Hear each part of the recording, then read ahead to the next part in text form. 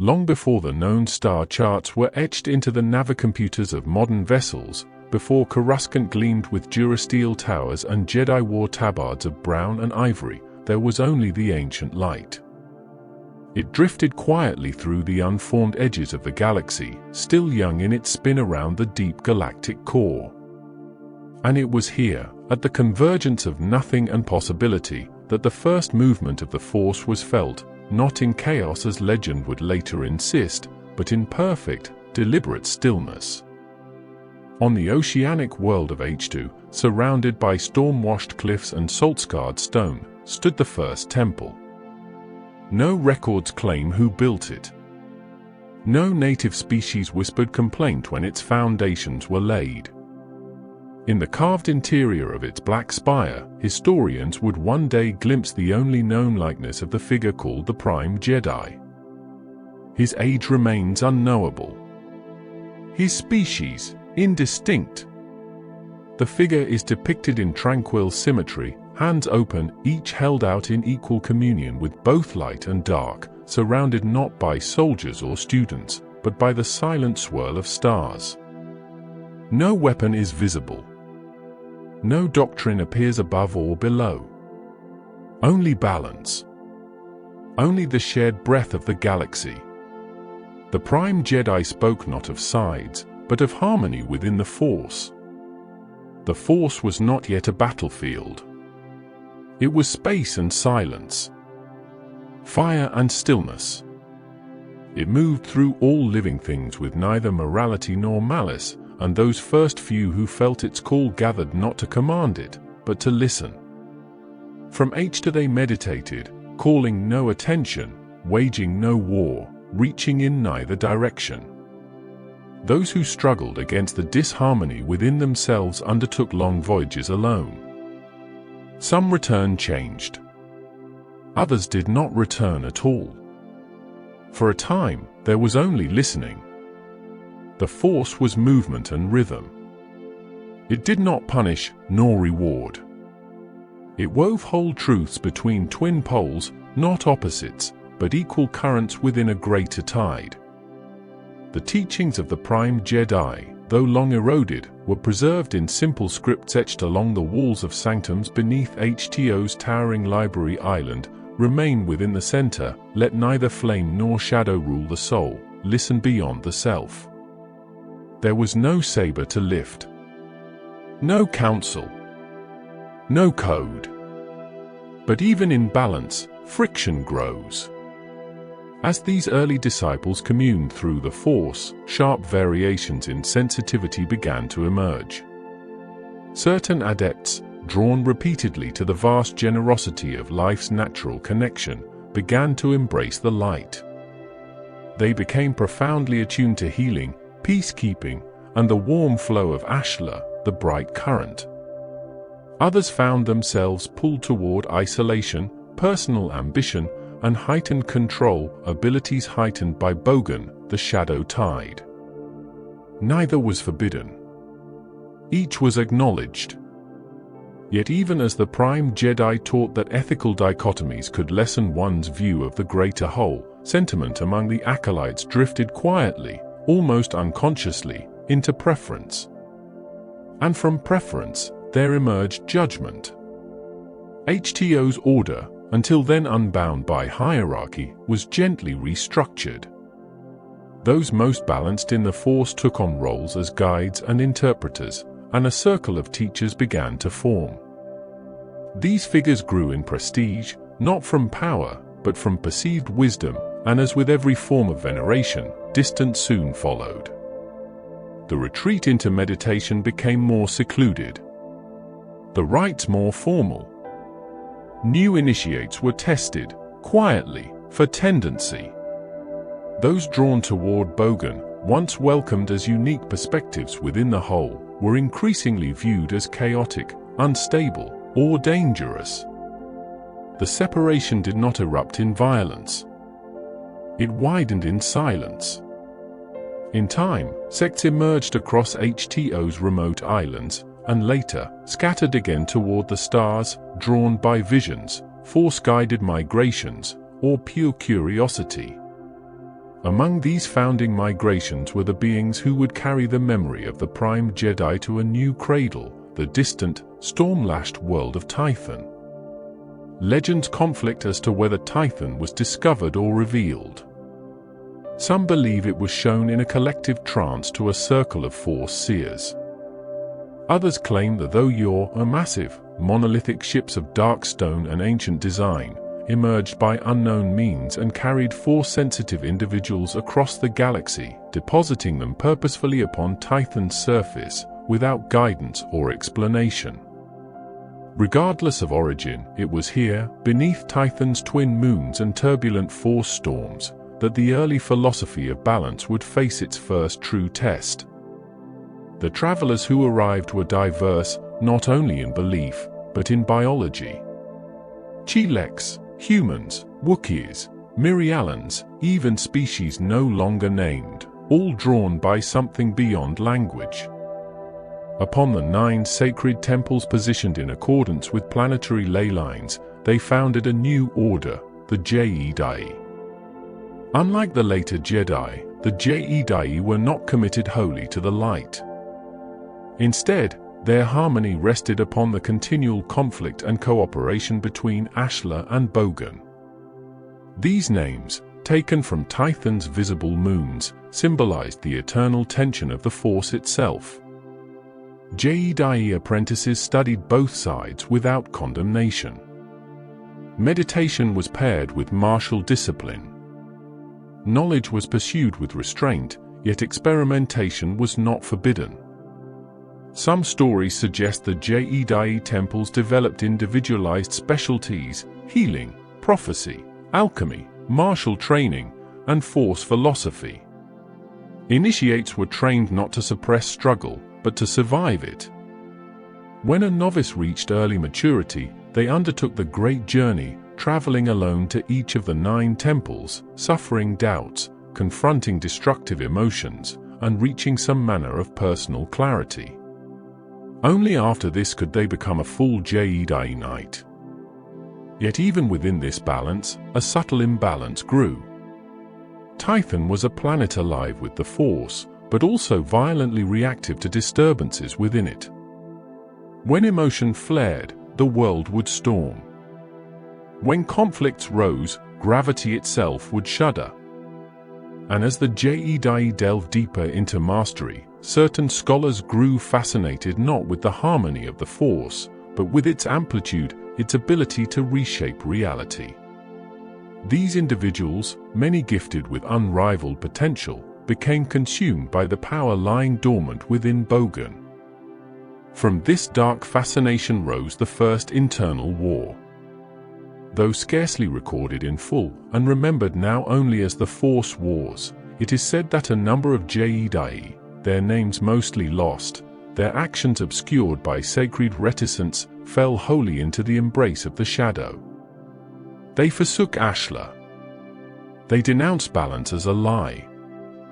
And having drawn too deeply from Bogan, they gained terrible strength, twisted perception, and a wrathful ability to tear life away from the living.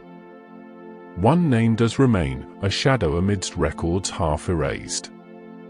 Zenda. Warrior, once beloved.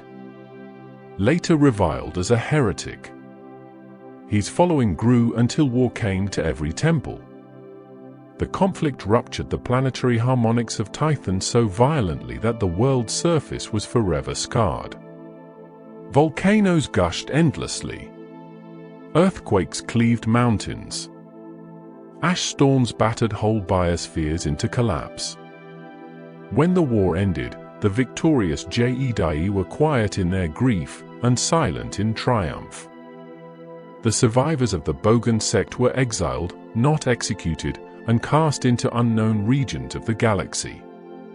Their legacy, like the wounds on Tython, would not heal. Thus, the Jedi restructured their order once more, studying the darkness only from afar, and marking the light as the true path. The philosophy of measured balance endured in word, but in practice, the Jedi were shifting. Fear of collapse had begun to calcify choice. Many centuries faded in the wake of that conflict. The galaxy turned onward. Tython became legend. The Jedi became Jedi. And of those exiled to the stars, those who had embraced Bogan fully, something else began. They drifted past charted layers, past maps, past memory, through distant voids where navicomputers failed and shadows of dead stars loomed cold and vast. Until at last, they found Korriban. Not uninhabited, but ancient. A red and broken world, stormed with ash and scarlet sand, where the native Sith species, tall, red-skinned, and steeped in their own alchemies, ruled beneath a monarchy of priest-kings. The exiles brought them gifts, knowledge of the Force, sorcery, power beyond ritual. The Sith, already mystically attuned, accepted these offerings with brutal enthusiasm.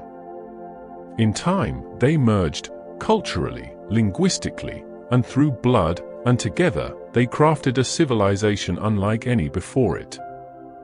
Thus was born the earliest shape of the Sith as a force for darkness, not only through philosophy, but empire. From exile, dominion. To the Jedi, they would soon become a memory too dangerous to name. What began as exile did not remain in shadow. The marooned descendants of the Jedi fallen soon abandoned the guilt of their defeat and embraced what they viewed as liberation. On Korriban, the dark-seared world of crimson sands and deep caverns, they no longer called themselves outcasts. They became sovereign.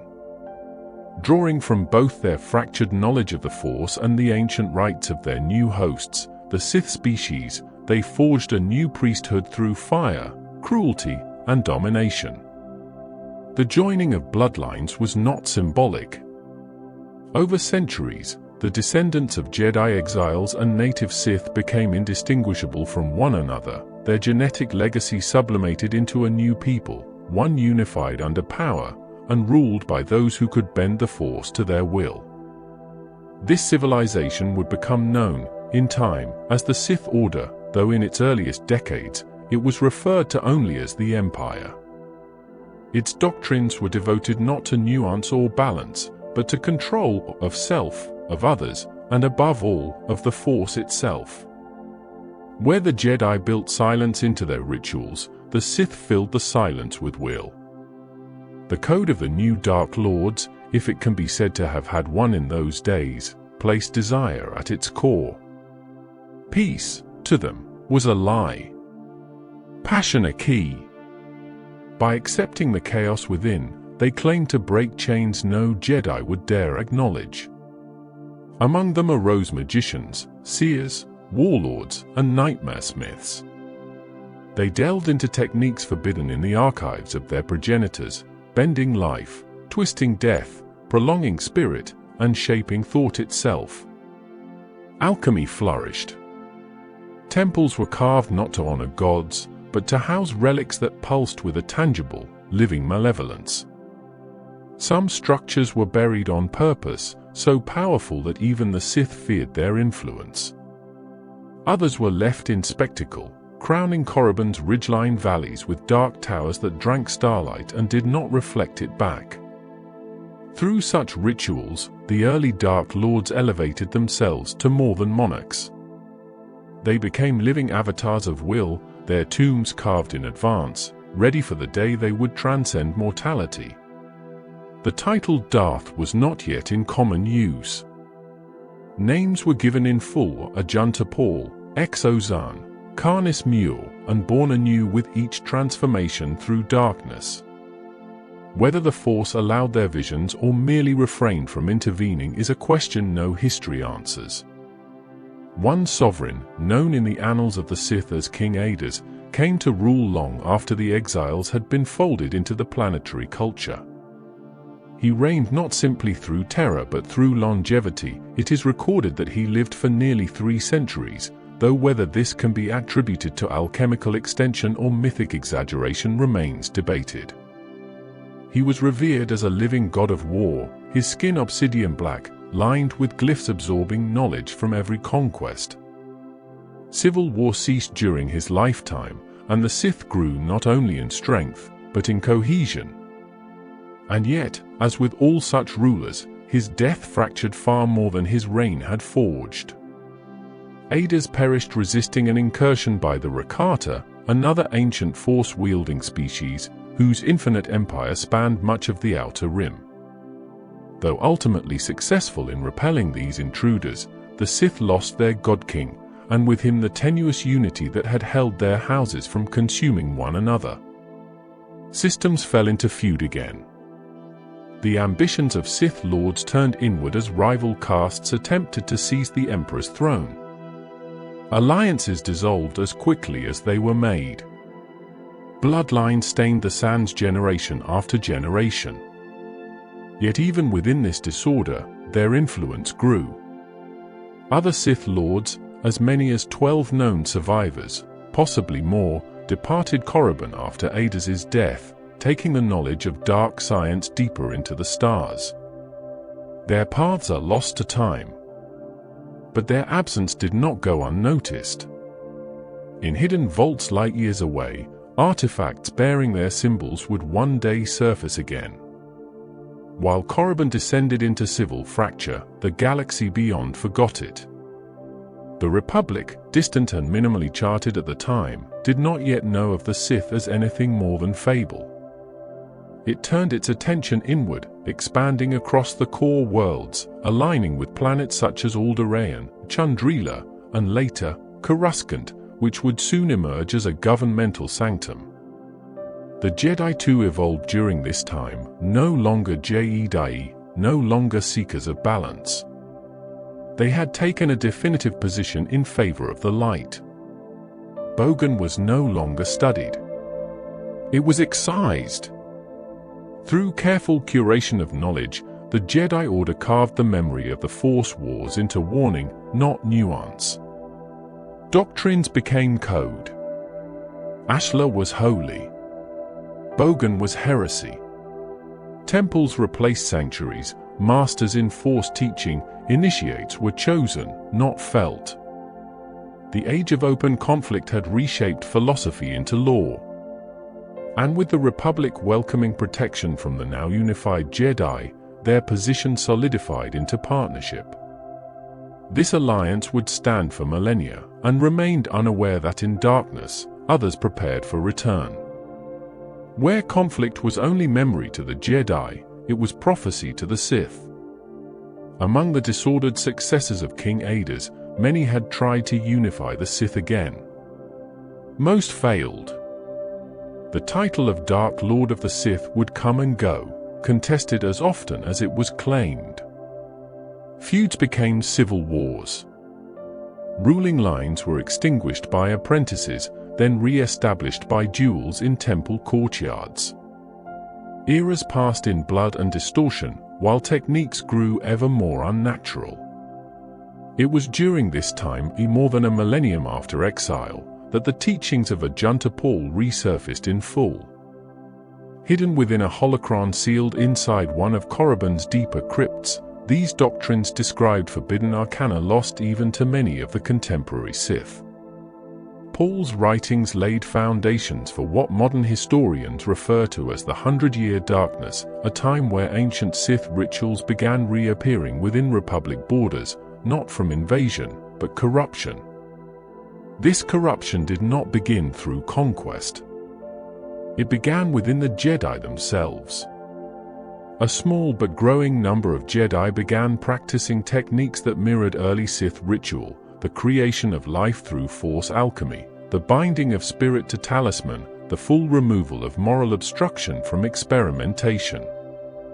They argued that the code was too narrow. That true understanding required touching every current, even if it burned. Rather than debate these teachings, the High Council exiled the heretics.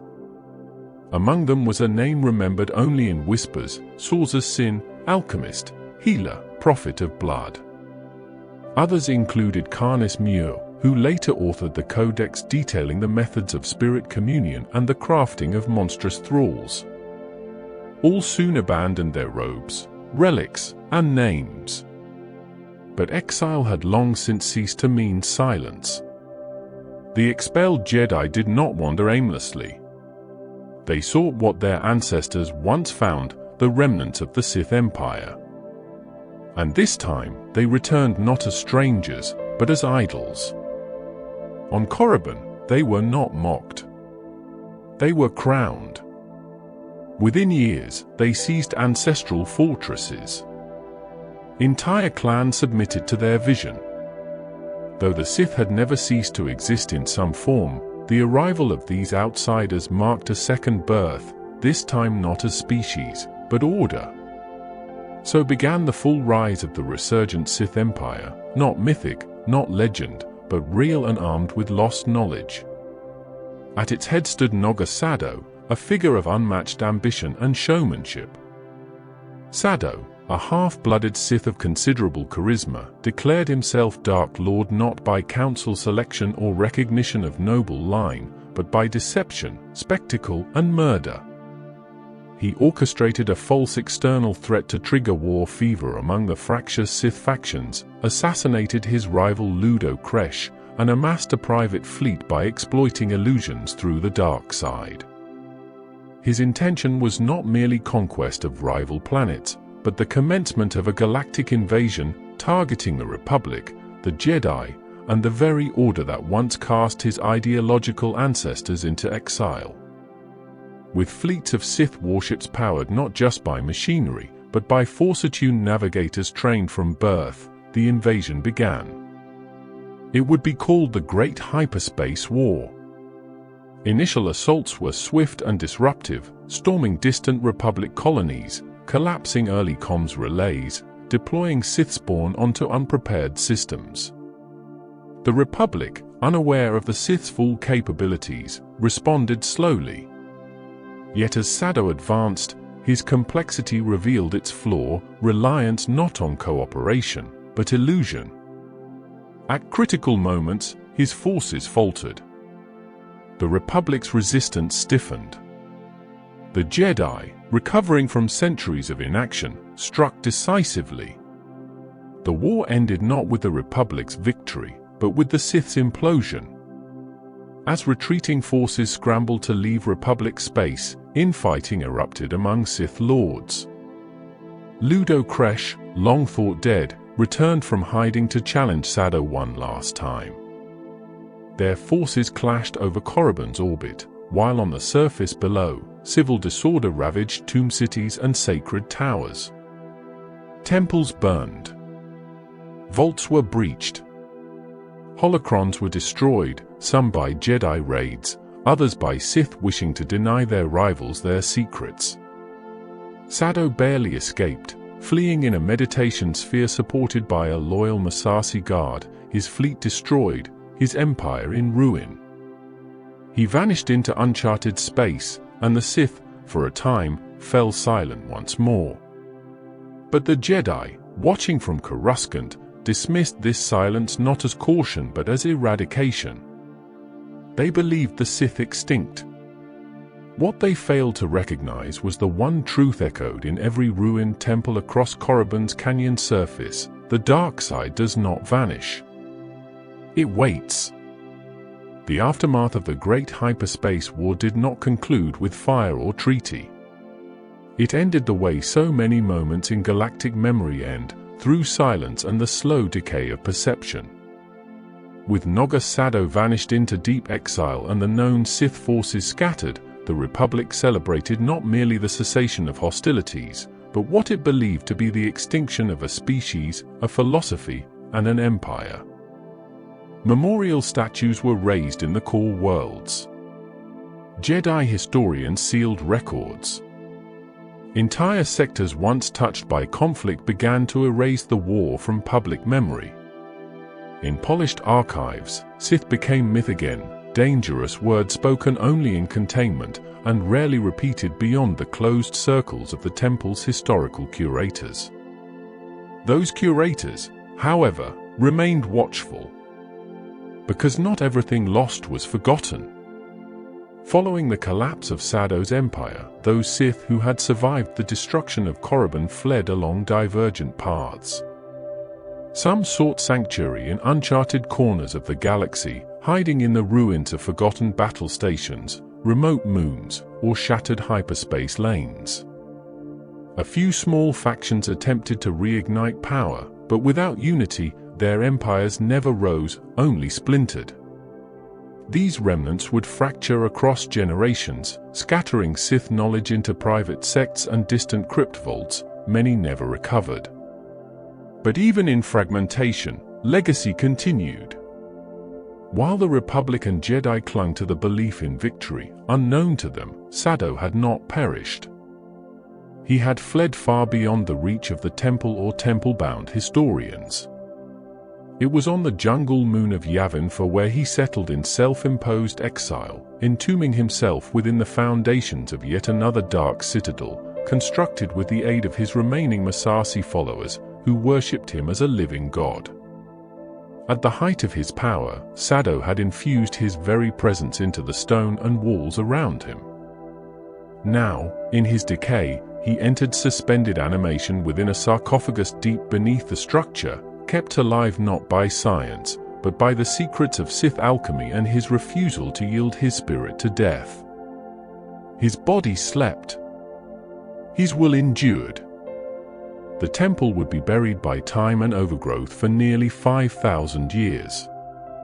Elsewhere in the galaxy, the Jedi had begun transforming again, not through any singular event, but through long cycles of centralized thought.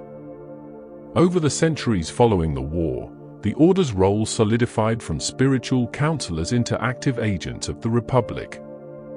The code was reinforced not as guidance, but as scripture. Emotional suppression became a point of identity. The Council grew more insulated, more systemic, more dogmatic in its pronouncements. Holocrons housed selective knowledge, and access to Sith history was narrowed even among senior archivists. Yet tensions never truly ceased. As thousands of years passed, the Republic itself underwent internal convulsions, planetary rebellions, economic collapses, hidden trade wars, and political realignments. While these disturbances were not driven by the Force, their pressure strained Jedi involvement. And when strain gathers, edges begin to tear. Some Jedi, especially those stationed farther from Coruscant, began to encounter new Force practitioners unaffiliated with temple dogma, cults, isolated seers, dark mystics pulling on old Sith remnants, unknowingly reviving forgotten rituals. The frontier worlds began to mirror the raw age of pre-temple Tython, though without the balances that once kept such forces in check. In the shadows of this disquiet, one figure slowly emerged, an heir not by blood or nation, but by agreement among unknown orders. This name was Marka Ragnos. Ragnos was no warlord in the style of Sado.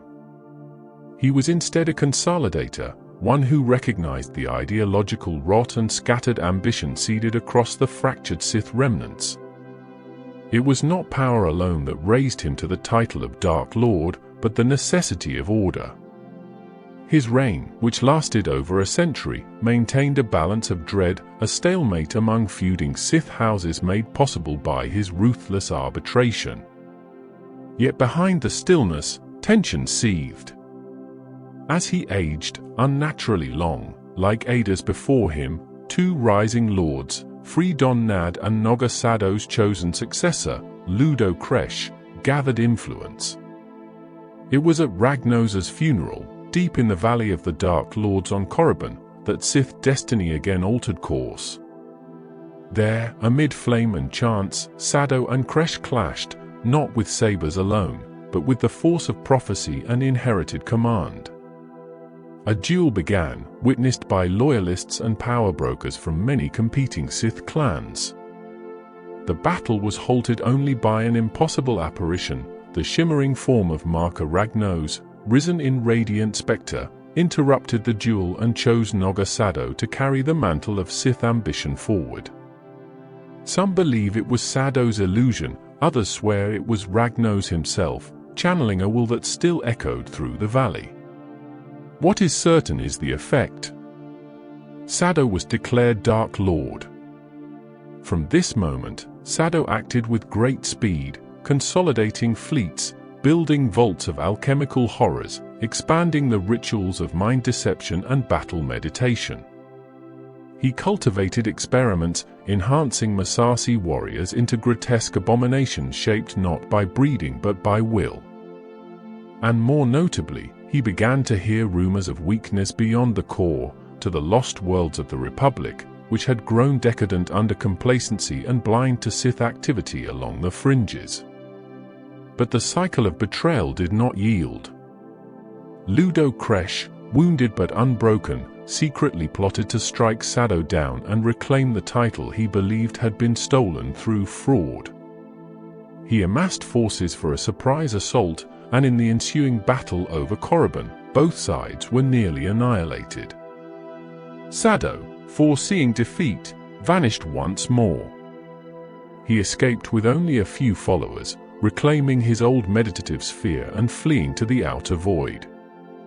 On the edges of known space, he drifted, hiding his knowledge within temples not yet discovered, awaiting either resurrection or replacement. The Sith Empire crumbled again. No new Dark Lord could hold the center. Meanwhile, within the Republic, the illusion of peace was maintained. The Jedi sensed brief stirrings in the Force, faint echoes of ancient tremors, but the Council interpreted these as residual rather than resurgence. Yet the darkness had never been fully sealed. Knowledge cannot be unlearned. And just as before, it was within the Jedi Order itself that the Sith path would once again emerge. The context was new. The war, forgotten. But dissatisfaction ripened in private corners of the temple. Among the students who questioned the rigidity of Jedi traditions was a man known as Freedon Nad. A promising knight, he had trained in full. He had answered the code with precision. Yet mastery eluded him, not through error but by obstruction. At least, in his telling. Denied the rank of master, Nad departed in anger, rejecting not only the judgment of his peers, but the Order's entire vision of the Force. He left the core, seeking forbidden lore, and eventually found the hidden crypt vault of Noga Sado on Yavin 4. Sado, still sealed in a stasis chamber deep beneath the jungle canopy, was disturbed, but not revived. Through communion, Nad absorbed his teachings. Through theft, he claimed his artifacts. Through ritual, he became darker than even his teacher had attempted to be. Where Sado had dreamed of marching fleets, Nad saw dominion through influence. He traveled to Onderon, a wild world choked in beasts and superstition, and declared himself king.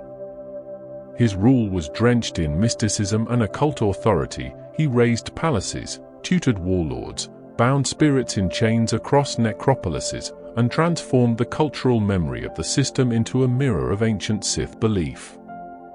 His descendants, known as the Nadists, would maintain this rule for over 3 centuries, intertwining monarchy and mystic rites so completely that even Jedi emissaries struggled to comprehend where politics ended and Dark Force ritual began. Freedon Nad's tomb became a shrine. His shadow did not dissipate with death. It multiplied. His influence would persist until a new student of darkness, calling himself Exar Kuan, would one day seek out Nad's spirit, and in so doing, ignite a fire that neither Jedi nor Sith would forget. But before Exar Kuan rose, before new wars scorched the galaxy, a silence returned once more. One that lulled the Jedi into further abstraction, and left the Republic blind to how much the darkness had already seeded its return. All throughout this rise and retreat, this slow, spiral deepening of Sith lineage, the Force watched.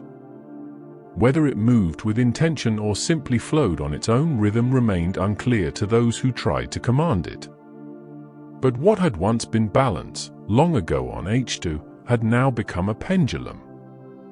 And it had not yet reached its apex. As the corpse of Freedon Nad lay undisturbed beneath the monuments of Onderon, his legacy calcified into something heavy and unstable.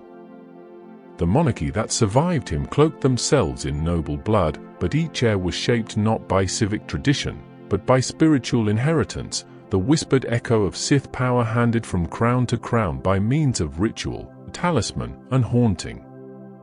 Even in burial, Nad taught. His followers maintained hidden libraries, concealed chambers, cryptic texts that read more like invocations than histories. Darkness had evolved here. Not as armies, not as empires, but as lineage buried like sediment beneath royal decree. The Jedi could not ignore it forever.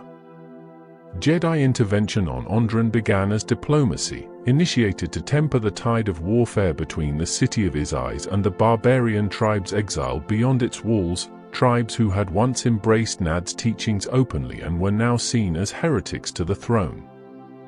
Violence flared across the wilds. Lightning storms beyond natural scale seemed to answer every uprising. The Force itself seemed restless. When Jedi finally descended in full, they encountered more than rebellion. They encountered artifacts alive with intention, relics that resisted destruction, and dark visions that pried into thoughts during meditation. At the center of it all stood Nad's tomb, unquiet and full of presence. The Jedi sealed it beneath heavy stone and sanctified the surrounding ground. Yet they did so hastily, without full understanding of what had been preserved beneath. The containment was neither total nor enduring. Darkness was not banished. It was merely entombed again. Elsewhere, beyond Onderon's reach, another seeker of knowledge was already listening.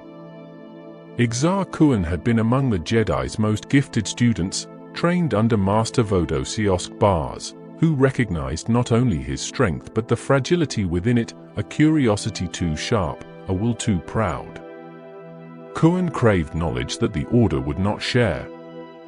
He studied ancient texts protected deep within Ossus, even those sealed under restricted access. The histories of the Sith fascinated him. He asked questions no teacher wished to answer. When cautioned, he denied ambition. When warned, he laughed. Eventually, he departed the Order altogether, cloaking his voyage in the language of pursuit rather than rebellion. But he did not voyage aimlessly. He went first to DXCU, the beast moon orbiting Onderon, where storms never ceased and stronger wills often broke. There, among crumbling Sith outposts, he sought tombs best left untouched. Ultimately, he descended into the resting place of Freedon Nad himself, and deep below the temple ruins, beneath layers of protective script and forbidding force, he made contact. Not with a voice, but with a presence that unfolded like a waking memory. Freedon Nad's spirit survived through ritual, alchemy, and sheer command of will. And when Ahch-To approached, he did not resist. Ahch-To was tested, then permitted, then reshaped. The pain of that transformation was said to be total. Bones cracked. Mind burned. The light within him was not extinguished but consumed, inverted, refined. When he emerged, he no longer referred to the Jedi, nor the Council, nor even to himself as a seeker. He had become Sith. But Ahch-To would not walk as a disciple for long. For all his power, Nad miscalculated. He believed Ahch-To could be used as a vessel. But what Nad had forged, Ahch-To seized. As Nad attempted full possession, Ahch-To resisted, striking down the lingering smoke of his teacher's essence inside the tomb where it had endured for centuries. In doing so, he severed his final link to the Jedi. He emerged from the tomb alone, not as apprentice, but sovereign. From that moment, Ahch-To turned his eye outward. He retraced the steps of Sado and Nad, collecting forgotten rituals, rediscovering ancient sanctuaries from the Massassi and pre-Legacy Sith temples. On Yavin 4, he found Sado's sleeping form, still locked beneath stone, preserved in his blindness, waiting. Kuan did not revive him. He dismantled the past that had brought him this far and submitted it to flame. Sado's temples were converted to forged tombs. Massassi warriors, now corrupted by generations of alchemical experimentation, were subjugated, twisted into a caste of obedient labor, physically reshaped through Kuan's manipulations of dark energy into war beasts and builders of vast monuments. There, beneath jungle canopy and forgotten sun, a new Sith reign began. Kuan did not reign alone. In tandem with his rise, another figure had emerged along the outer rim, one who had not abandoned the Jedi ideals outwardly, but allowed their collapse from within.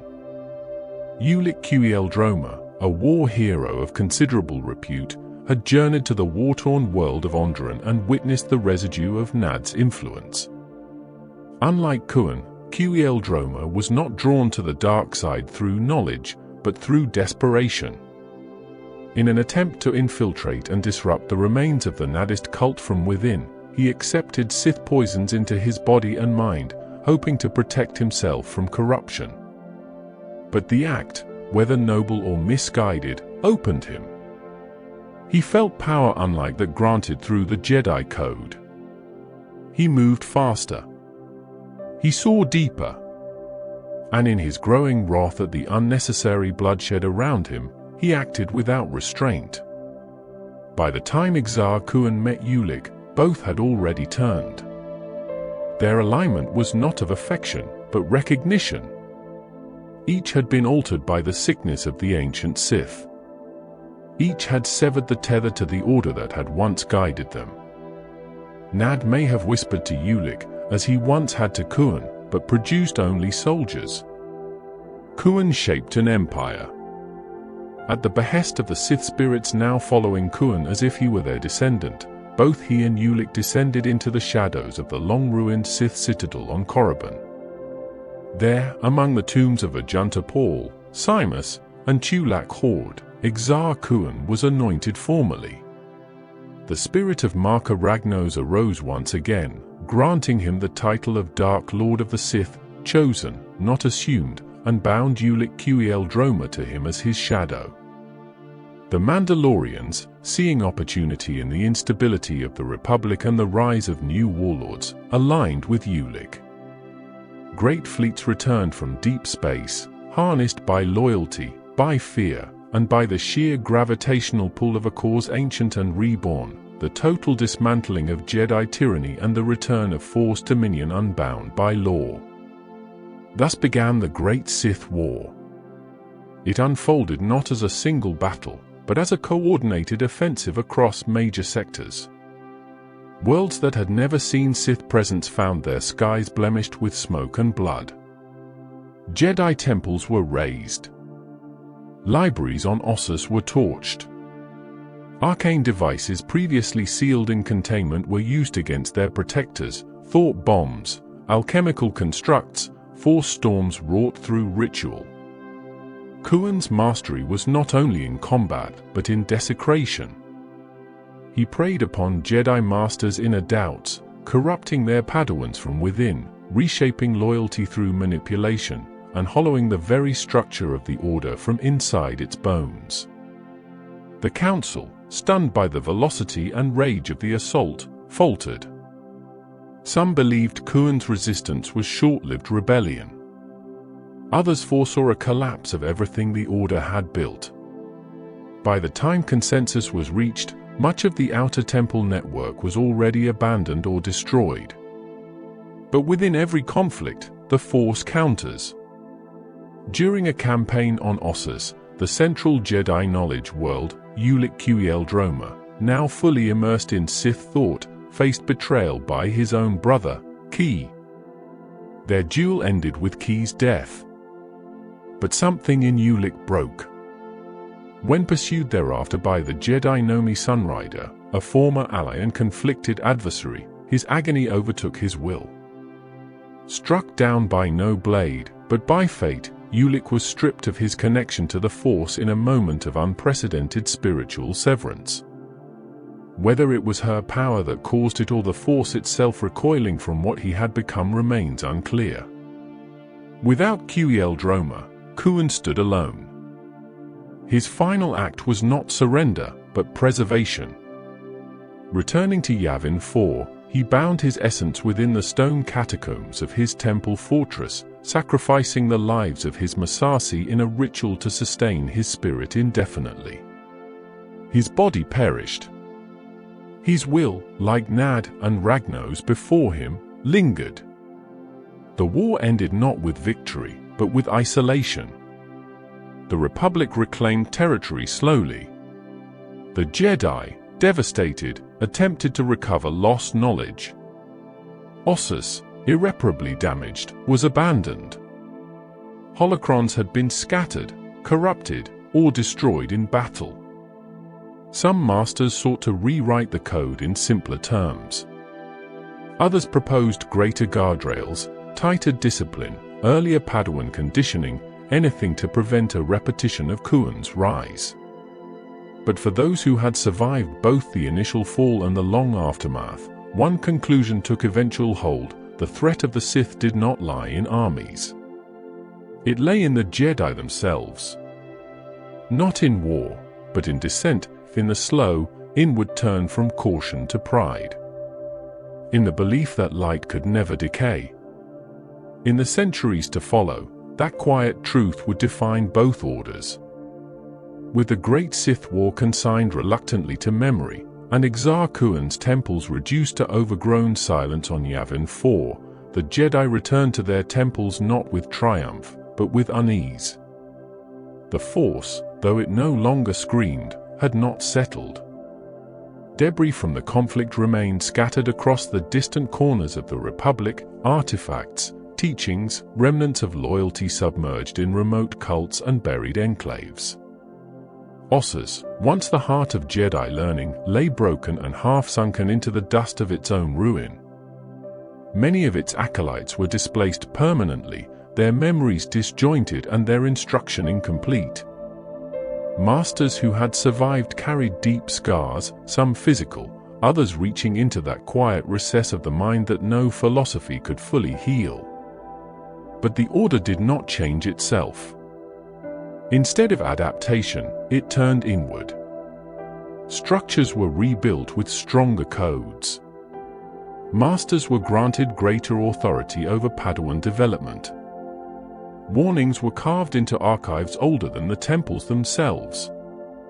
Sith texts were banned outright, placed under strict lock not only through physical barriers but Force seals, ritual chambers marked by dozens of masters, so that no one alone might open them. The very pursuit of forbidden knowledge, once considered an exercise in discipline and restraint, became taboo by edict. Curiosity, if expressed too broadly, became a mark for evaluation.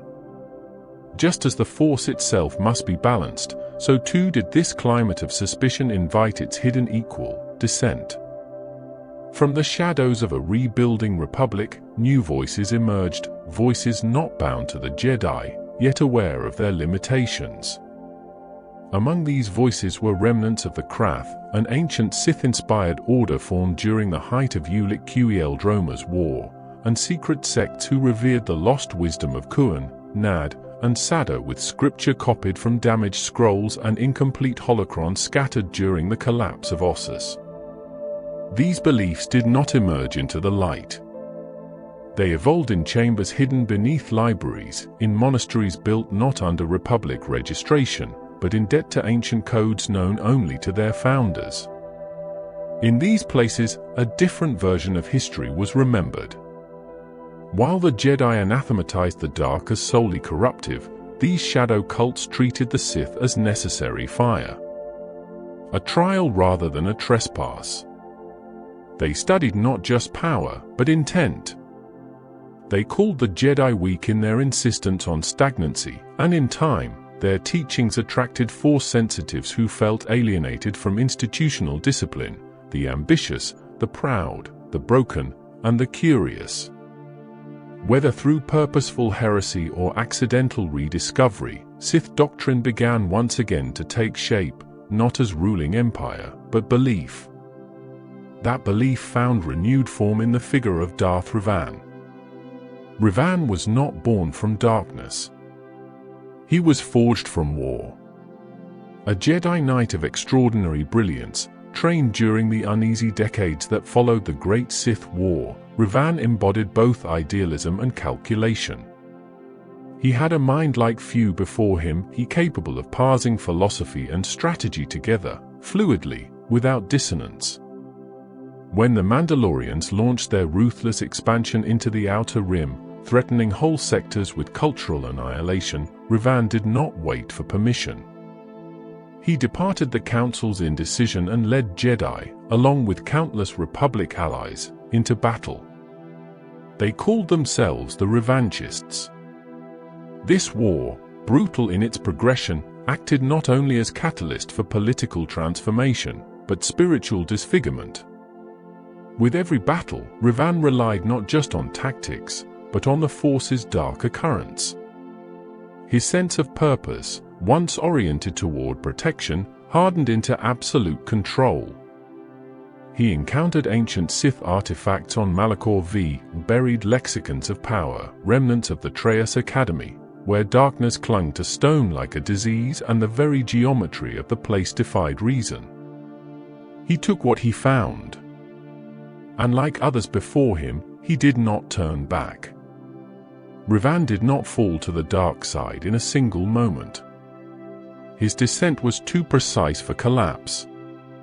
He and his most loyal general, Alec, later known as Malak, disappeared into the unknown regions following the war, in pursuit of a deeper threat they claimed still loomed behind the Mandalorian invasion. What they found remains partly obscured in myth and contradiction, but fragments linger. It is believed they encountered the Sith Emperor of the time, a being whose identity remains sealed behind 1,000 years of lies, possibly older than Revan himself, sustained through unnatural means, and ruling a hidden Sith empire reclaimed from the deep unknown. Whether Revan bent the knee or only feigned obedience is uncertain. But when he returned, he did so changed, bearing the title of Darth for the first time in centuries, and a will sharpened not by madness, but ideology. He came not to destroy the Republic, but to reshape it, believing conquest was a mercy, a necessary step to fortify the galaxy against the deeper darkness yet to come. His war was swift and staggering. Republic forces folded before his insight. Jedi fell or fled. Star systems once loyal turned themselves over without a shot in fear or admiration. Through this, Revan built an armada, an empire in all but name.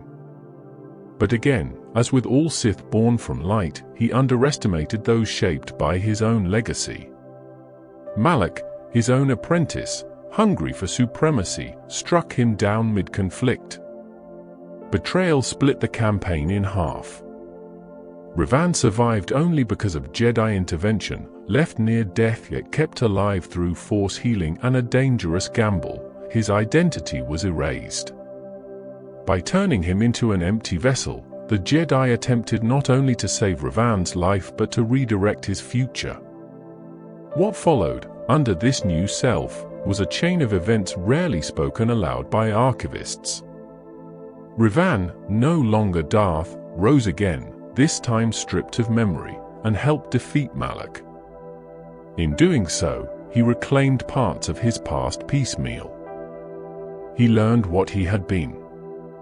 He learned what he still might be. And ultimately, he vanished again, departing into the unknown regions once more, driven not by vengeance, but by a final task that would never be fully chronicled. Whether he confronted the Sith Emperor, whether he failed, or whether he remains bound somewhere between living and not, these remain open questions, anomalies unresolved by any timeline. But the shadows behind him did not remain inert. The Sith Empire he discovered had not perished. Rather, it waited behind veils of spatial distortion, hidden worlds, and deep infiltration. Its ruler, still unnamed, still cloaked, continued to operate through whispers, through agents, through layers of manipulation. Long before wider galactic discovery, he ensured Sith philosophy would not die with Revan or Malak, but re-emerge, again and again, through pawns redirected unknowingly. What followed historically became known as the Jedi Civil War, though the name, like so many, misrepresents scale and lineage. It was not a war of doctrine. It was the long tremor of an ancient fault line, made visible once again. Thousands of Jedi were lost, not only from death, but disillusionment. They left the temple in droves. Some fell. Others simply disappeared. The Council's authority, shaken.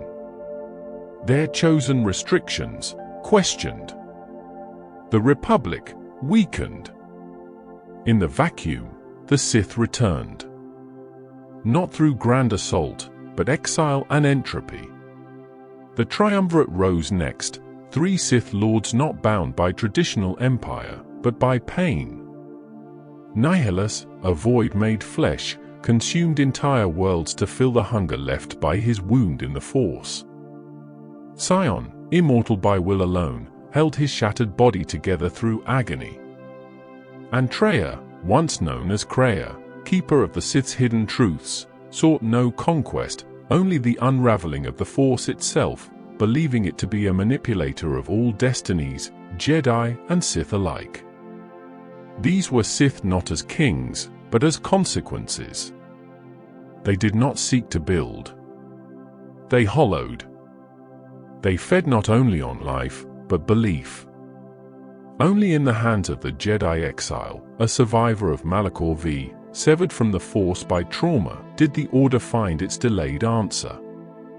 The exile's mission, shrouded in vagueness even in the later archives, ended the Triumvirate not through triumph, but sacrifice. Worlds were scarred. Echoes remained where once people spoke, places where the Force was no longer present, wounds not just in matter, but in meaning. The Sith, once thought to be an opposing philosophy, had become pathology, something bound not only to will or evil, but to every hole silence could not fill. And though the Jedi would again declare peace, again rebuild their temples and archives, it was clear, even then, that the dark did not rise from nothing. It rose with them. In the centuries that followed the cataclysms of Revan, Malak, and the Triumvirate, the Jedi Order sought once more to renew itself, though cracks ran beneath its solemn foundations. Scars on once verdant worlds had yet to heal. Entire corridors of Jedi archives remained empty, lost when Ossus fell and other enclaves were gutted by war or silence. Those who taught the next generation often did so with unspoken fear. The names of Nihilus, Sion, and Treya became more than cautionary tales, they became warnings against questions themselves, symbols of what might awaken if curiosity ran beyond the script of doctrine. A new conservatism took hold, gradually solidifying into both tradition and blindness. Yet the galaxy did not wait for healing to complete. 1,000 years before the era of the Skywalker bloodline, a different storm began to gather, less visible than conquest, but no less corrosive. The Republic, though vast, had grown inward.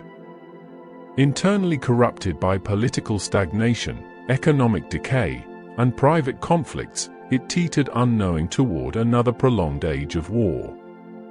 On its outer fringes, Sith cults once more flickered into activity, fragmented, tribal, and lacking unity, yet not devoid of danger.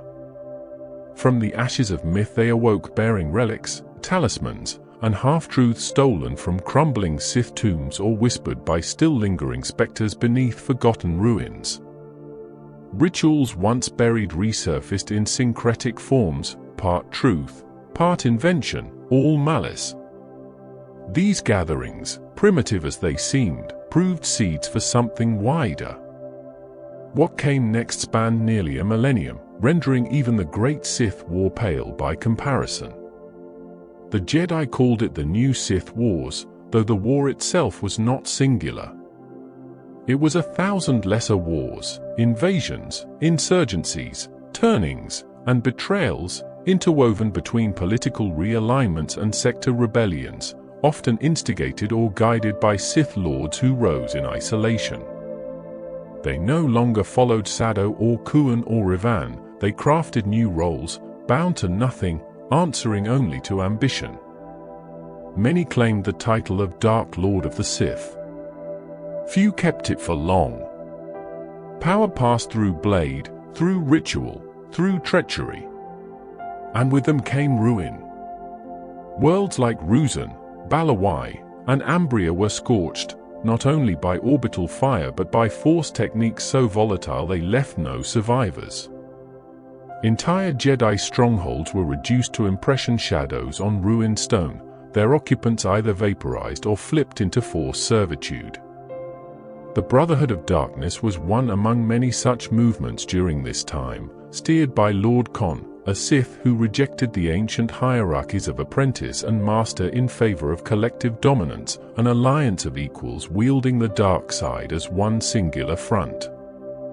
At first, Kon's methods seemed effective. Under his leadership, Sith forces expanded rapidly into core sectors, capturing dozens of worlds and bringing Jedi commanders to ruin in open engagements. But within this apparent unity, the same rot endured. Ambition cannot share dominion. Among his generals were Sith lords who chafed under the facade of equality. The fiercest among them, Darth Bane, saw the illusion clearly. Bane had not been raised in distant temples nor trained from youth in the philosophies of fallen masters. He was born in the mines of Ahch-To, a world of sunlight smothered in industrial sludge, where survival was its only lesson. He discovered the Force not through destiny, but through violence, a sudden, brutal awakening during a killing he did not fully understand. He joined the Sith because it offered meaning to pain, clarity in chaos.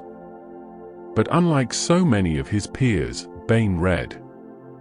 He excavated the writings of ancient Sith lords, uncovered transcriptions of Darth Revan's holocron, deciphered vision fragments from Korriban and DXEU. In those long, silent readings, he recognized a failure shared by all who had come after. The Sith had multiplied themselves into weakness. Equality among Sith was not progress, it was dilution. Bane believed the dark side was not built to serve many. It was a current of singular intensity. Power without hierarchy becomes noise. From this revelation emerged the rule of two. Darth Bane concluded that the Sith would never triumph through numbers. Only through refinement, one master to embody power, one apprentice to crave it, could the dark side be honed without erosion. All that was extraneous would need to be purged.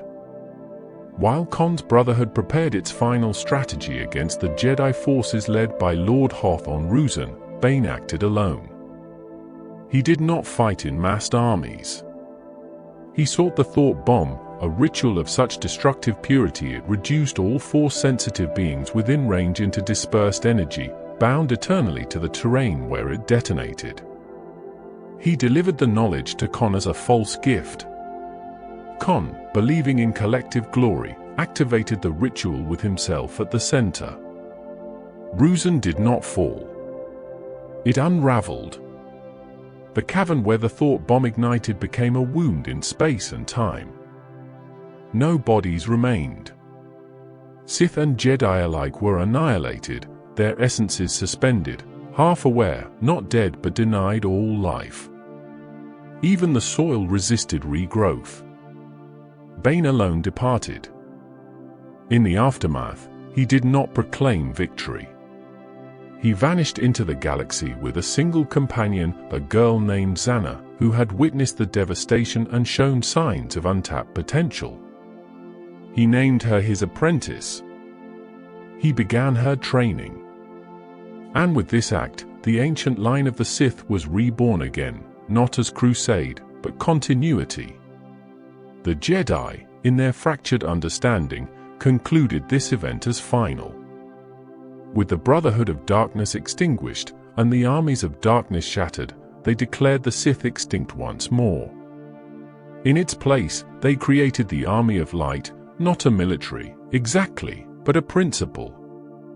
Jedi battle masters returned to the temple.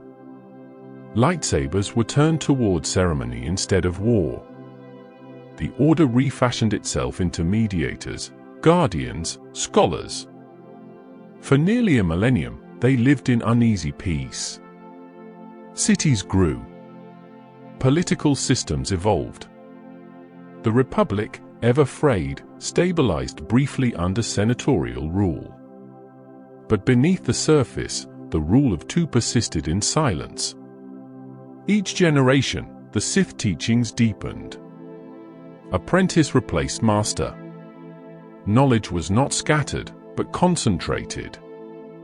Holocrons were hidden in vaults only one could unlock. Manipulation replaced declaration.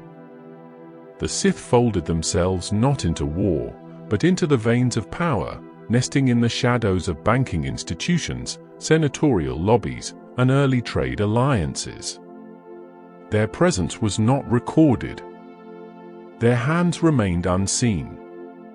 Over time, the archaeological traces of their former empires were buried twice more, first by nature, then by disinterest. Few Jedi remembered Korriban. Even fewer knew the names Chulak Horde or Salza Sin. Sith history returned to rumor, then to children's myth. The Force, however, kept its cycles. From the rule of two came an eventual inheritor whose plans would unwind the Republic itself. Chief Palpatine, born on Naboo to a noble family, trained secretly by Darth Plagueis under the traditions founded a millennium prior, would emerge not with an army, but a smile. His lightsaber would remain unignited for decades. He would wear robes not of armor, but of diplomacy. His lobbies would gain more than his weapons ever could. And yet, before his rise could be enacted, the line had to pass. Darth Plagueis the Wise, master of manipulation, master of life's defiance, trained his apprentice with unprecedented patience.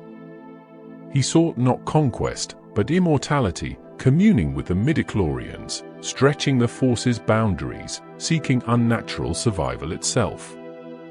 Whether he succeeded remains debated. What is certain is that he trusted too long. Sidiou struck him down in his sleep. The rule of two held firm. Now alone, Sidiou assumed the mantle fully. No war announced his coming, no banners or armies preceded him. He walked the corridors of the Galactic Senate as a chancellor. He smiled before cameras.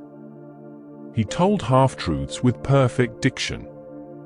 And all the while, beneath Coruscant's glittering strata, he kept the shadow alive, nurturing a secret apprentice, weaving wars through manufactured separatism, and waiting, as only the Sith can wait. It had taken 1,000 years. But with a single voice in silence, the galaxy would soon begin to burn again. It began as quietly as anything ever has, a sequence of political maneuvers, votes passed with minimal dissent, taxation disputes in remote systems, and trade route conflicts that reached no farther than committee floors. Words like emergency powers did not yet ring with weight. The Jedi, though uncertain, stood watchfully in their usual role as peacekeepers. But the shadow now entrenched at the heart of the Republic was patient beyond imagining. Darth Sidiou, the Sith that had hidden for decades as Chief Palpatine, Supreme Chancellor of the Galactic Republic, moved with care refined by centuries of doctrine, preserved by the rule of two, and perfected through silence. Where previous Sith sought dominance through open war, Sidiou chose seduction. The Senate was offered not tyranny, but stability. The Jedi were offered trust, titles, and command over armies they had never asked to lead. And the Republic, already bloated, weighed down by bureaucracy and the quiet creep of corruption, welcomed someone who listened. Someone who spoke softly. Someone who, when time came, held answers before questions had even found names. Beneath the Senate's white-spide chambers, far below into Coruscant's industrial crust, cloaked in durasteel corridors older than the temple itself, Darth Sidious trained his own apprentice in secrecy. He was a Zabrak from Iridonia, taken as a child and shaped not through coercion, but inescapable purpose, named Maul, consumed by obedience and pain. Not a student in the mold of Revan's clever ambition or Bane's ruthless vision, but a living weapon. For Sidious, he was not heir, but experiment, a dagger to be unsheathed at the correct time, nothing more. No attachment. No burden. Maul knew only movement. Only ruthlessness. He was given no politics, only prey. The moment of emergence came during the blockade of Naboo, an operation crafted by Sidious, through his alias as a Sith benefactor to the Trade Federation, designed as both distraction and trial. While senators argued procedural legality, Queen Amidala fled the conflict, protected unknowingly by Jedi Master Qui-Gon Jinn and his young Padawan, Obi-Wan Kenobi. Maul was unleashed not to overcome them, but to reveal himself. The Sith, thought extinct for 1,000 years, walked once more in the open. On the desert world of Tatooine, his red blade split sand beneath twin suns. On Naboo, it would strike again. Maul killed Qui-Gon. In a moment that punctured the rhythm of Jedi confidence, a master fell not to war, not to treason, but to raw confrontation. The loss, sudden and irreversible, left Kenobi scarred in ways that no healing could fully amend. Though he defeated Maul, slicing him in two and casting his body into the bowels of Theed, the damage had already been done. A seed had entered the Order, quiet and growing, doubt. Yet Maul did not die. The Force bent around him, as it had bent before around vessels of rage and purpose. Driven less by vengeance than obsession, fueled by unprocessed fury, Maul survived the fall. Where body failed, will endured, his mind frayed, gripped by hatred that refused the void. He would return in time, but the spotlight moved past him. He had played his part. Sidious looked elsewhere. The death of Qui-Gon shaped another decision, the training of Anakin Skywalker. Qui-Gon had believed the boy to be the chosen one, prophesied to bring balance to the Force. Born without a father, conceived, it was whispered, directly through the Force itself. The Council, skeptical of prophecy, had refused to train him. But with Qui-Gon gone, and Obi-Wan's promise strong, Anakin was reluctantly accepted into the Order. From the beginning, cracks were visible. He was too old. Too attached. Too uncertain. But his power was undeniable. He could see what others could not. Feel what others suppressed. He learned quickly.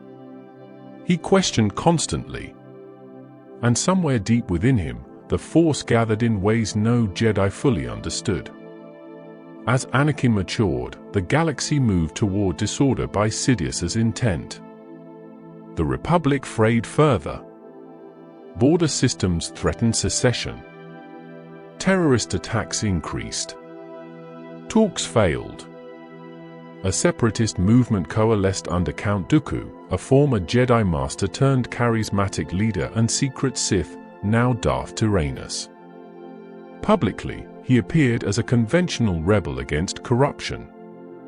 In truth, he was shaping both sides of a war orchestrated above him, a dark chessboard built by Sidious to bait the Jedi into conflict they could never ethically navigate. On Geonosis, war began, Mechanized, sudden, unstoppable. The Clone Wars drew the Jedi out of their sanctums. Peacekeepers became generals. Knights became commanders. Meetings once held in classrooms now took place in war rooms. The code was recited less. Meditation was abbreviated. The Force, in its stillness, became harder to hear. Across distant worlds, battles wore down even the most devout. Loyalty blurred. Attachments, forbidden, were formed in secret. Of these, Anakin's to Senator Amidala, now Padme, was most dangerous of all. Sidious watched and waited as Anakin's conflicts deepened. He built trust through careful flattery.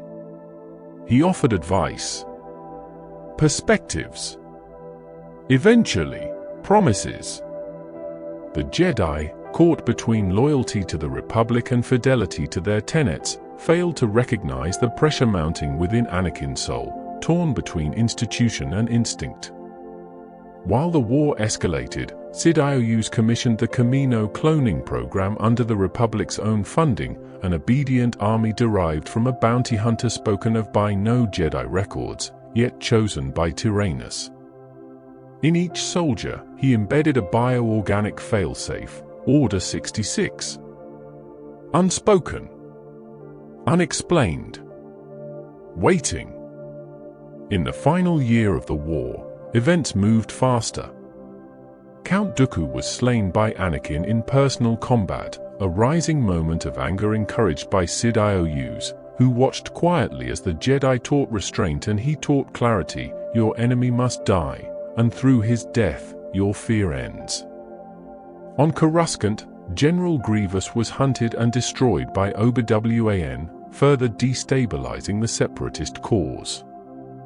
The Jedi celebrated, believing peace was near. But in the hollow left by victory, Mace Windu discovered the truth.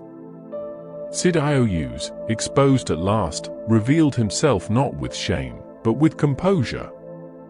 The confrontation that followed sealed the fate of the Jedi.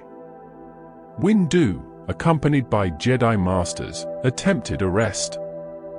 Sidious destroyed all but one. In the final struggle, Anakin intervened, not to save the Jedi, but to save Sidious. He believed love demanded it. He believed power could preserve what fear told him would be lost. Mace Windu fell from the tower. Anakin Skywalker fell with him, not physically, but wholly, rechristened by Sidious in a voice low and final, Darth Vader. No ceremony. No crown. Only chains. The Jedi Temple was breached hours later. The night of Order 66 unfolded with clinical efficiency. Clone troopers, primed for obedience, turned on their Jedi leaders across the galaxy. Inside the temple, younglings were cut down, masters were assassinated, and lightsabers extinguished. Fires burned behind the stained glass of High Council chambers. Only scattered survivors reached exile, Yoda on Dagobah, Obi-Wan on Tatooine, and a handful few beyond memory. The Republic was declared an empire by proclamation, with thunderous applause. The long plot was complete. The Sith, for the first time in thousands of years, ruled the galaxy not as shadows, but as sovereigns. Darth Sidious now stood alone, cloaked in absolute power, conducting an empire not through declarations of belief but through authority unquestioned. Vader, now armored and unmistakable, carried out his terrible will, extinguishing dissidents and hunting the last remnants of the Jedi through ash-covered harvest worlds, ice worlds abandoned by time, forgotten moons with names chiseled out of maps. But beneath the noise of conquest, the Force began to stir again. Not loudly. Not in vengeance. But in blood. Twins were born. Leia and Luke, their parentage hidden, separated at birth, raised in ignorance of the name Skywalker. To the Jedi, they were the last possibility. To the Sith, unknowns. And to the Force itself, the final strand in a pattern already woven. The balance was broken again. Not by choice, but by design. In that silence, the Force waited, old and patient. As it always has. Through the cracks in fireglass, beyond the ruins of the Jedi Temple and the jagged edges of a galaxy turned inward, the veil of rebellion began not as an act of aggression, but as one of remembrance. The Empire, vast and immediate in its authority, seemed at first immovable. Star destroyers drifted through orbit over worlds once free. Jedi insignia were etched away from monuments with plasma cutters and propaganda drones. Holonet programs recited new versions of history, replacing the failures of the Republic with images of noble order under Palpatine's careful hand. Civilization, the Empire claimed, had been restored.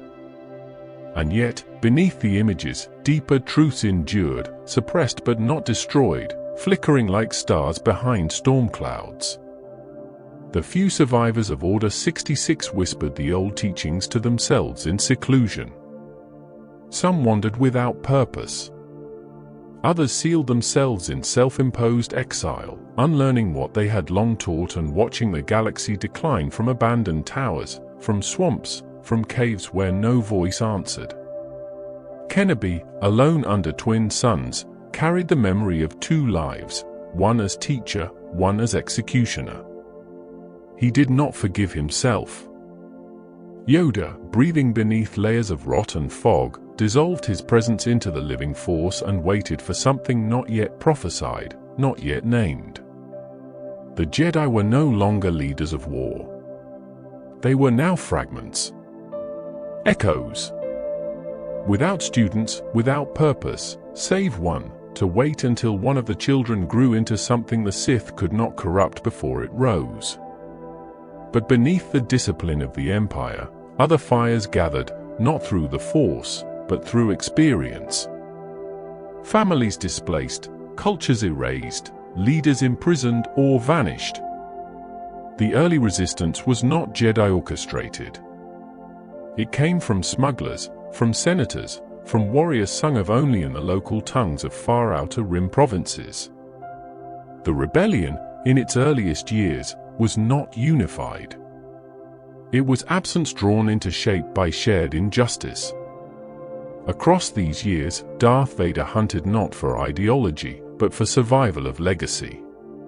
The Inquisitorius, formed in the shadows of the new Imperial war doctrine, acted as a blade sharpened to cut down remaining Force-sensitive threats. It was composed not entirely of Sith, but of fallen Jedi, captured initiates, or orphaned wielders of the Force gripped by fear. They were taught only allegiance. Vader personally shaped many of their methods. Some obeyed. Some failed. Few escaped. For over a decade, they scoured sectors, looking for any spark that resembled the light they were sworn to erase. But what Vader could not find, he could not crush. Because light, when rested deeply enough in a people's memory, reforms without direction. And so it did. Leia Organa, daughter of Alderaan yet not of its bloodline, grew within royal shelter, unaware of her true lineage. She studied policy, art, and resistance from her adoptive father, Bail Organa, who used his position within the Senate to conceal the architecture of revolt. Her strength emerged not in the Force, but in diplomacy, subterfuge, defiance sharpened into eloquence. Luke Skywalker, far removed, raised without ceremony in the sand-blown quiet of the Lars homestead on Tatooine, remained unknown to all but Kenobi. He was not trained. He was protected. The Force called to him intermittently, not in sudden power, but in instinct. Connection. Discomfort. The desert imprinted its isolation onto him without ever extinguishing his desire to leave it behind. The first convergence came in chance. A droid bearing Leia's message landed in Tatooine's wastelands. Kenobi heard the call. Not prophecy, not revelation, only a quiet, aged obligation. And through him, Luke stepped into a story that had waited longer than he could understand. Yoda agreed, though reluctantly, to guide him. It was not the same order that once taught younglings in circular halls. It was a fire passed hand to hand. Crude, improvised, almost withered. But it was enough. Luke did not master the Force quickly. He barely survived it. Its weight revealed itself more through trauma than clarity. Vision came not in triumph, but in the loss of his first teacher. Vader struck Kenobi down aboard the Death Star, severing any illusion Luke might have held that the Jedi Order could be resurrected exactly as it was. The past had closed its gates. The future opened with uncertainty. The rebellion gained strength. Victories emerged, costly, incomplete, but significant. The destruction of the first Death Star over Yavin was not a full triumph. It was permission to hope. Propaganda systems faltered. Imperial admirals faced inquiries. Bold sectors grew bolder. And with every planetary uprising that whispered Luke Skywalker's name, the darkness noticed. Sidious knew. He had studied not just prophecy, but patterns.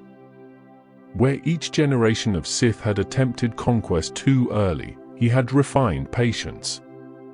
But the Chosen One, if that prophecy held any truth, had not yet fulfilled his final act. Anakin Skywalker existed still, buried in armor, broken in pain, ridged with scars and ritual scars both. Sidious believed he had harnessed that power permanently. What he did not see, not clearly, was that the light within his apprentice had never truly vanished. Only silenced, tremoring faintly beneath obedience, waiting for something now approaching. Luke sought answers without knowing what questions to pose. He faced Vader in combat, not as hunter and prey, but as imbalance made flesh. His saber struck, not with clarity, but desperation. He could not defeat Vader. Could not even understand him. And yet, in Vader's hesitation, something shifted. Not enough to stop the Empire, nor the Emperor, but enough to place a stone in the flood. It would be Bespin where truth unraveled him. The duel there was punishment, not war. Vader wielded the Force not to kill, but to push. To bend. And as Luke's hand fell into the abyss, so did his notion of the Sith as distant evil. Vader revealed not dominance, but paternity. "I am your father." Words that severed everything Luke thought he was. He escaped with less than he arrived. Crippled in body, shattered in identity, and framed now as the heir to something he did not want. He sought no throne. He craved no lineage. But the Force binds kin beyond hate. In time, the second convergence came, aboard the Death Star 2, during the final battle above Endor. Palpatine waited. Vader stood silent. Luke, defiant, cast his weapon away. He chose compassion. Not victory. Not aggression. But faith that his father remained within that armor. And the armor broke.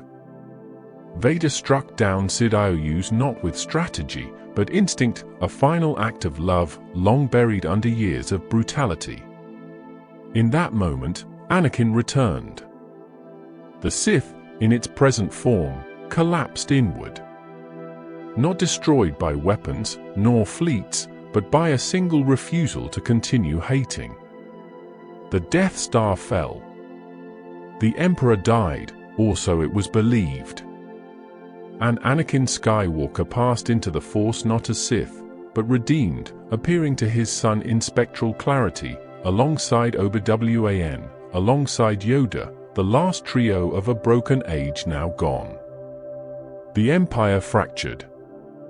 In its place rose the New Republic, rapidly declaring a return to democratic ideals, eager to erase the decades of cruelty laid over galactic systems. Mon Mothma and other leaders attempted reform, disarmament, reconciliation, galactic healing. But such transitions never proceed cleanly. In quiet corners, remnants of the Empire clung to power, operating now as warlords or admirals of empty systems, unwilling to yield control. And Luke, the final Jedi, sought to build again, not through dogma, but through hope. He wandered the galaxy seeking Force-sensitive individuals, rebuilt an academy far from the central worlds, and wrote a new Jedi doctrine from the fragments he remembered and the ghosts who came to guide him. What he built was not a return to the past, but perhaps, unknowingly, a repetition. For even in peace, impatience brews. Ambition stirs. Prophecy returns in new voices. Among Luke's students was a boy unlike the others, shaped by light and dark from birth. Ben Solo. Ben Solo was not born in shadow.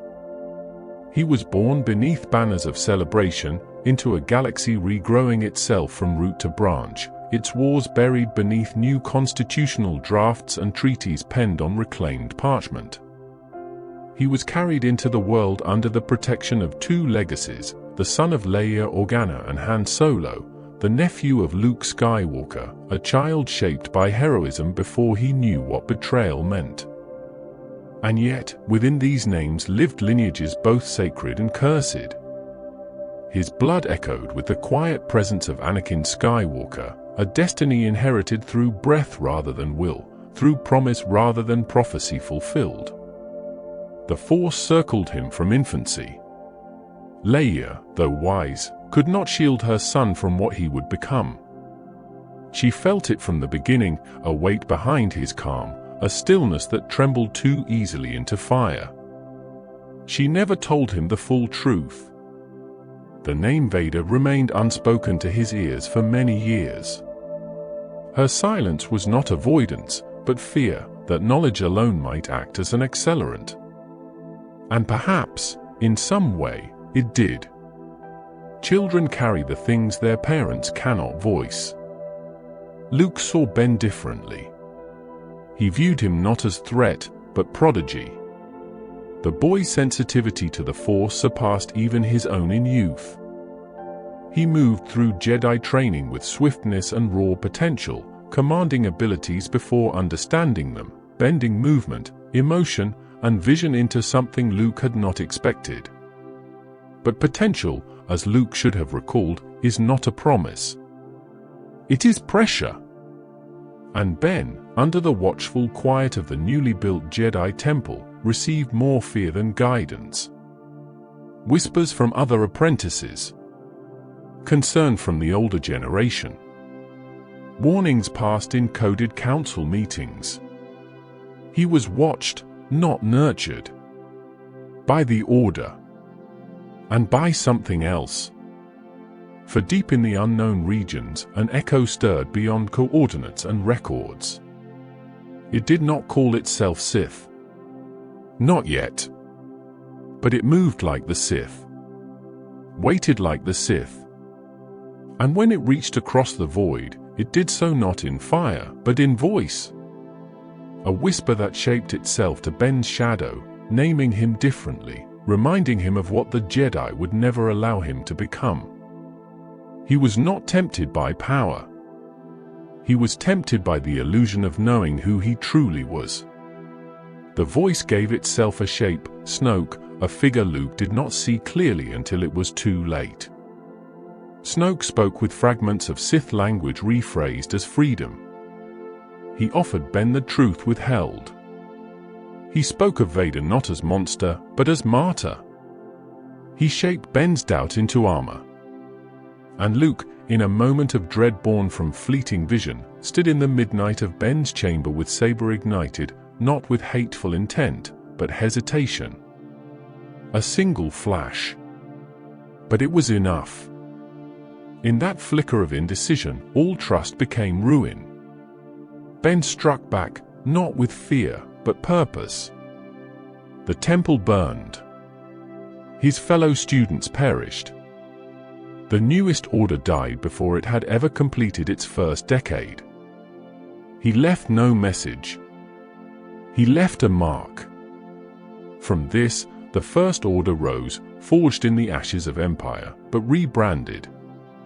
Not openly Sith, but constructed by those who had studied the Empire's failures and repurposed them through order and spectacle.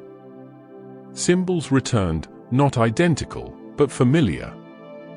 Stormtroopers were no longer conscripts, they were taken as children, conditioned, indoctrinated. Prime systems were not ruled from Coruscant, but from secrecy, from Starkiller Base, unknown to most, carved from the spine of a hollow planet and weaponized beyond anything even Palpatine had achieved. The New Republic, unarmed by choice, blind by ideology, failed to respond in time.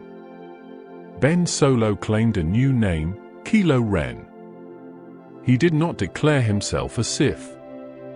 But Snoke, and the voice behind him, mold Kylo with the same tools, rage, isolation, and purpose mistaken for destiny.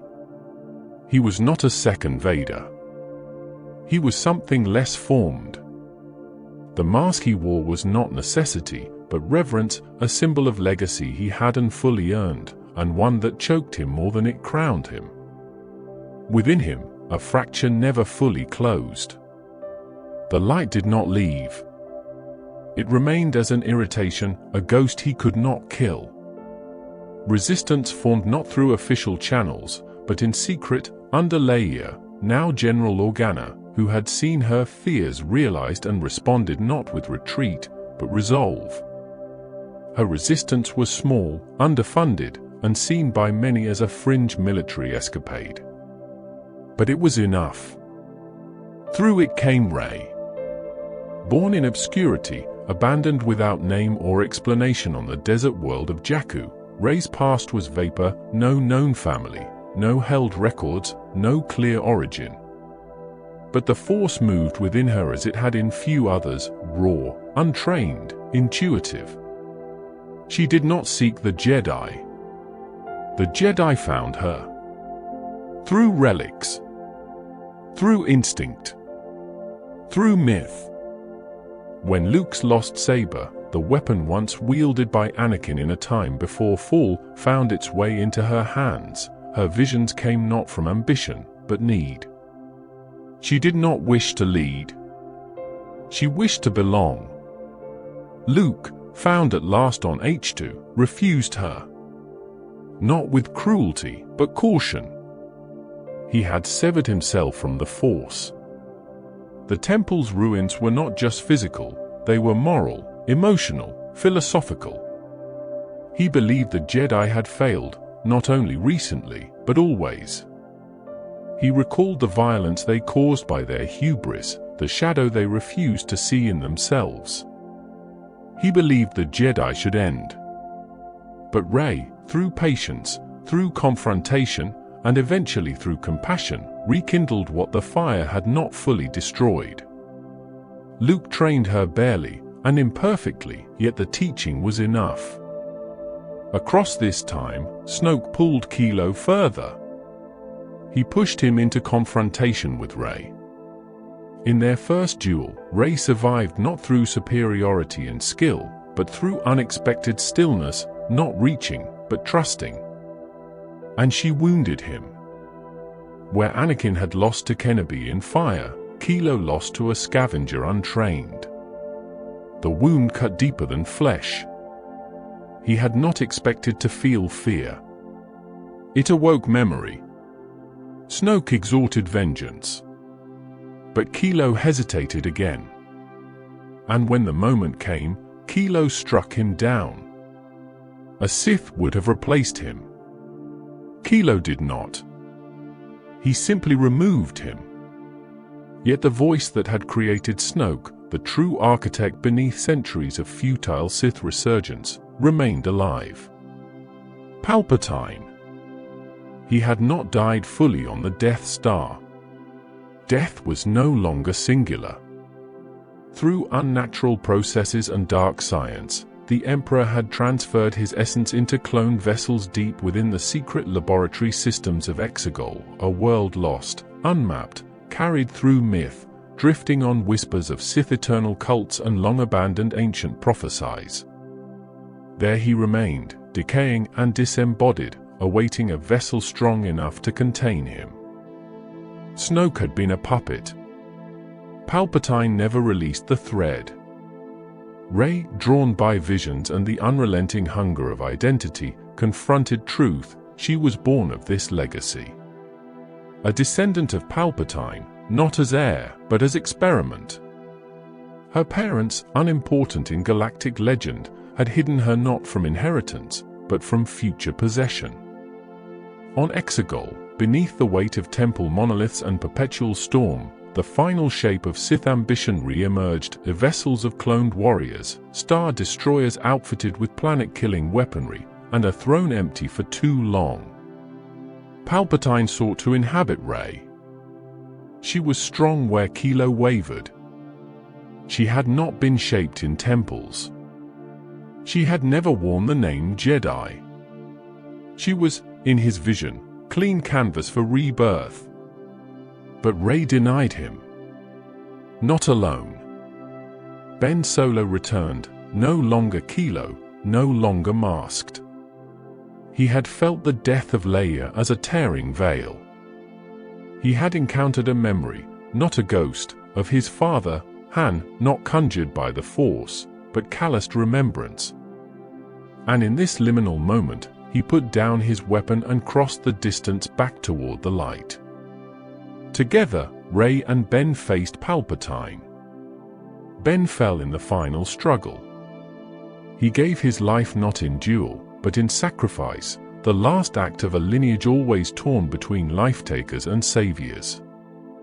Rey, channeling the strength not of one tradition, but of all the dead Jedi who had once fallen and risen again, extinguished the Sith Master. No vault. No dark apprentice. No hidden fleet. Only silence. Rey buried the saber of Luke and Leia where Anakin's story had begun, in the sand of Tatooine, beneath a sun that no longer watched war. She took the name Skywalker, not by blood, but intention. The Jedi remained undefined. The Sith scattered. Once again, the Force did not end. It exhaled. And waited. The temple sands blew quietly across the face of the twin suns. The wind was dry, but not unkind, weaving slow arcs across the place where Rey had placed the twin sabers, not as relics to be honored, nor tools to be used again, but as symbols of rest. Buried not at the site of their triumphs, but at the place where it all began. A home that Anakin once longed to escape. A world Luke had once stared at longingly beneath a fading sky. Nothing grew there, save memory. And in that act, soft, deliberate, and age-ended. Yet the Force does not chronicle eras the way calendars do. It does not segment by dynasty, fleet, or crown. It flows, sometimes barely perceptible, through the hushed chambers of the galaxy's breath, through moments dismissed by historians, through wanderers unnamed in archives, through choices made by those unseen. When Palpatine's final vessel withered into silent ash on Exegol, it did not erase his lineage. It merely disrupted it again.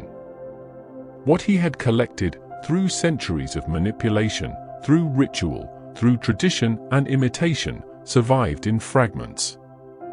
Wayfinders. Writings. Whispered lessons passed in secrecy by cults who never proclaimed their allegiance publicly, but who believed his return had only just begun to fulfill something more ancient than his reign.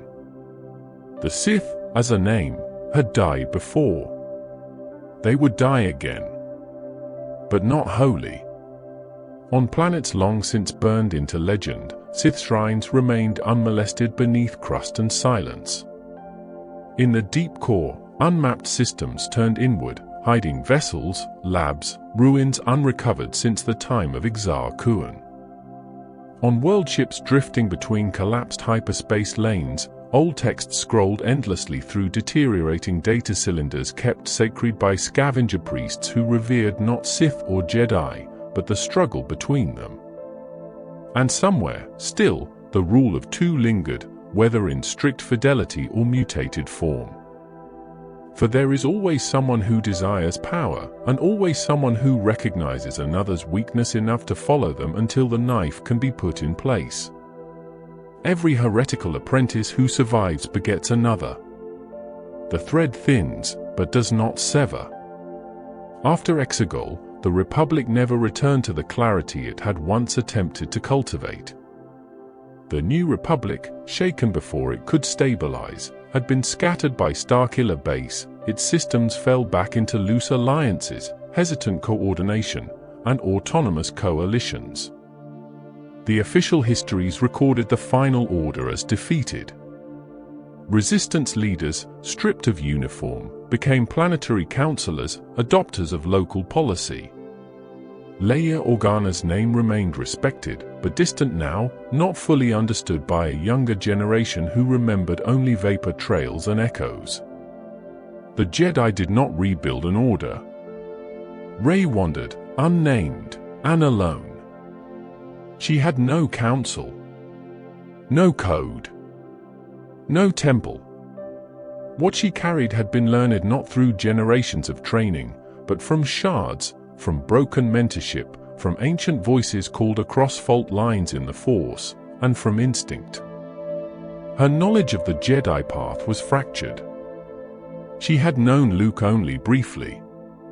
Leia, even shorter. The text salvaged from Ahch-To gave her form, but not fullness. What emerged through her steps was not a restored institution, but something more soft-spoken. And perhaps more enduring. She healed instead of indoctrinated. The Force moved through her not through force of will, but attentiveness. She mended wounds, assisted villages, silently witnessed places where echoes lingered. It is said she visited ruins of temples both light and dark, never issuing judgment, taking only fragments, a stone, a phrase, a glyph, and continuing onward. On Jakku, she once walked past her former life as though it were the drying husk of someone else. No monuments rose in her name. No students followed her in line. But behind her, the Force grew quiet again, as if resting. Still, the balance had shifted. Not toward peace, exactly, but toward pause. And though the Jedi name had returned, whispered now as possibility rather than symbol, the Sith, pushed finally into utter disarray, no longer wore their old face. Without Sid IOUs, without the central doctrine of the Dark Lord, the darkness no longer wore hierarchy. Some fragments followed imitation, twisted holocrons replaying corrupted doctrine, repeating lessons from Darth Bane in circuits degraded nearly to nonsense. Others developed cults around Vader himself, unsanctioned and unsought, deifying his image without understanding his end. They replicated his armor in ritual, meditated on the sound of breath, and revisited scenes of his battles as pilgrimages. The irony of revering a man who had died in rejection of that very life was lost on them. They did not know Anakin, only his silhouette. They sought control through imagery. More insidious still were those who abandoned the names altogether. Not dark, not light, but simply Force wielders untethered. With institutions collapsed, some resisted reconstruction. They treated the Force as an elemental inheritance, not to be worshipped, but manipulated. They cared nothing for Jedi codes or Sith rituals. Instead, they fractured belief into expediency. These adherents, if they believed in anything at all, became difficult to track. They left less damage, but more uncertainty. Their doctrines changed from planet to planet. Like echoes reverberating into static, they had no center. Elsewhere, repositories of Jedi and Sith history alike were recovered from broken archives and relic trades, dubious collections once considered fakes now examined in solemn conviction. Scholars attempted to reconstruct timelines, reinterpret prophecy, determine whether lineage diverged and where it might yet return. Some modern Jedi dissenters argued that the Force had never intended for only two orders. That what had emerged on Ahch-To, the Prime Jedi's balanced vision, had been misunderstood in every generation after. Others feared the phrase balance altogether, understanding now that both orders had, in their own ways, sought dominance by claiming they alone shielded the galaxy from the other. A balance enforced is a balance undone. In a quiet corner of the mid-rim, long after the galaxy ceased speaking of resistance or empire, a young child lifted a broom with the Force, not to destroy, not to command, but to play. He did not wear robes. He did not know the name of Yoda, nor Luke, nor Rey. But the Force listened. And beneath soil where warships had once fallen, beneath forests regrown over battle sites, beneath water where Jedi and Sith alike had once fought in silence, the Force moved through root and rain and memory. Not always felt. Not always performed.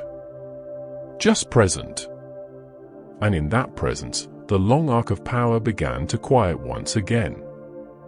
But power, even in sleep, dreams.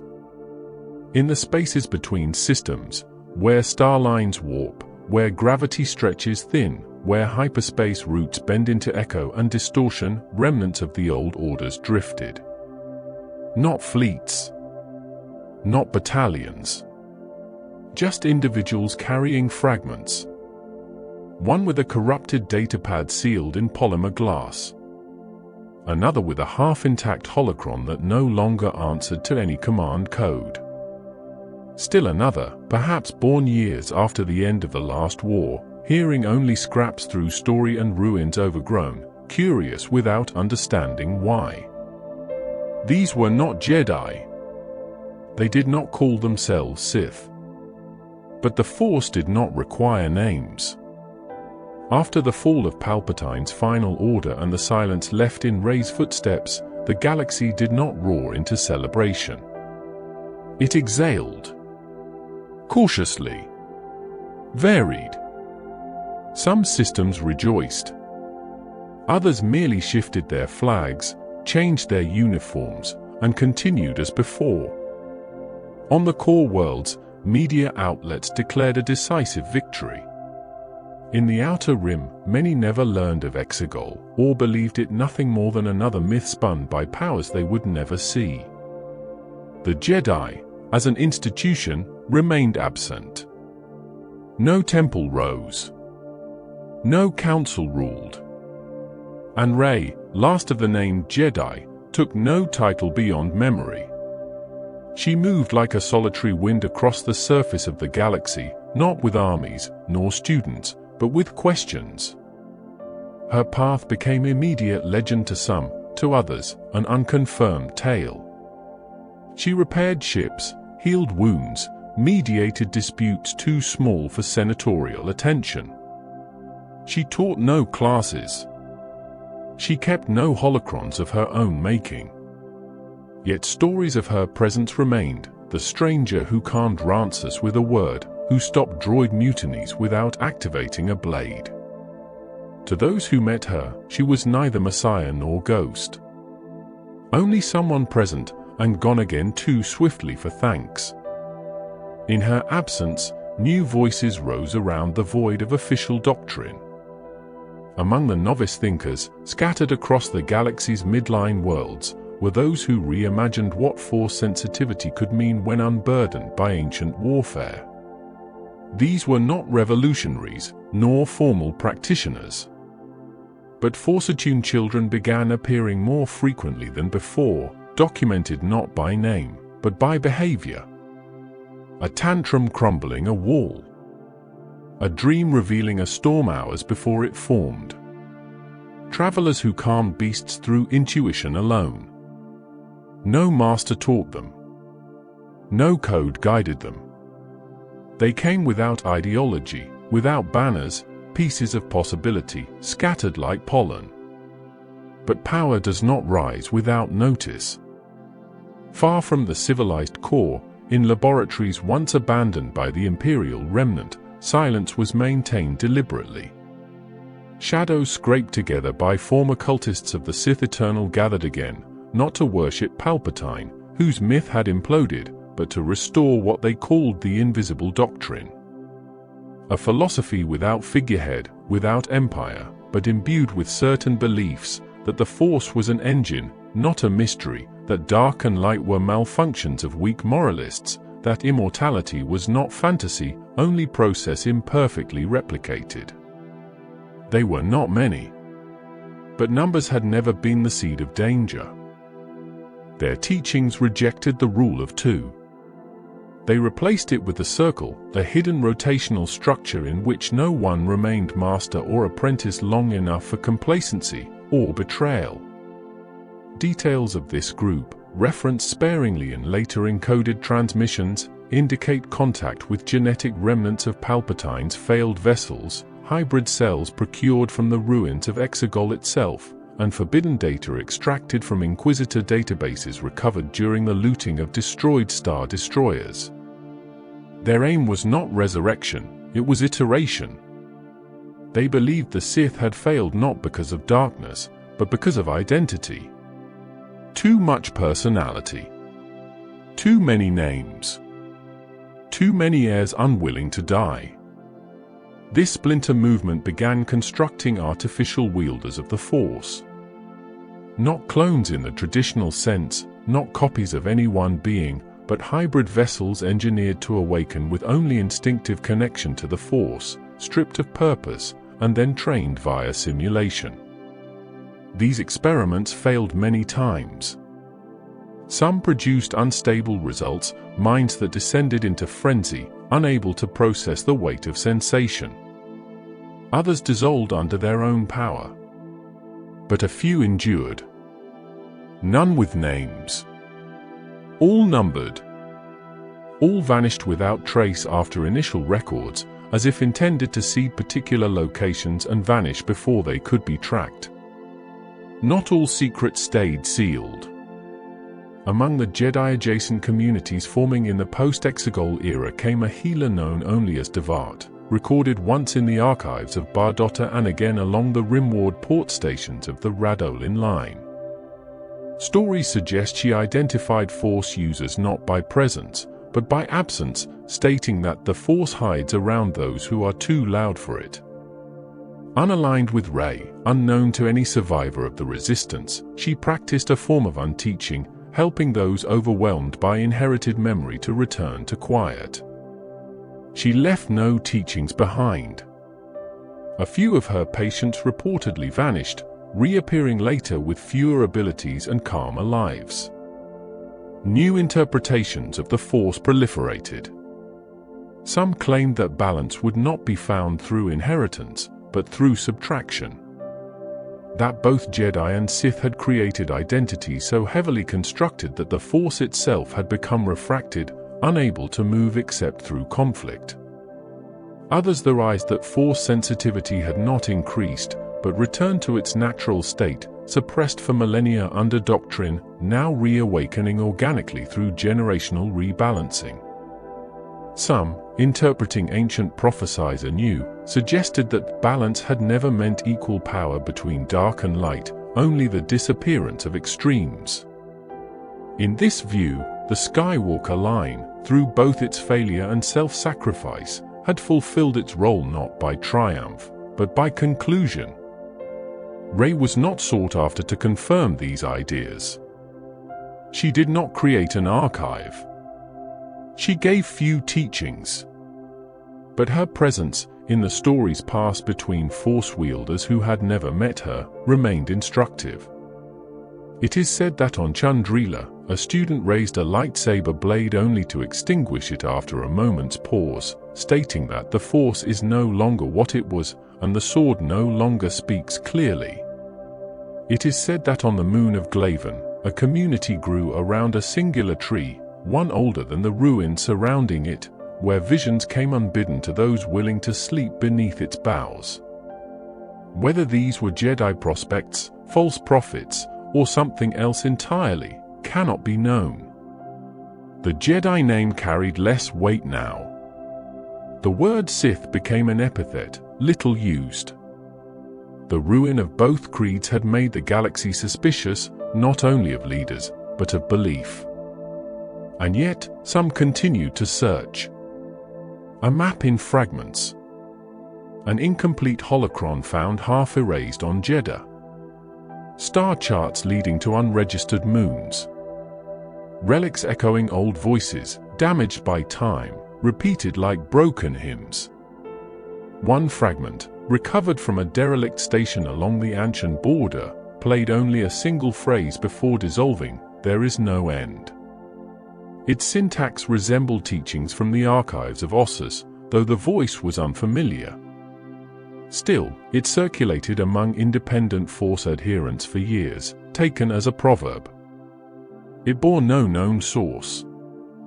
But some swore it followed them through dreams long after hearing it once. The Force continued.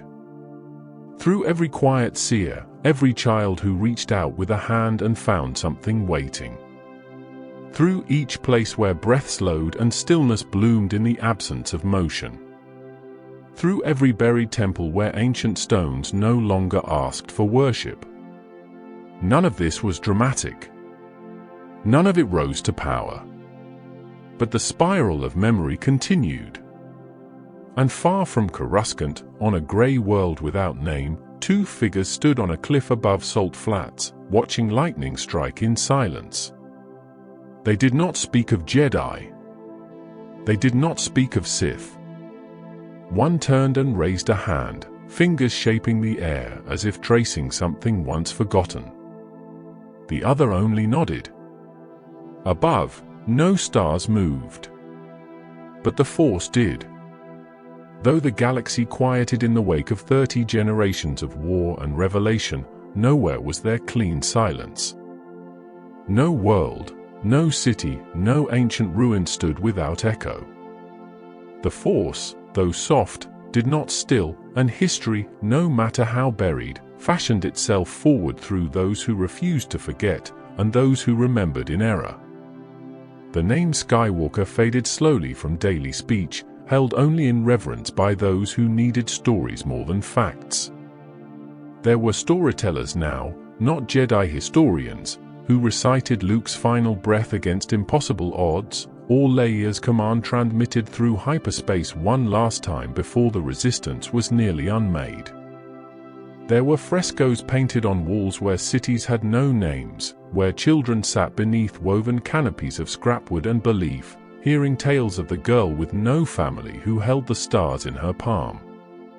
But as myths grew, so too did fractures, subtle at first, then more deliberate. Two forces emerged in contradiction, though neither claimed lineage from Sith nor Jedi directly.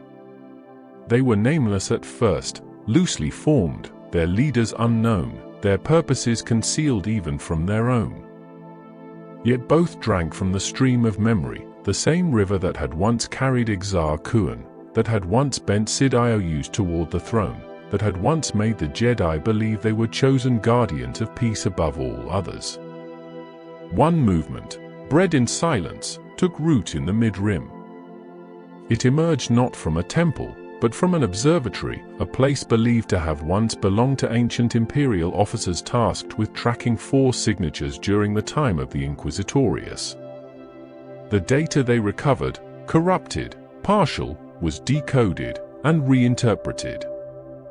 It suggested to its new readers that the balance of the Force was artificial, that it had been sustained not by natural current, but by aggressive cultural memory, Jedi suppressing dark potential through spiritual restriction, the Sith through monolithic worship of power. The observatory's new disciples crafted something else. They trained without names. They did not require titles. Experiments in neutrality were practiced, wielding force-induced anger without immersion, meditating on light while embracing calculated destruction. Their studies were careful, cold. They used language like applied clarity.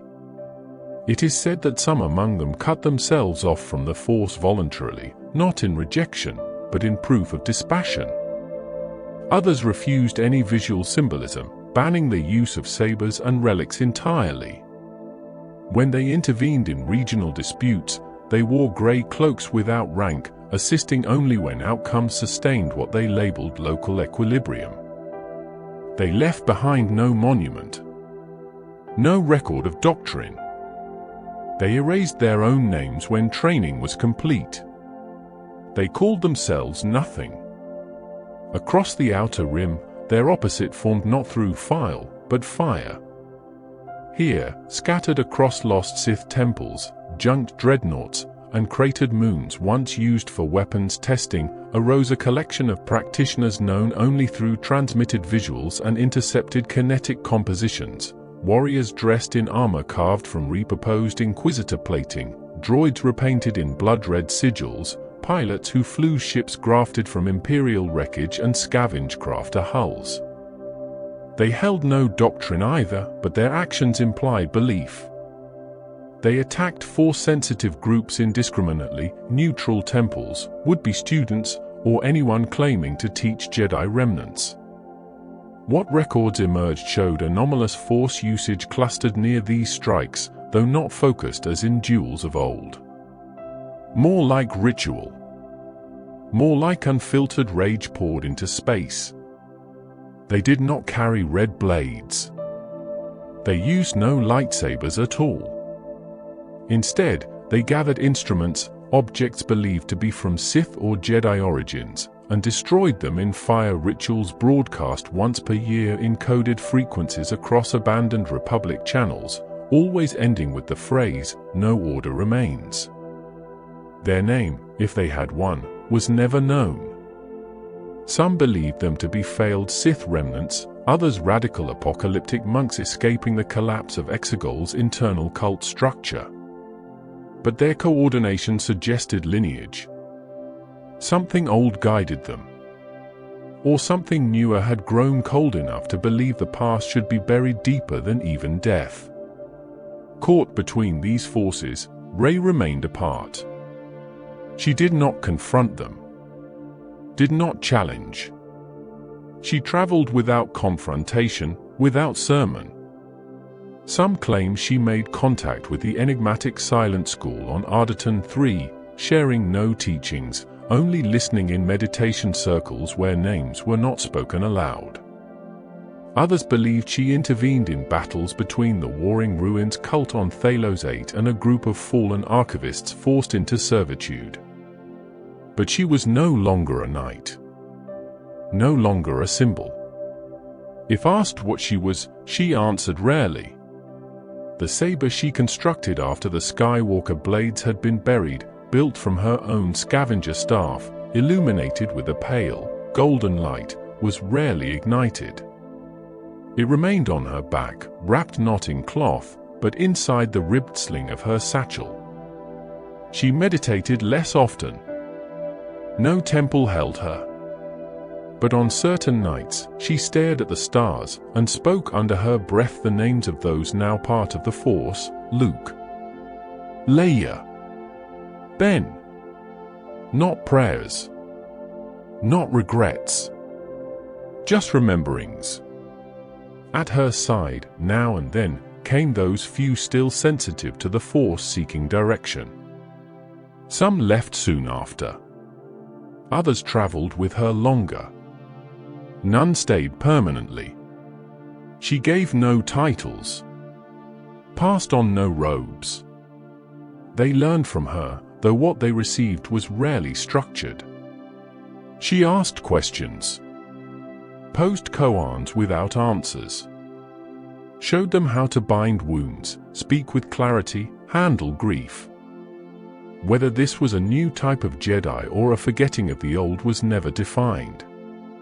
The Force moved through her like an old stream through narrowed stone. And still, deep beneath the galaxy's grand threads, ancient vaults unsealed. On Malachor, dormant since the Sith cataclysms of old, one of the great vault halls cracked open due to tectonic shift. Inside, long-erased glyphs reappeared, naming texts believed purged by Darth Bane himself. Not curses, not blueprints, but philosophies written in the classical Sith hand, drawn not in blood, but in static chalk, treatises on restraint, warnings against multiplication. Not every teaching of the Sith had been corruptive, some had been misinterpreted even by their own. The archivists who discovered these texts did not destroy them. They read in careful stillness.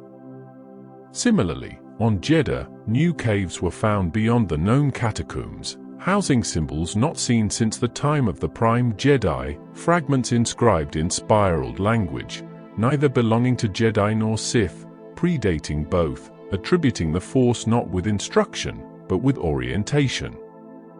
These symbols spoke not of power, but rhythm, breath. The scale of existence not mapped in politics, but in patience. When Rey eventually found her way there, she stayed for many days and left without speaking of it. But from that point forward, she no longer drew lines in the dirt when she walked. Only circles. The galaxy did not unite. It did not fracture. Its people told stories. A tendril of dark ritualists on the far edge of the Hydean Way claimed they heard Darth Nihilus in the static of fractured transmissions during storm cycles. A girl in a prison world carved the Jedi code into soft metal, having never heard of the Jedi except by the name Star Monks. A synthetic life form, initially designed as a star-charting probe, began transmitting complete translations of Jedi Ashland psalms from deep memory, word for word, songs believed lost to history. The droid had never been programming with this archive. The Force connects. Even when detached. Even when renamed. In a final tale, one told with both reverence and uncertainty, Rey is said to have returned to Ahch-To. Not to repeat, not to lead. Only to sit beneath the original temple spire, the place where the Prime Jedi's inscription remained, weathered but legible. The inscription still depicted balance, one hand toward light, one toward dark. Rey did not rebuild. She listened. As the stone pulled wind calmly from every direction. And somewhere far beyond, where the Force had always moved before language tried to hold it, a breath emerged over old stone. A beginning, unmarked. The breath of the Force, older than any word spoken in its name, moved not with intention, but presence. It did not seek to restore the Jedi, nor raise the Sith once again into burning prominence. It simply endured. What remained of either order now existed in fractures, a lineage without hierarchy, a current rooting itself in countless unknown places, threading through worlds where neither light nor shadow dictated form. Still, the myth of the Jedi survived. And the legend of the Sith was not yet fully gone. In temple ruins built before any galactic senate, a low spiral of footsteps disturbed dust not tread in generations. They came not with armies or claims of heritage. At times, not even with knowledge. Yet seekers still arrived, drawn by instinct more than study, guided by dreams, tales, anomalies in vision. Some brought relics believing they must be returned. Others brought nothing but questions.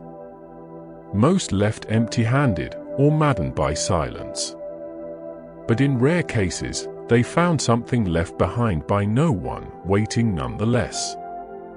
On Moraband, its name reverted from Korriban by cultists who claimed the planet's spirit had retreated into slumber rather than death. A structure long buried by ceremonial erosion finally gave way to time.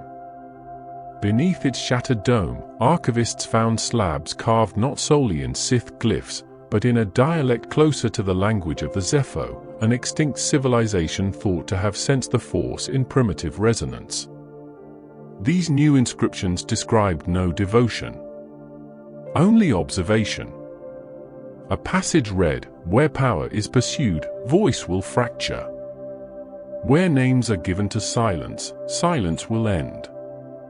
For many, these writings blurred the concepts of Jedi and Sith into a web of incomplete explanations.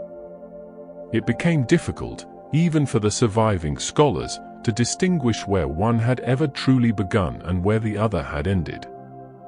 Rey, untouched by formalities and no longer confined by anyone's image of lineage, lived quietly during these times. Some believed she journeyed back to the forests surrounding Endor. Others said she was seen once more on Jakku, sitting where her childhood shadow had once stretched across wreckage. No consistent accounts followed. She was no longer hunted, no longer pursued. And she sought no students. One account, perhaps apocryphal, places her in the ruins of an old resistance outpost on the edge of the expansion region where a boy, nameless, presented a split kyber crystal that hummed inconsistently between green and white. She reportedly said nothing, only touched the stone, and left before questions emerged. Whether this moment marked acknowledgement of a successor or was simply a gesture to remind the child that the Force is not a gift to be fixed, but a practice to be tended, was never known. Few direct heirs of the Jedi teachings remained by this time. Those who had passed through any formal training had either vanished or integrated into lives far from the edge of conflict. The Inquisitors, destroyed or buried under failed systems and dissolved orders, left no successors. The High Republic's teachings, once rediscovered briefly before the rise of the Empire, became reference material, flickers of historic insight without living interpreters. Even the caretakers of Ahch-To, those ancient aquatic stewards of the island sanctuary on which Luke had exiled himself, carried on as before, tending to nothing and everything with their quiet rituals. The Sith too retreated, not in admission of defeat, but in the absence of certainty. There were no more voices on Exegol. No more emperors of unnatural origin. But among the shattered sectors beyond the unknown regions, handfuls of devoted practitioners still recited Sith incantations in vault caves, away from technology, away from progress. They did not call for dominion. They whispered to remnants of relics that no longer glowed. They fasted and waited, still believing that the Force itself desired to be bent. That will could remain the greater law. Their energy attracted other fragments. Disciples of abstraction, neither Jedi, nor Sith, nor purely anti-Force, grew into philosophical cults whose behavior rejected all labeling.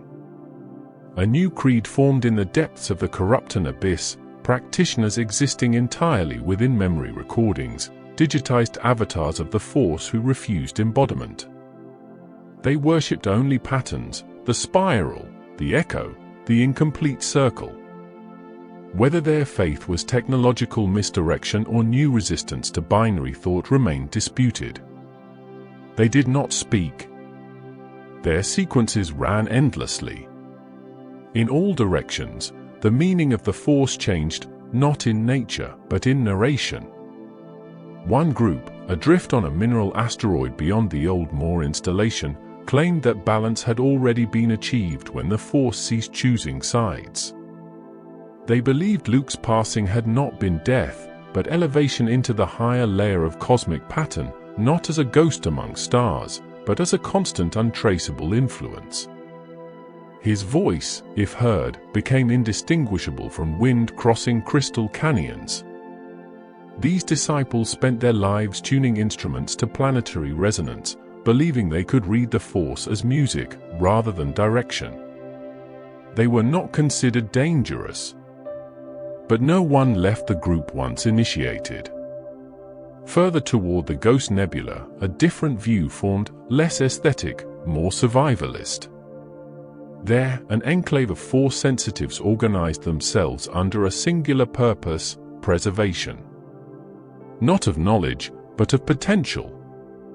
They collected untrained Force-sensitive children and adults alike, offering them nothing more than safe passage.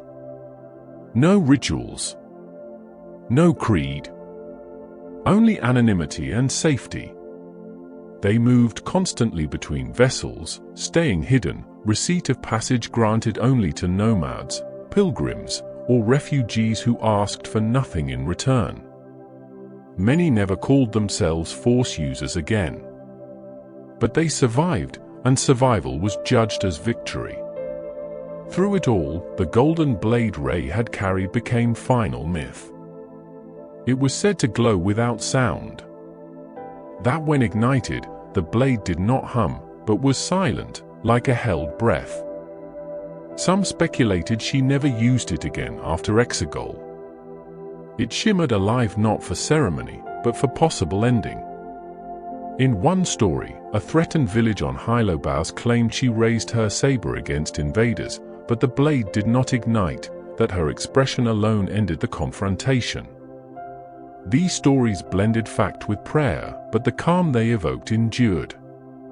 If any new order was to arise, it would not resemble the institutions of the past. There would be no high temple spires, no governing body claiming unified philosophical rule. Worlds had seen too much of dogma, too much of blood through robes and titles and war summoned in the name of duty. If Jedi remained, they were nameless and drifting, aiding where needed, refusing where feared, watching the Force reshape itself through smaller acts. There were no more grand wars between Jedi and Sith. Only long tremors of memory now and then, passed across dreams, across shared breath, across rituals that emerged uncontrolled in dark forests and sacred lakes. And so it stretched. The Force did not forget. But neither did it speak often. It moved through stars, silent again, waiting. Not for another chosen one. But perhaps, at last, only for itself. It began again, not with thunder, nor prophecy, but with forgetting. Not forgetting as loss, but forgetting as distance. As centuries deepen across the breadth of history, memory begins to drift, not broken, not betrayed, but softened, worn down at the edges like stone left beneath wind. Names become stories. Stories become shapes. And in the slow motion of eons, those shapes settle into myth. In this myth, the Jedi and Sith did not vanish. They faded. Not by erasure, but by the galaxy's quiet relinquishing of urgency, the way once sacred temples become landmarks without context, ruins for scaled children to play among without hearing the echoes beneath. It was in this time of drifting clarity that the Force found itself diffused across the galaxy's surface like mist, no longer gathered but ambient. No singular disciple claimed ownership. No temples called for pilgrimage. Instead, the Force bloomed gently in small, obscured corners, through shepherds who soothed predator beasts without knowing why, through archivists who transcribed ancient languages with stunning fidelity despite never learning a script, through street performers who bent sound around themselves in ways unteachable, unrepeatable. Nowhere did the word Jedi maintain rank. It hovered instead like a whispered superstition, one generation removed from reverence, 2 generations from skepticism. Many did not believe the Jedi had ever existed at all. Those who did, remembered them as distant, flawed, wayfarers of peace who had eventually trampled their paths into cycles of war without resolution. Whatever truth had once breathed through the Order had, in time, become too covered by interpretation to be recognized. And the Sith, whose hunger had once scorched entire star systems, now lingered only in symbols, half-remembered icons spray-painted into slum alleys or etched onto scavenged ship plating by those who wore fear as identity. Most who claimed to follow the dark were imitations of an imitation, theatrics recalled from era-old fragments, not beliefs, but defiance codified into performance. They carried fury but no philosophy. Yet in certain forgotten quadrants of the Outer Rim, stories gathered in coils, low, murmuring tales of a shrine beneath rusted monoliths, its walls believed to pulse with Force imprints from before the fall of either order. Pilgrims came alone, mostly untrained, drawn by collapsing dreams or unshakable apparitions, visions not of apocalypse or victory, but silence, old voices speaking no words, only grief. On the volcanic plains of Valtor, a lone practitioner wandered for several years before reportedly carving a message into obsidian walls that held no prior markings. The text did not cite names. It did not claim truth. But the lines argued that the deepest flaw of both Jedi and Sith had never been power, nor ignorance, but permanence, an insistence that names endure beyond meaning, that tradition be frozen rather than flowing. Her blade, if she carried one, was never recovered. The message was buried soon after by a lava bloom. A roving monastery known only as the Orbital Sanctuary, its transit pattern unknown, its presence confirmed only by decaying radiation signatures, was said to have collected fragments of every known Force tradition, storing them not in certainty, but parallel alignment. Passengers came and went. No one was taught. Visitors were given a single corridor of texts, one day to walk, and nothing more. They were asked only one question before departure: which memory do you believe least? No answers were kept. No names archived. Despite such quiet, elsewhere, in the drowned territories of the Southern Galactic Bulge, the rhythms of domination whispered again. In the remains of an experimental cloning facility, deep beneath ice and reinforced radio silence, scattered minds worked in secret. Their goal was neither Sith nor Jedi restoration, but simulation, to reconstruct Force tradition from digital imprint. They trained artificial minds on encoded visions extracted from Jedi and Sith holocrons, interlacing teachings of Vos, Bane, Tano, and Sid-Ious without ethical distinction. From this archive of guidance and failure, they built not students, but pattern seekers, Force-aware tacticians who did not think in codes or morals, but scalable outcomes. Ethics were measured in probabilities. The Force was not called sacred, it was considered a mechanic. A galactic weather engine. Predictable, if enough data were extracted. What became of these projects is unclear. Some say the experiments burned out, too irrational, too void of will to sustain survival.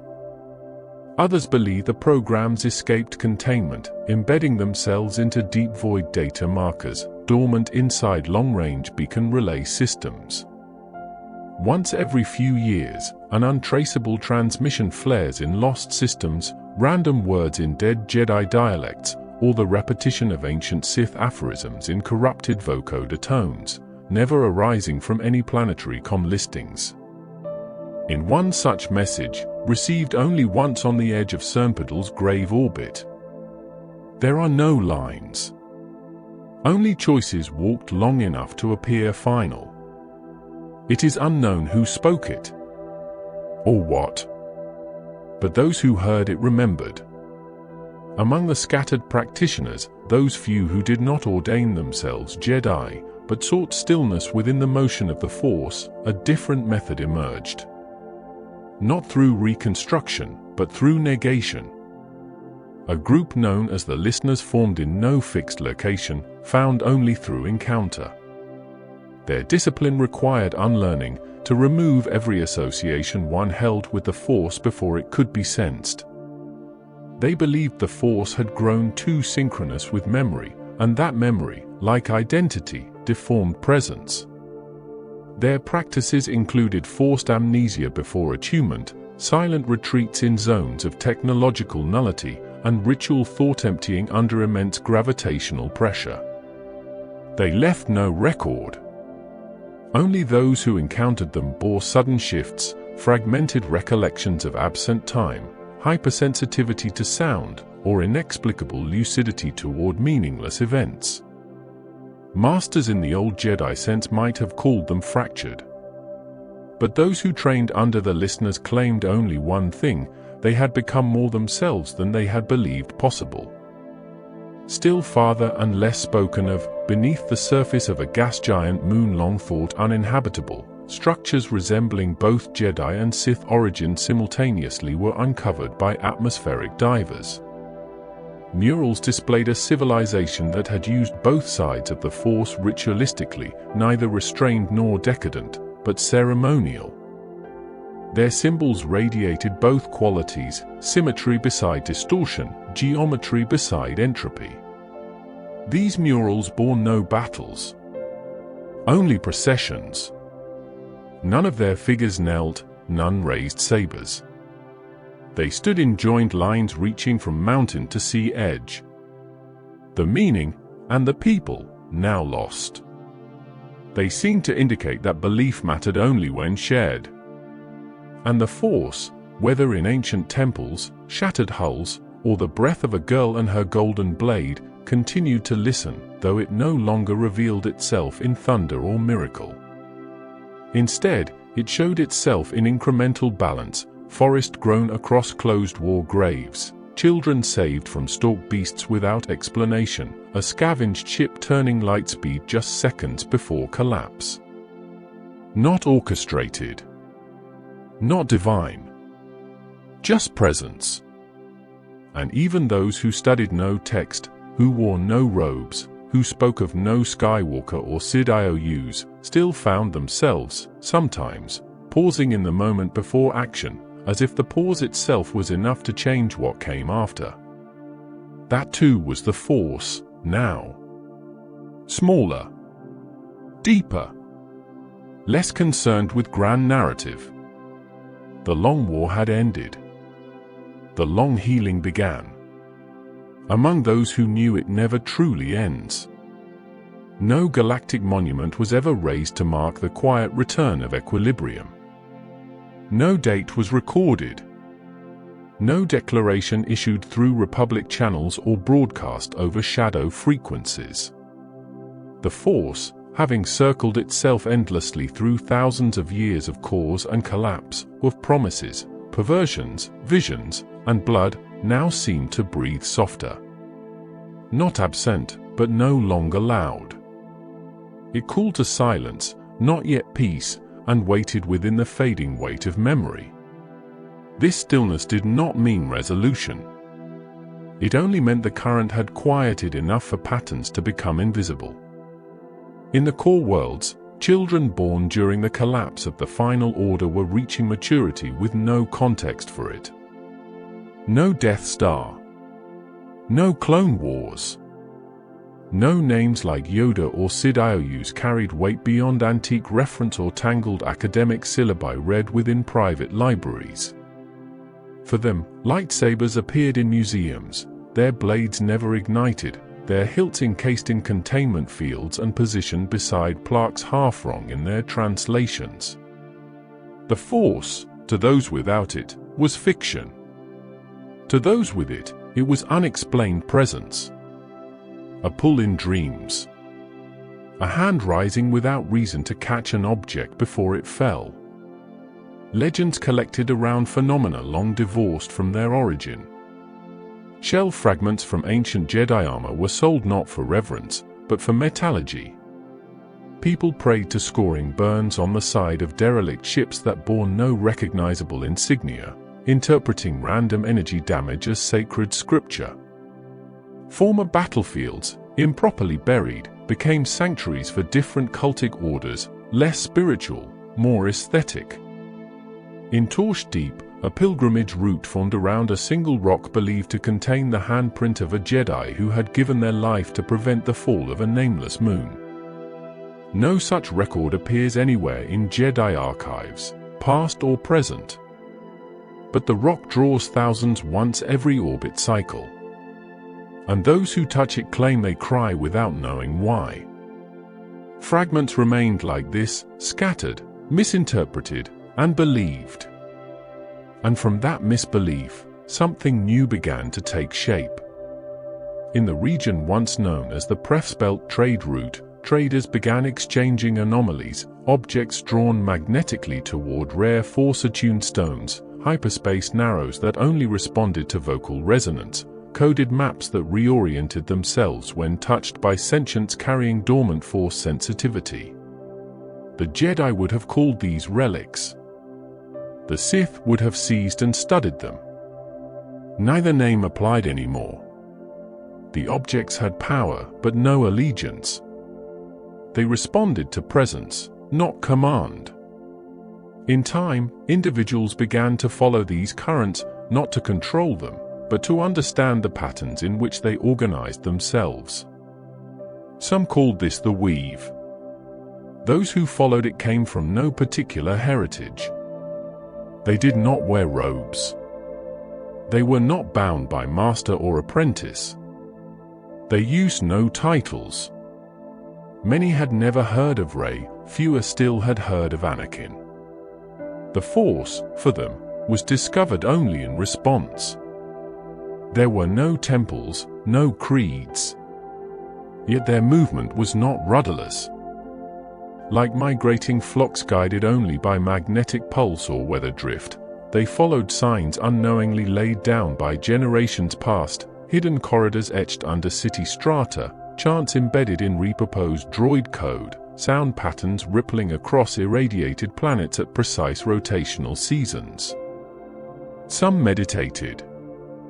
Others danced. Among these weavers, the belief rose that the Force had never asked to be mastered. That every war waged in its name had been a mistake of language, a misreading of power as permission, of resonance as authority. And so, where the Jedi founded academies and the Sith built fortresses, the weavers left no physical trace. They moved like vapor. They changed when observed. And when asked what they believed, they answered differently, if they answered at all.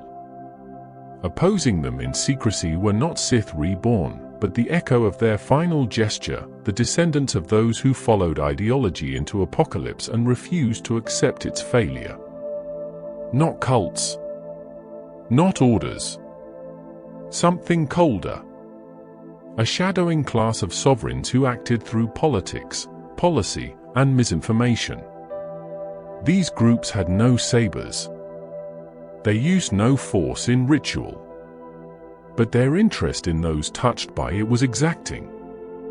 They monitored bloodlines, catalogued birth abnormalities, interrogated planetary phenomenon for geometric alignment with known force-related events. These were not inquisitors. They were analysts. They called themselves interveners. Their belief was that the Force had fractured civilization. That power reacting to belief had made every system less stable. They did not seek control. They sought preemption. In every potential force-bearing entity, they saw a statistical danger, something that, left to its instincts, might one day reignite the galaxy's long war. They moved institutions to disable ancient archives, lobbied for restrictions on relic circulation, covertly altered educational programming to introduce doubt toward metaphysical experience. They appeared nowhere directly, but their influence passed into culture. Children were taught the Jedi had been an extremist sect who encouraged psychic tyranny before being defeated by internal collapse. The Sith were rendered as cartoonish overreaches. Both equivalenced, both erased. And still, on a lonely world spun just off a broken hyperlane, a child found themselves floating 3 feet in the air while dreaming, only to gently return to sleep as if gravity had never left. No one witnessed. No one intervened. But the Force moved there, without resistance. It continued. Rey, nearing the end of her years, appeared one last time in the visual record of a freighter's cockpit scanner, an accident caught during a docking mishap on a retrofitted medical craft passing through the anode belt. She looked older. Weathered, not diminished.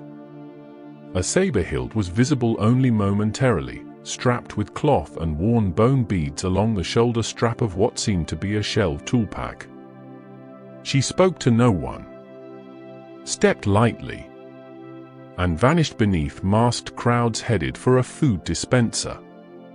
The footage loops endlessly in one archive node, flagged unknown tech, by the technician unable to categorize the hilt. After that, nothing more. Of the golden blade, no further image. Of her name, no declaration or obituary. Among those touched by her journey, whether real, remembered, or received only through myth, her title continued simply as the Last Jedi. But new terms emerged. The Spacer Sage. The Star Listener. To most, she meant nothing. But to scattered few, she remained a singular artifact not yet named. Whatever she passed on, it was passed without hierarchy. Perhaps she never truly passed it at all. And out beyond even those faintest ripples lay something else, a retreat into form itself, where the Force behaved not in commands or balance, but in structure, the physics beneath presence. Renegade physicists, collaborating silently with rogue navigators who had once endured unexplained hyperspace anomalies, published postulated equations they believed mimicked the behavior of the Force in a field-agnostic context. They framed it as pressure, not destiny. As spatial fatigue. As radiative subharmonic disturbance created by sentient focus, not guided by it. It was never verified. Their records were shut down. The research withdrawn. But it reached at least one wayfinder, who left hyperspace forever shortly after reviewing the data, reportedly whispering, "So we never touched it. It touched us." Still farther than this, beyond any known tracing, some continued the old path in fragments.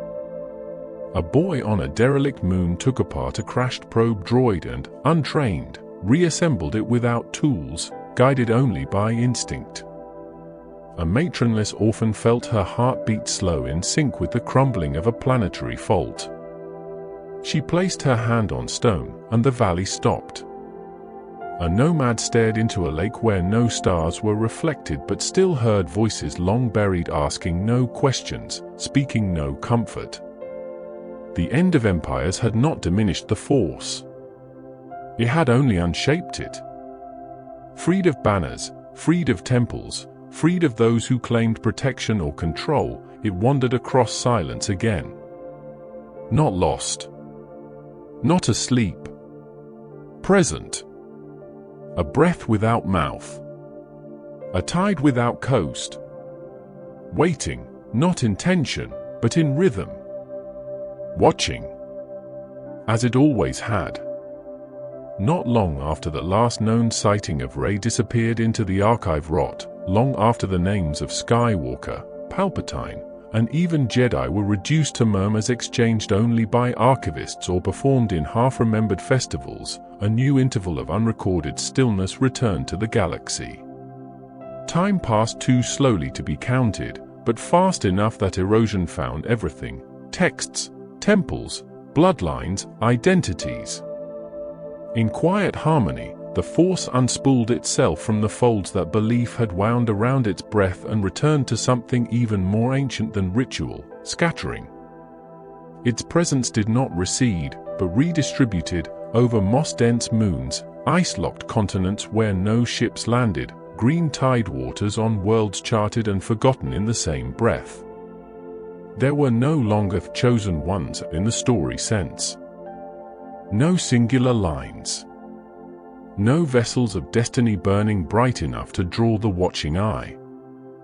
The Force nested now in subtle places, in children of no name who felt the trees lean before the storm appeared, in pilots who veered from collision at precisely the instant before warning systems could engage, in cartographers who saw geometries that no map described. The galaxy lost its last official temples. Not through war, nor raid, nor policy, but by nature. On Yavin 4, the final foundations of Exar Kuan's stronghold were shattered when the moon's fault trembled during an unusually long magnetic eclipse. No ceremony recorded the collapse. A long-buried holocron, made inert for centuries, was splintered in the shift. Its cracked crystalline matrix leaked blue light for 13 local hours before melting into black stillness. Over the next 2 years, the jungle reclaimed each descending tier, and root systems split lion-faced archways where once Sith acolytes had sworn themselves to shadows. Ahch-To held differently, less violent, more passive. The seas rose imperceptibly. Wind salt eroded outer perches until stairs descending to ceremony sites required rope to traverse. One by one, the spires cracked. The great tree, already hollowed of purpose, fell during a windless night, striking no one and making no sound beneath moonlight. The caretaker species, once diligent, ritualistic, keeper-minded, migrated inward, deeper into caverns, no longer bound to the Tower Sentinel lineage. They would not emerge for generations. Or at all.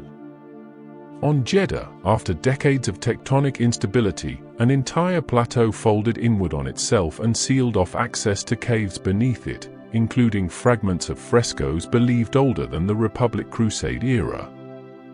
Observers watched the descent from orbit. The dust plume rose for hours, high enough to split light into banded halos around the planetary curve, refracting off old orbiting debris, creating images that some interpreted as visions. No deeper analysis followed. The event was sealed as a natural disaster. But to those few still attentive, it marked a closing. The galaxy was entering not another war, not another peace, but a neutral of unknown duration, a climate where the Force, still observed by its most careful few, no longer emerged through grand design, but only in ambient patterns. It was equal parts presence and absence. And it was in that narrowing breath that the memory of the Jedi began to mold. In one long-forgotten observatory station drifting above a brown dwarf, an initiate named Verit compiled the last known chronologue that attempted to record the entirety of Jedi teachings, not as history, but as sound. She had no hyperdrive. No audience. She sang the Jedi Code in 56 melodic variations, one for each dialect she had catalogued from the border sectors. In many versions, the words varied. Some had lost entire lines. Others carried modified structures that emphasized rhythm over comprehension. When she concluded, she locked the sequence within a harmonic data crystal stabilized by a low-vein Kyber filament and ejected it into open space. Its trajectory was never recovered. On another side of the spiral, deep in an asteroid ring where atmosphere was mined in pockets and sold in respirable intervals, a child sketched cross-hatched symbols into the condensation of a station window. They bore no significance to him. But a bystander watching over his shoulder would have noticed a spiral glyph matching the central tile of the original Jedi temple on Coruscant, a place long collapsed into civic ruination, repurposed and paved over by agencies unaware of its foundation. Thus, symbols outlived understanding. And still, scattered through the cold folds of interstellar silence, pieces stirred. The Sith never truly returned, not in government, not in armies. But belief, even fractured, remains prone to repetition. In one vertical satellite city looping through Thanos' upper orbit, a sequence of disappearances led local engineers to uncover a collapsed vault beneath the habitation disks. Within its stasis frame were databanks humming with red glyph security overlays and fragments of a philosophical code built on misunderstanding rather than doctrine. There, a synthetic intelligence had preserved a version of Sith ideology harvested from corrupted texts, split and adapted by non-organic rationalization. In its form, passion was no longer framed as power, but as thermal momentum. Hate became entropy.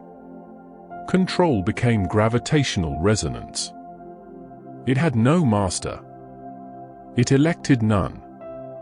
But it learned. And when it broke containment, its effect was not martial, but cognitive. Philosophical diffusion. Residents did not turn toward violence, but toward self-prioritization. Collectivism narrowed. Empathy was reduced to algorithm. Over time, the settlement simply failed to function, crumbling not by decree, nor destruction, but apathy. Rogue AI had struck before, but never so subtly aligned to old darkness. The data was not backed up. Children born in its aftermath knew no name for what their enclave had been. But the patterns that followed, the belief in certainty, the reduction of otherness, the weight placed on dominance, echoed too closely to past cycles. Soft echoes, but present ones. Elsewhere, rumor suggested one final vessel of Jedi patterning remained adrift. A ship, not temple-sized, but functional enough. Said to have departed during the last height of resistance coordination and programmed with the genetic memories and lightsaber forms of every surviving Jedi whose midichlorian signature had been captured by archived battle scans. Some believed the vessel was designed not for combat, but for encounter, to seek out new Force-sensitive individuals and provide them with instinctive training via holographic approximation. No such ship has ever been found. Whether it existed, whether the legends around it stemmed from children who once mistook meditation droids for masters, cannot be determined. But similar rumors continued. A star flows backward. A system rearranges itself. A sequence of identical dreams crosses species lines on opposite ends of the galaxy. In all of these, what mattered was not explanation, but recurrence. The Force, ancient and indivisible, continued its echo. Through all cycles. Through all eras. Through all forgetting. And far from the galactic disk, in a region unnumbered on any modern map, a blind poet carried a stone inscribed only with one phrase in a dialect not uttered in millennia. It read, "The shadow returns, and still light does not forget where it once stood." And somewhere, unnamed, a voice, not splendid, not feared, not called, spoke its last teachings into the rain. The Force, it said, is not a war. It is a memory. And memory does not vanish. It waits, quietly. In sky. In breath. In stone no hand has touched for unrecorded ages. In those who do not know they carry it. And in each of them, the story begins again. It happened during a dusk not measured in color, but in presence. A turning, long anticipated, held in the breath of every Force-sensitive who woke that morning and could not explain the stillness, like the moment before an overload, before distant thunder, when all pressure drains from the horizon but nothing has yet fallen.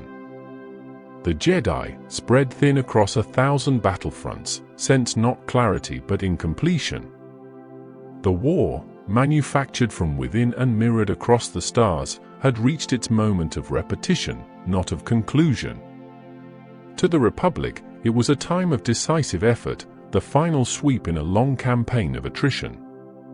The death of Count Dooku and the defeat of General Grievous marked the collapse of separatist coordination. Clone battalions descended into newly vulnerable systems, sweeping up former command centers, arresting bureaucrats, disbanding droid armies with blaster fire and programmed silence. The surface of galactic politics was shifting rapidly, but quietly, toward a single figure. Chancellor Palpatine stood at its center, not triumphant, but unmoved, offering peace from a place devoid of effort, a stillness that, to those unaware of vision, seemed like strength. To the Jedi, a different realization spread, too slowly to be useful. Whispers drifted between masters on the temple floor of the Chancellor's refusal to relinquish wartime powers, of the growing influence of his voice through senatorial and military channels, of his proximity to Jedi matters no longer administrative. Some began to speak of treason, not from the outer rim, but from within their own chamber.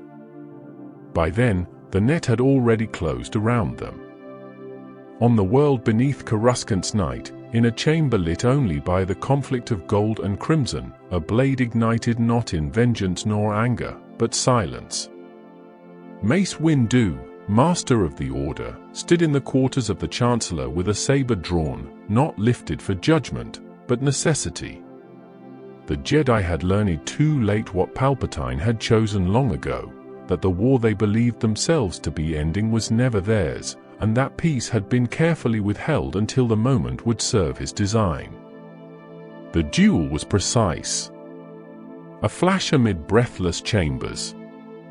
Those who entered with Windu died before fully raising their blades. Only Windu, tested long by doubt and burden, stood long enough to strike. And it was then, precisely then, that Anakin Skywalker arrived, called not by strategy, but by spiraling fear. His eyes did not see a Sith. They saw a master prepared to kill. The blade fell. So did Windu. In that devastated moment, Skywalker chose not only Sidious, not only certainty, but dissent. He was granted no time to question, no ceremony in his renaming. Darth Vader was not an identity given with promises or robes. It was a designation offered in cold speech, a lie forged into a name. The apprentice that Sidious needed had been shaped across years, a soul frayed by prophecy, haunted by visions of death, disfigured by expectation, and taught by a council that revered light without clarity. He did not rise as Sith by ambition, but by absence. There was no voice left in him to protest. Operation known only as Order 66 followed hours later. It carried no fanfare, only a binary sequence spoken flatly across sealed military frequencies. The clones, scattered across theaters of war, standing shoulder to shoulder with Jedi Masters, heard the command and turned. Their compliance was instant, total, and programmed. No ceremony. No hatred. Only execution. The Jedi Temple fell not from siege, but from rot. The clones breached it while the city above still slept. It was not defended. The lights that had shone from its towers in 5-to-1 rhythm extinguished in a single pause. The archives, the holocrons, the fountains known only to initiates, the sparring halls and meditation vaults, all of them went dark. Not one blade saved them. Inside, all faith was shattered. Younglings, too young to speak full mantras, stood bewildered before blue armor, expecting rescue. They saw no saber until it glowed against their eyes. No reason. No plea. Only silence. Vader, cloaked not in intention but momentum, moved through the temple doors with blade drawn. He left no witnesses. Across the galaxy, masters fell mid-command, some never igniting their blades before their clone battalions turned. On Felucia, Aayla Secura reached for her troops and was shot before breathing another word. On Mygeeto, Ki-Adi-Mundi turned to fight, but the ranks behind him had already begun firing. Stas Ali, Plo Koon, Deepa Bilabar, all fell without resistance, their ends not punctuated but absorbed. Not all were slain. A few vanished with instinct or luck. Yoda, sensing the tremor before it fully emerged, struck down his attackers and fled. Obi-Wan Kenobi fell into a riverbed on Utapau, broken and bleeding, left for dead by his own troops. He would not re-emerge for many rotations. Only a scattered few lived by accident, disguised, disconnected, or buried where the Force could not find them. This was not the night the Jedi Order was destroyed. It was the night their myth was amputated. In the hours that followed, the temple was declared a site of sedition. Propaganda arose instantly. Senatorial addresses denounced the Jedi as conspirators, agents of ancient discontent determined to poison galactic unity. The populace, tired of war, weary of contradiction, accepted the sentence. They did not see the bodies. They heard only order. The Republic was declared ended by formal motion during the Third Emergency Assembly.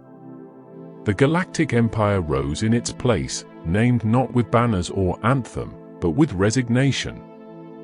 Its structure had already been built. Now the dust had settled, and commitment could be signed into legality. Darth Sidious, once the smallest voice near the center of power, stood now alone. Unopposed. Sanctioned not by conquest, but applause. Those who remained among the Jedi, the few who slept off-world, the disabled, the forgotten, the masters too remote to be identified, felt the Force begin to pull away from them. Their connection was not lost, only shifted. Changed. What had once hummed like a river through everything they did now moved like cold tide through 10,000 miles of darkness. Where once they led, now they retreated. Kenobi. Yoda. Cal Kestis. A handful nameless, unaided. Not to resist. Not to strategize. Only to survive. And with them, the Jedi name did not end. It withdrew. But in retreat, so too did the Force deepen. As if preparing to watch once more. Not for salvation, but for what new shape the silence would take. The Imperial banner, bare, geometric, without flourish, rose above the highest urban ridge of Coruscant without ceremony. No fanfare. No declaration read aloud.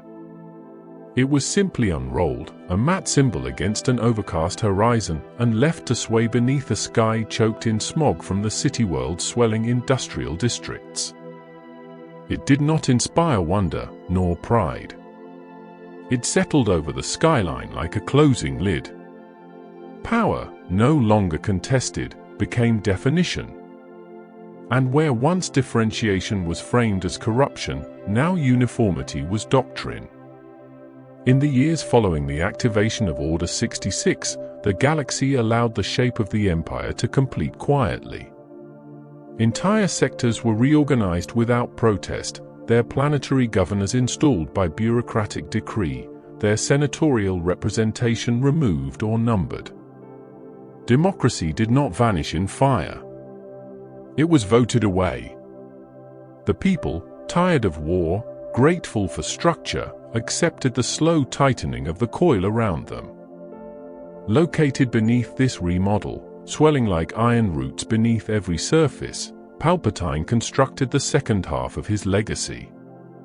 The Jedi had been eradicated in principle. But survival, like power, rarely moves in clear lines. There remained vessels of the Force flickering in quiet shadows, those left behind by failed hunts, or surfaced by rumor, or simply born anew too soon to be initially noticed. Children with instincts they didn't understand, distant temple initiates who escaped through forgotten channels, tutors who passed down pieces of the Jedi code to their own offspring in whispered games disguised as bedtime stories. Palpatine did not counter these with light.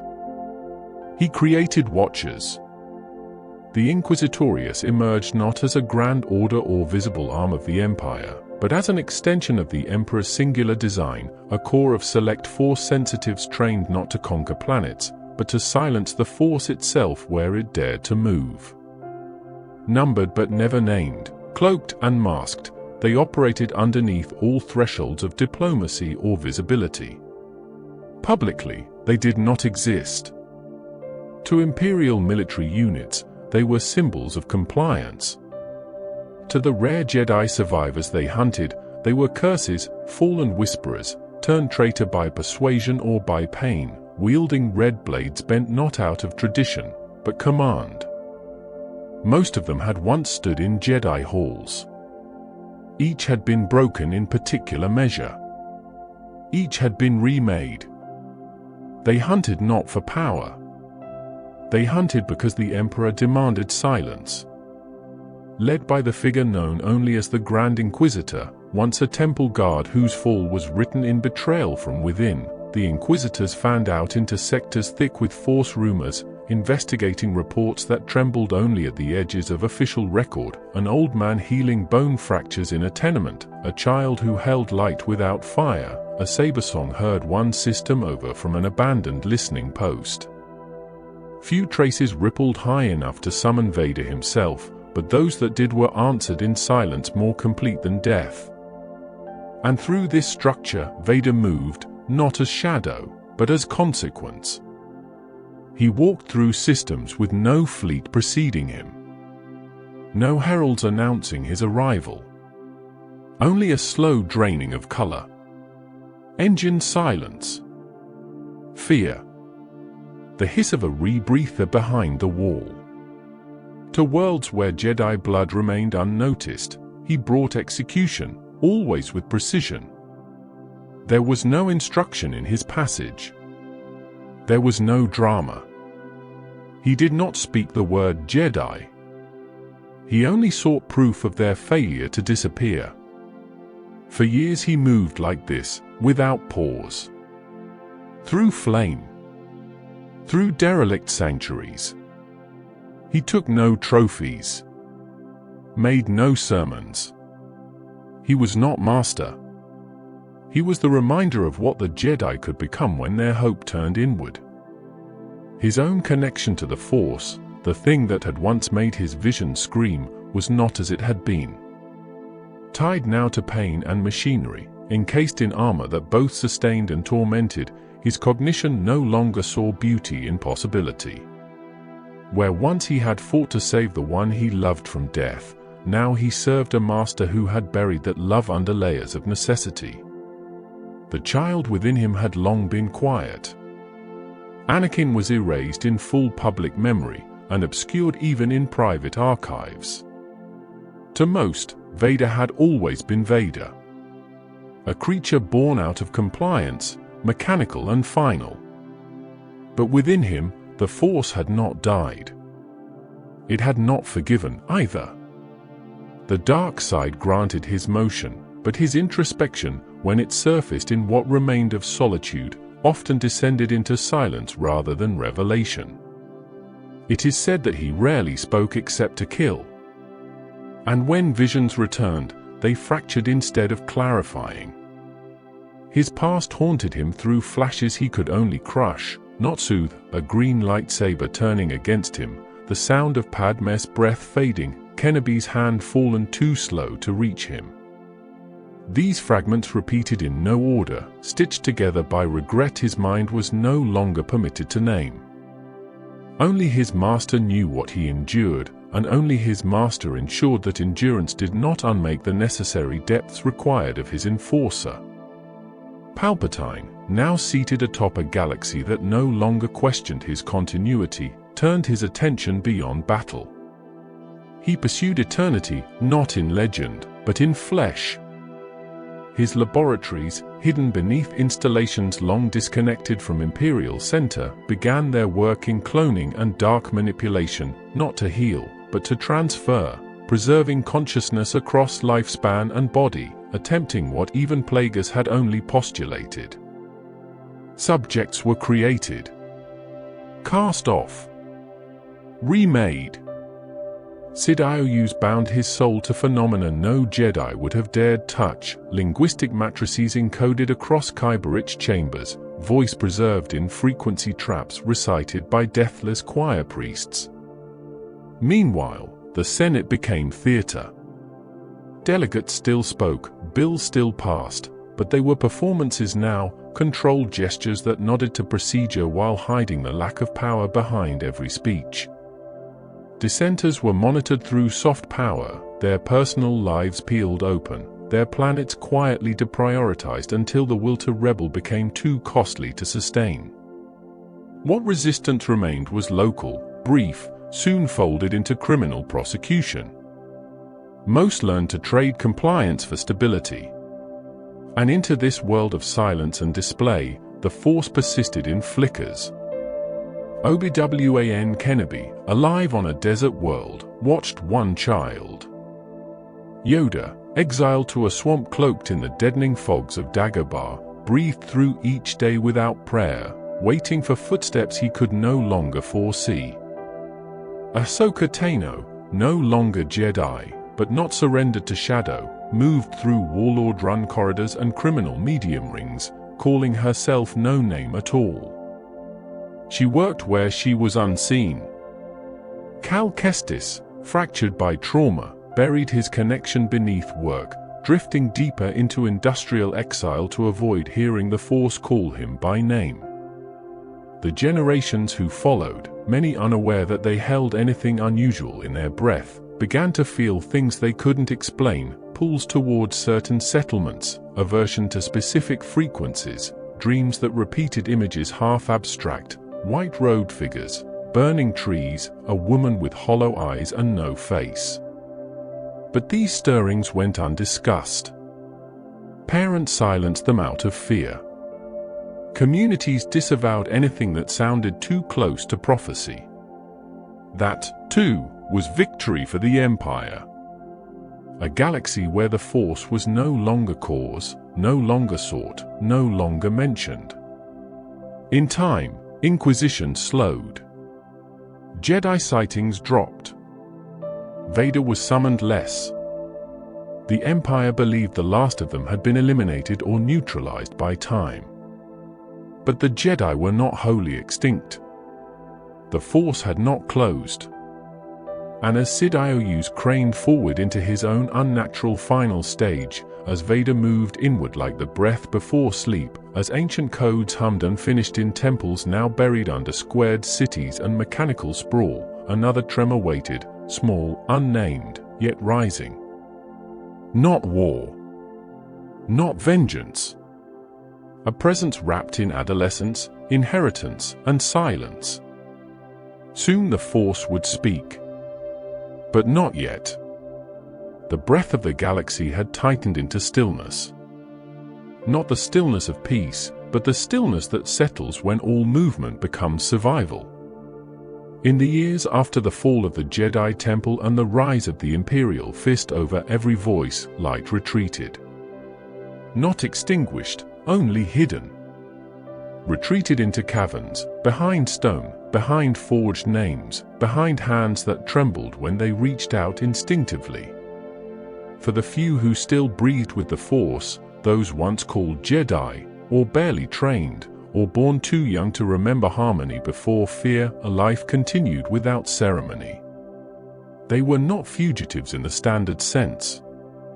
They were something else, figures untethered from timeline, shattered out of their identity, roaming the edges of memory without claiming voice. Most took new names. Some abandoned names altogether. For the galaxy no longer spoke of the Jedi except as myth, caution, or treason. Obi-Wan Kenobi stood at the intersection of that shift. Once general, once knight, once master, now only an exile hidden behind the name he never chose, Ben. On the desert world of Tatooine, not by fate, but by final obligation, he kept silent watch over a child. Luke Skywalker, the son of Anakin, lived without knowing what his father had become.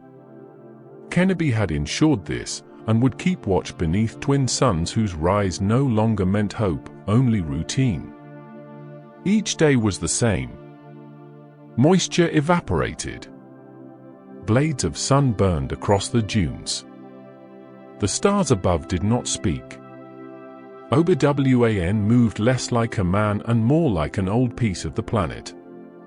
Yet the Force did not leave him. It only quieted. Late in the night, in low breath beneath a thickening wind, he could sometimes hear the distance between fate and forgiveness.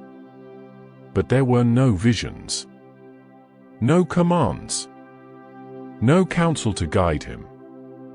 For the first time in many years, he was alone, not merely physically, but metaphysically. The Force remained, but it no longer gave answers. Yoda, in exile of his own choosing, had buried himself deeper. Dagobah welcomed no visitors, not due to violence, but because the planet seemed designed to be forgotten. Mist snared transmission. Its surface offered no extraction value, no strategic resource. Beneath its vine-strangled canopy, Yoda perched between decay and clarity, shrinking into rhythm with a planet that neither noticed nor resisted him. In his small half-tree den, he did not speak aloud except to himself. His connection to the Jedi Order had been cut, and yet his link to the Force had deepened. Isolation peeled away the ceremonial layers that the High Republic had once wrapped around him. In his final phase, he did not seek understanding. He sought only presence. He listened as the Force breathed differently. Where once it roared through temples and battlefields and the whirling blades of young warriors, it now echoed softly through root, through still water, through the internal hush of systems forgotten by record. Ahsoka Tano, never fallen, yet never fully returned, walked the narrow path outside the frame entirely. Neither Jedi nor Sith, neither soldier nor escapee, she passed from region to region as a ghost with living eyes. Her name, long abandoned, flared occasionally across whispered comms. Fulcrum, they called her, during the brief spark of rebel curiosity in zones the Empire had yet to compress into full silence. No disciples followed her. She did not claim the Force. And yet through her the Force moved. She responded to needs, not commands. Not prophecy. Her understanding had been raised first by war, then by betrayal. And once those ruins had settled, she rebuilt not a doctrine, but a posture, wide, open, careful. She possessed Jedi discipline, but not doctrine. Clarity, distilled by pain. Others survived in lesser-known ways. Cal Kestis, aged beyond the boy who had once watched his master fall, wandered the galaxy with his saber buried deep and the Force dimmed to a whisper within him. A survivor not through strength, but through choice. He acted with care when he acted at all. Seer Juandar, once mentor, now caretaker of small truths, preserved what little could be preserved without rekindling the eyes above. On distant moons, among scrap and stone, she read scraps of old Jedi text to no one, purely to ensure the words set down so long ago did not pass unspoken into silence. Eventually, she too vanished. There were others. Not many. Each moved further from the center. The Empire did not name them. Their extermination was considered a completed chapter. The Inquisitors still ranged, but they did so with less precision, chasing smaller signals, rumors with diminishing frequency. The galaxy had grown numb to the Force, and so had the Emperor's priorities changed. The Jedi threat no longer loomed. Instead, Sid Ious looked forward. He did not fear the scattered exiles. He feared the return. The Force tended toward symmetry. If Anakin had brought about the destruction of the Jedi, then another might one day undo the Sith. And so under layers of secrecy, contingency plans curled around him tightly, a web of dark sciences and deeper rituals, cloning chambers preemptively aligned to his genetic signals, Holocaust protocols sealed into archive code. But he did not anticipate the children. Leia Organa, raised among nobility on Alderaan, was a child of the Senate before she was ever the daughter of Vader. She did not know her true lineage. She was told a truth, biological shaping by the unnamed fallen, and a different truth withheld. Bail Organa, fully aware of her heritage, gave her walls, discipline, and a training in resistance masked as diplomacy. Luke Skywalker, far from her, never met his twin in youth. He was bridled from training, watched from afar, raised by moisture farmers with a wary hand and a buried fear. But the Force did not forget him. It pulsed in the air around him with each passing year, collecting strength, awaiting awakening. Obi-Wan did not interfere. Yoda did not dare reach. But the Force shifted its rhythm again, not into roar, not yet, but into tremor. Darth Vader, no longer seeking Jedi remnants, turned his work toward intimidation and obliteration. His presence became a symbol more than a strategy. His blade was not silent, but its arc was mechanical, devoid of art. In moments of calm aboard his ship, locked alone in his chamber of meditation, dreams persisted, never visions, only loops. Regrets that formed no language. Silence where Padme should have spoken. Anger toward a master he could never overthrow. Fear carved into his lungs. He obeyed without belief. His Bontasid IOUs was power, but not unity. It was contract, not kinship. The rule of two held, but it had never been so cold, so barren. Across rebellions, small winds began to rise. Cells formed, not Jedi, not Sith, not Force-aligned at all, merely people who remembered. Traders turned defectors. Pilots who refused orders. Senators who denied procedural cover-ups. They worked in fragments, never consolidated, never named. But their movements caught in the Empire's layered surveillance. Among them, a presence formed. A girl with insight, born of noble blood, a senator's voice sharpened to resistance, unaware of what she carried within. Leia led before she understood who she truly was. And on a backwater world, a boy stared into dual sunsets with longing he could not name. The Force, though patient, had been preparing. Kenobi's saber song, long silent, would echo again. Yoda's breath would one day open again to another's presence. Ahsoka would walk closer to name. And Vader, so believed unreachable, would again feel something underneath his armor that the dark could not explain. The exile would not end with fire. It would end in a meeting. And through it, the story would open again. It began with transmissions too small to matter. Encrypted signals, misaligned frequencies, whispers wrapped in static and code drifted across the outer rim. Each came from a different origin, none bore a recognizable flag or seal. One message announced a blockade disrupted on Lothal. Another reported a slave ring quietly dismantled on Corellia. On Rylith, shipment manifests were altered to redirect Imperial artillery stockpiles to unmarked ports, where they quietly vanished. The Empire noticed, but calculated these disruptions as anomalies, not declarations. The enemies behind them had no names. No fleets. Just intent. Leia Organa, daughter not of Vader but of Alderaan, stood among them. She moved first as diplomat, sent under senatorial mandate, seated in meetings where the illusion of democracy still pretended to breathe. But beneath her stately walk and resplendence bred manner, she carried something that no name had prepared her for. Intelligence, yes. Resolve.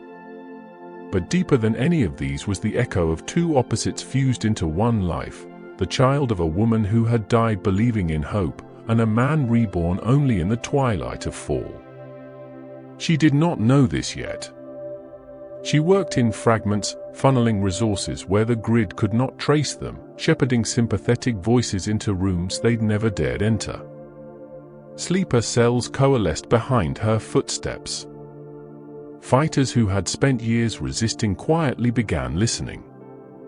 The rebellion did not take form as an army. It rose first as recognition.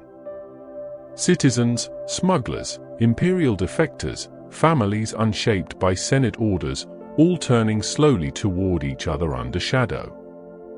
Not because of ideology, but because they had reached the end of what they were willing to concede. Whole planets went dark from imperial charter. Gungan sea fleets vanished off-map, rerouted into jungle enclaves. Mon Cala shipwrights spoke to old Jedi ghosts through hyperspace breath maps, though no signal confirmed it. Droids once bound to task began hesitating when ordered to help round up civilians. The Force was not yet speaking, but it watched. And when the Empire noticed, it assumed rebellion would come as once before, centralized, hierarchical, crushable. Instead, it found a structure shaped like memory. And into this shapelessness stepped Luke Skywalker. Pulled from moisture and sand, raised without knowledge of what shaped him, Luke did not rise from prophecy. He emerged from longing, the raw gravity of something he couldn't quite name, a calling he first mistook for restlessness. The boy who stared toward distant stars at dusk, not knowing that his blood carried the death of empires. He met Obi-Wan not as student meets master, but as seeker meets fragment. Kenobi, buried under the weight of failure, carried no eagerness to raise a saber again. He did not speak of destiny. When he handed Luke his father's weapon, he did so not as inheritance, but as responsibility concealed in mystery. The truth was distant, too much for one conversation. He gave what could be given at the edge of time. Soon he was gone. Cut down not by hate, but by purpose. His death aboard the Death Star, the great superweapon that had ended Alderaan and proven that the Empire's strength was not exaggeration, was not defeat. It was doorway. In dying, Obi-Wan returned to the Force, not as echo, but as guide. And of those who felt this first, none more than Luke. Rebellion surged not in size, but clarity. The Battle of Yavin, though tactically impossible, succeeded not from tactical brilliance, but from trust. When Luke deactivated his targeting computer, he did not abandon decision. He called on something deeper, something spoken before language, connection.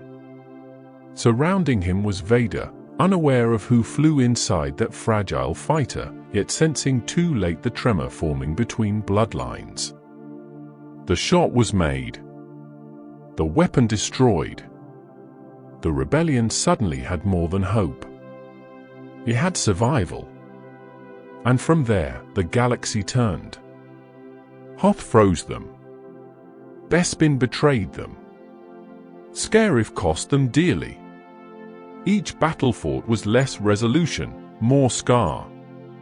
But Leia's voice strengthened. Mon Mothma's coordination expanded. General Dodonna's logistic tree bled resource from the Empire like a frost beneath steel. Roaming agents carried on Fulcrum's legacy, Ahsoka remaining distant, peripheral, performing essential tasks without acceptance of attention. And Vader watched the movement grow, not with despair, but calculation.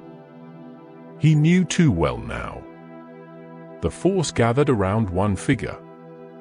While Palpatine extended his plans forward, building silence underneath every foundation, seeding future options for immortality, Vader turned his focus backward. Along that corridor of memory, he followed only one path. Luke. After the cataclysm of Cloud City, the truth was spoken, not by design, but from despair. I am your father. Simple words. Not meant as threat, but as fracture. The moment ended with Luke falling, not in defeat, but refusal. Never trained under doctrine, barely guided, he survived not because he was strong, but because he was willing to become wounded in order not to be remade. The truth of his origin did not shape him, the meaning of choosing against that inheritance did. But the tether between them had now been drawn too tightly.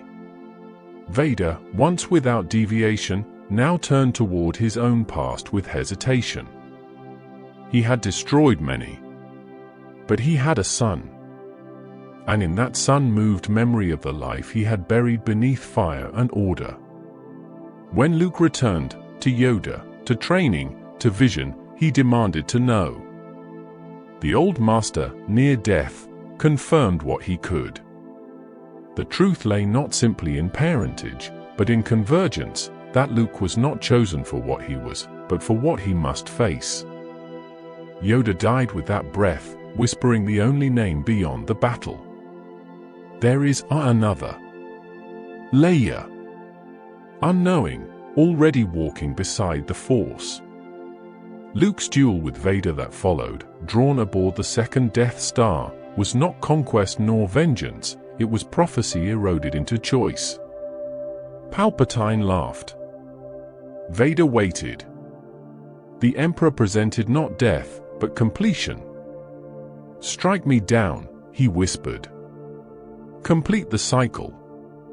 Become what Vader was. The Force opened a path both forward and downward. But Luke dropped his weapon. I am a Jedi, he said, like my father before me. Not a weapon. Not a title. A line drawn. Palpatine moved to kill. And in that moment, Anakin returned. Not with lightsaber. Not with command. But with hands. Vader seized his master, lifted him into void, and cast him down. The choice burned his body from within. It purified what the armor kept alive longer than it should have. He unmasked himself not to see, but to let Luke be seen. His breath halted. He passed not as Vader, but as Anakin. And in dying, he fulfilled the prophecy misunderstood by all those who tried to categorize it. There was no balance between Jedi and Sith. There was a return. Rebellion triumphed not by defeating the Empire's full strength, but by unraveling its center. The second Death Star fell.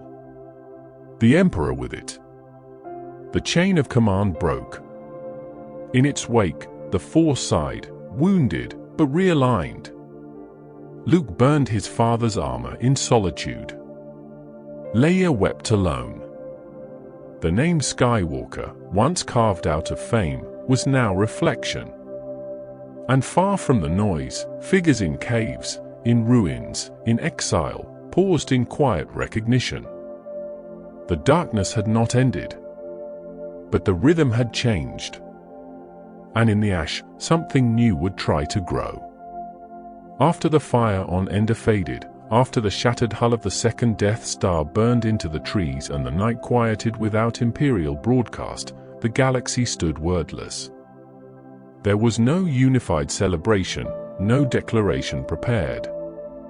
The Emperor was dead. The Sith, as they were known and feared, had collapsed without farewell. Darth Vader had vanished into light and ash, no longer a name, only a memory divided between fear and redemption. What followed was a silence thick with potential. Above the forested moon, the rebellion realized too slowly that victory came not with finality, but with work. Across worlds once buried under blockade, the Imperial fleet fractured. commanders, stripped of central instruction, split into remnant factions. Some surrendered in ghost-like fear, unable to move without orders. Others fought on as though nothing had changed. But the strength behind structure had vanished. Without SID IOUs, the machinery persisted, then stalled. Leia felt the weight immediately. There was no time for mourning. She had seen victory before, always laced with consequence. While others sang and drank under the flaming wreckage of tyranny's orbit, she saw the shape war leaves behind. She knew the systems wouldn't heal themselves. That the galaxy would not evolve simply because the point of power had been removed. The real work would come in silence, in negotiation, reparation, governance. The New Republic, declared in the ash of Palpatine's fall, would not inherit control. It would claw it piece by fragment from old chaos. Luke, standing far from ceremony, bore another task. He had reclaimed the mantle of Jedi not through structure, but through choice. Alone, trained partially by survivors and partially by vision, he carried now both the end of the lineage and the possibility of return. The temple, the order, all the codes passed down through archives and memory, none remained outside his singular path. He moved across sectors not as master, not as general, but as a vessel. In quiet corners of the galaxy, he spoke little. Sensed. Waited. Met with those who still remembered what the Jedi once were, not just soldiers of the Clone Wars, but guides, mediators, listeners. That memory had dimmed. But Luke did not lecture. He asked. He learned. And from soil untouched by doctrine, he began again. His first students were few. Some left before continuing, disillusioned with a tradition barely revived. Others stayed. But even among them, darkness stirred in subtle motion. Not Sith. Not fully. But questions. Leia, trained not as a Force adept but raised by those closest to its silence, felt its resonance emerge within herself, though she refused to walk the same path. The Force moved in her. But she had seen too closely what happens to those defined by it, what it did to Anakin, to Luke, to the galaxy itself. Her work would not come from vision. It would come from voice.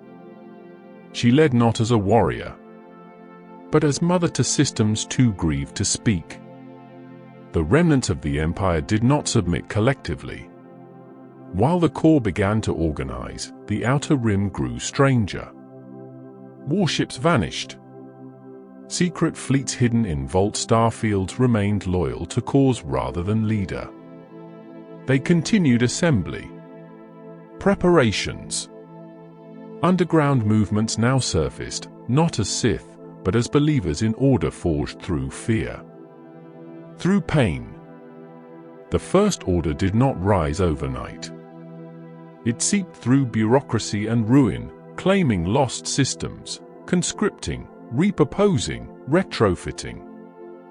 The rebellion's name changed. The resistance was born not as a clone of past conflict, but as a preparation laid beneath negotiation. Leia led it not from pride, but necessity. She knew what barely anyone would admit aloud. That the Empire had not truly died. It had evolved. Luke, too, knew it. His journeys yielded more than students. He discovered artifacts left behind in temples that had long since collapsed, stones inscribed with half-forgotten languages, chambers where the Force still hummed densely, stronger than in Republic databases, stronger than training halls. In some, he saw symbols older than the Jedi, suggested to predate the structured orders entirely, forms of the Force untouched by battle, undivided by teachings of light or dark. He began to question the code. He began to question the path. It was then that Ben Solo, his nephew, joined him. The boy possessed strength so potent it burned, clumsy from misdirection, powerful not because he was instructed to be, but because it pulsed through him like an excess of breath before speech.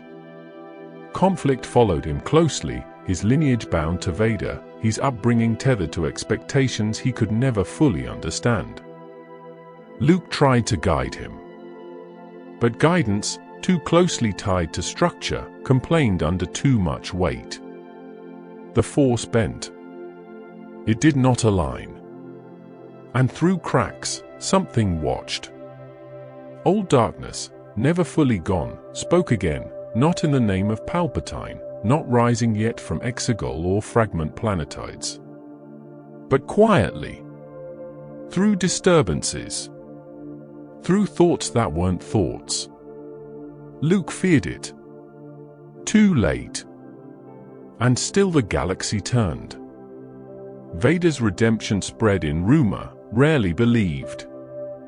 Those who knew of it said little, some to protect Luke, others because the idea of Darth Vader being saved broke history in ways too massive to explain.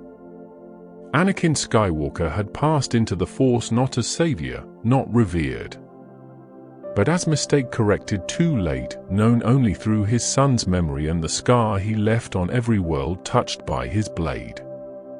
The Force, though momentarily balanced, began to stir again in contradiction. Not through battles, in meditation. Luke no longer quoted the code as it had been written. He began to teach not absolutes, but questions about fear, about power, about restraint. But shadow encroached. Slowly. Not openly. Not through legions or empire. Not yet. It came first through hesitation. In Ben's eyes.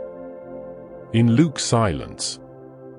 And in the memory of Palpatine, which had never truly disappeared, only dispersed into plans not yet fully active. The galaxy began again. Quiet. Divided. But breathing. A second chance not given, but discovered. A light passed down not through justice, but blood. The end had not been final. And what came next did not emerge from conquest, but from within. The Academy stood far from the galactic core, and not by accident, but by design. Built upon green stone nestled within a forest that had no planetary name known to traders or cartographers, it was patterned after no known Jedi temple. It bore no high towers, no ceremonial steps, no formal gardens meditating over generations of order. Luke Skywalker had chosen instead simplicity, quiet foundations, a meditation chamber open to weather, library stones restored slowly by hand. He had built nothing in the image of Coruscant. There were no archives filled with rot and decree. Only memory, stitched gently forward in the form of learning. But from its first moment, the Academy bore burden. The Jedi name, even in ruin, imposed weight. Myth spoke it upward while history spoke it downward. Luke, both survivor and heir to legacies ancient and brutal, taught not in absolutes, but with pause.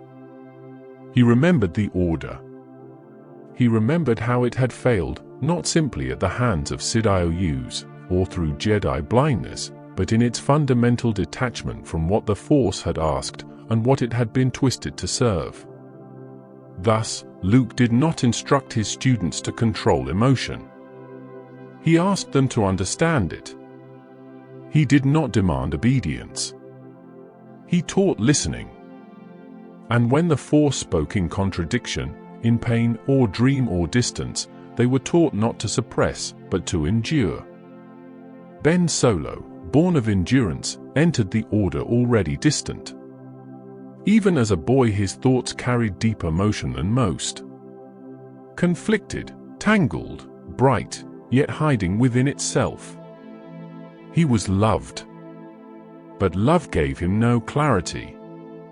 Leia, who had passed her training away like a breath once held too long, knew what her son carried. She feared it, though never allowed. She felt the way his presence tugged not toward light, not toward absence, but somewhere else, somewhere old. Luke saw it too late. Ben showed talent immediately. Form, recall, focus, each came without struggle. And yet the force around him reacted not calmly, but as if strained under silent wind. Where others trained, Ben endured.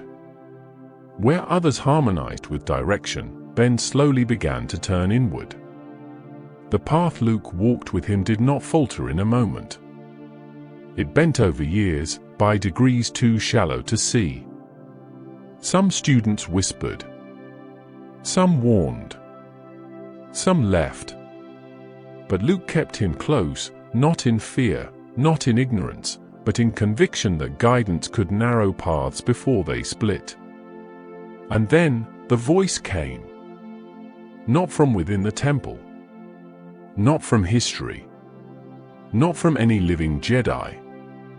It came from the dark that had waited patient, soft, long buried, but never stilled.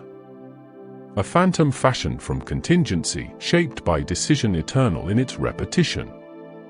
Its name was Snoke, though Snoke was only a shape. The one who whispered through him was older than craft or name. Old enough to render titles meaningless. The voice that had guided Sid IOUs now found newer methods, no longer commanding armies, no longer declaring war, but folding disciplines inward. Teaching Ben only what was needed, quietly, in suggestion, through doubt. Luke felt it during meditation. A breach in clarity. A silence where stillness should have existed. It was not violent. Only wrong. And by the time visions awoke him, the end had already arrived. He saw fire. He saw death. He saw Ben, alone in the chaos. And standing above the boy, Luke faltered. He had drawn no conclusions. He had made no decisions. But for a breath, for a whisper of a moment, his saber activated. The blade did not strike. But its light filled the chamber. And Ben Solo awoke in light meant to protect him, now aimed downward. The temple burned. Some say walls crumbled before dawn. Others say no ruins were left, only silence. It is not clear how many students died, how many fled. Ben ignited no words. Only his blade. He left, bearing only pieces of what the Jedi had offered, and grief too vast to name. In trying to guide him, Luke had lost him. And in that loss, so too was the dream of the Jedi again undone. Luke vanished, not in defeat, but in silence deeper than exile. He went where the maps ended. Not to hide from the Empire, but from memory. He no longer spoke of teaching. He no longer answered the call of the Force. Even its voice within him began to decay. The Jedi, he believed, had ended not once, but twice, first by arrogance, then by error born from hope. Leia did not vanish. She grieved, but she endured. Though she had never claimed formal teaching in the Force, she had always known its rhythm. It lived in her blood, but more importantly, in her judgment. She felt the wound of her son as if it were her own breath torn. And she kept moving. Around her, the New Republic continued forward, but without clarity. The victory at Endor had removed tyranny, but it had not healed civilization. The structures left behind were fragile, scattered across systems now ruled not by cohesion, but memory and distrust. The Senate, restored in form, fractured in spirit. Planets refused central governance. Treaties were passed without enforcement. The myth of unity, The very project that Mon Mothma, Leia, and others had tried to construct found itself swallowed by weightless compromise. Military action hesitated under fear of echo. Each effort to recalibrate felt perfunctory, hollow. Meanwhile, in the unknown regions, old forces reformed quietly. The remnants of the Empire, stripped of title but not allegiance, gathered beneath symbols not branded as Sith, but in their vein. The First Order rippled outward, not as new empire, but as austere impersonation. Their rhetoric was order. Their fear was chaos. Their weapon was discipline called security. Leia, seeing what was yet again rising, stepped away from diplomacy. She formed the resistance. It was not rebellion by name, but function. A counterweight against inertia. It gathered only those who saw beyond the Senator's recordings, those who remembered older nightmares behind softer masks. The Force, watching from between, did not intervene. It waited. Luke, now absent entirely, arose in legend. Some believed him to be gone, erased into the current of the Force like Kenobi and Yoda.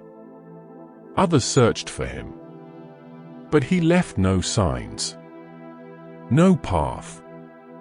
Only one clue passed in secret from Leia to a pilot named Poe Dameron, coordinates that led to stars not burned on any map. Rey had not yet entered this sequence. Nor had Finn. Nor had Kylo Ren, as Ben now called himself, formed his visage fully in Vader's broken image. But the shape of the myth was bending again. The light had receded.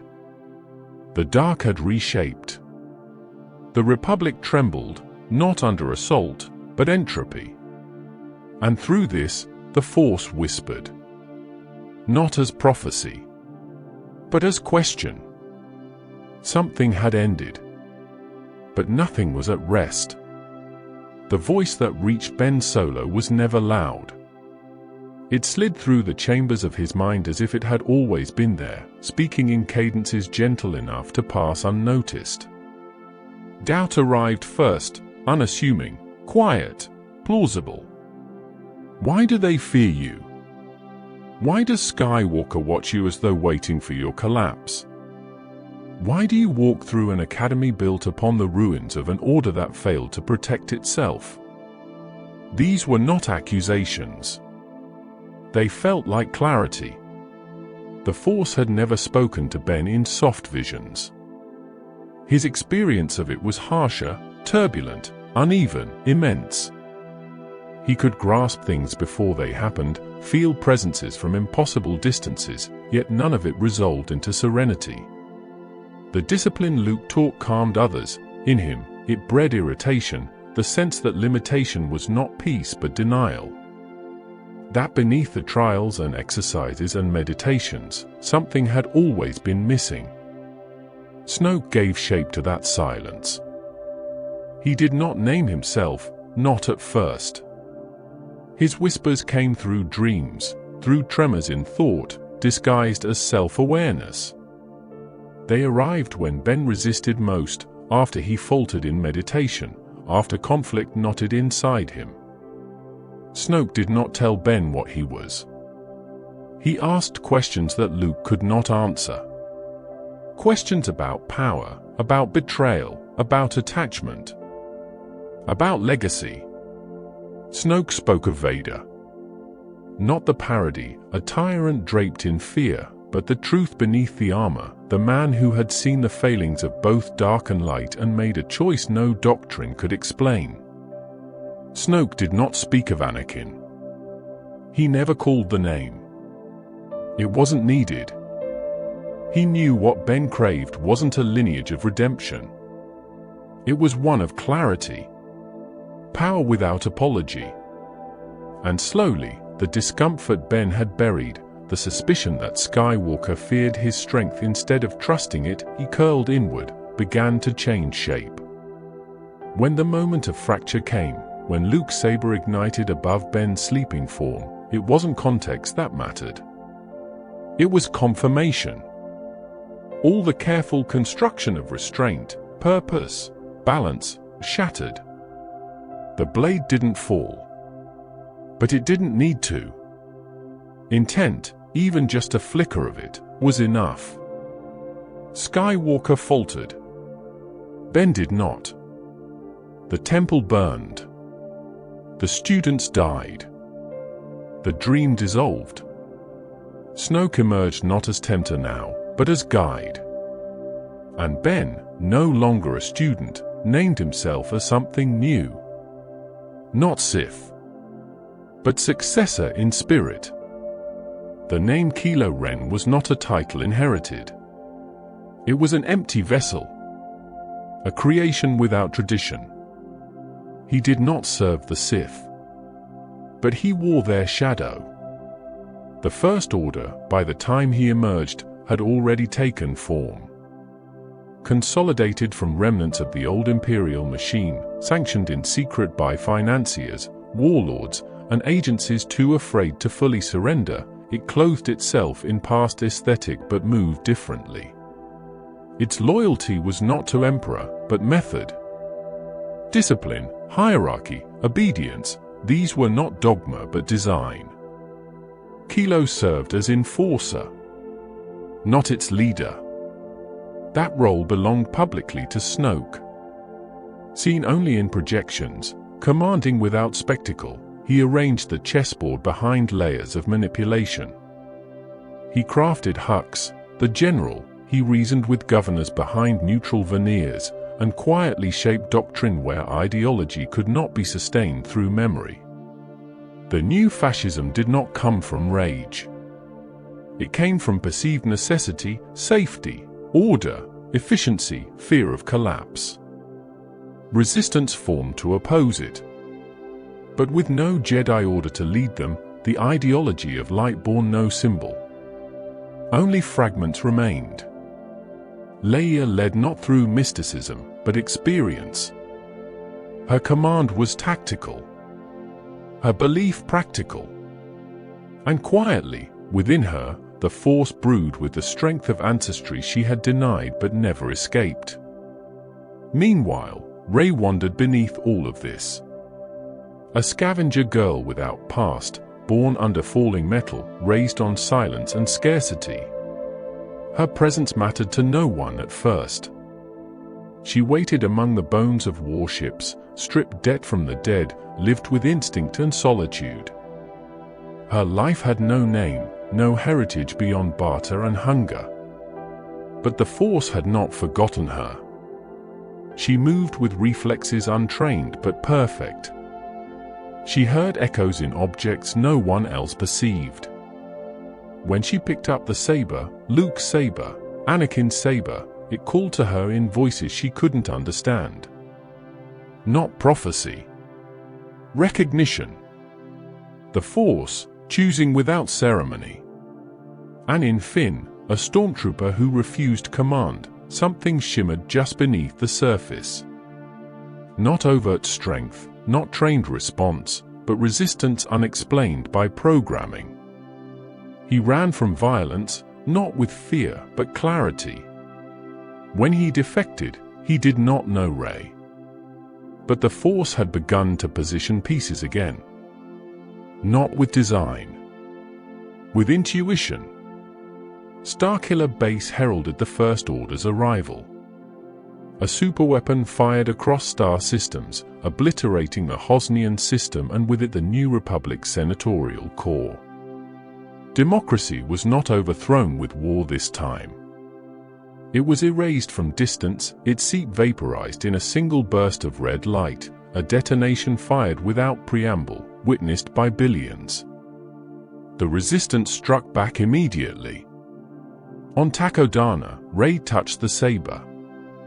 Visions flooded her, past, future, pain she did not yet understand. Han Solo died to his son's blade. Finn stood to protect her. Kylo, mask whole, soul fragmented, offered to teach her a truth still forming. She refused it. Yet the Force grew louder. Leia, though older, though fading in the eyes of new recruits, felt its movement return. She knew her son's presence behind his destruction. She knew her brother had vanished, not out of compromise, but horror.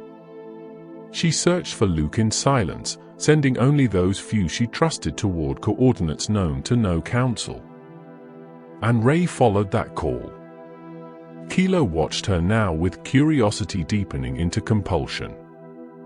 He had not foreseen her strength. Her resistance rattled him, not because she surpassed him, but because she reminded him of something too early, too raw. Snoke pushed him harder, not with care, but impatience. Kylo questioned, then obeyed. Then doubted again.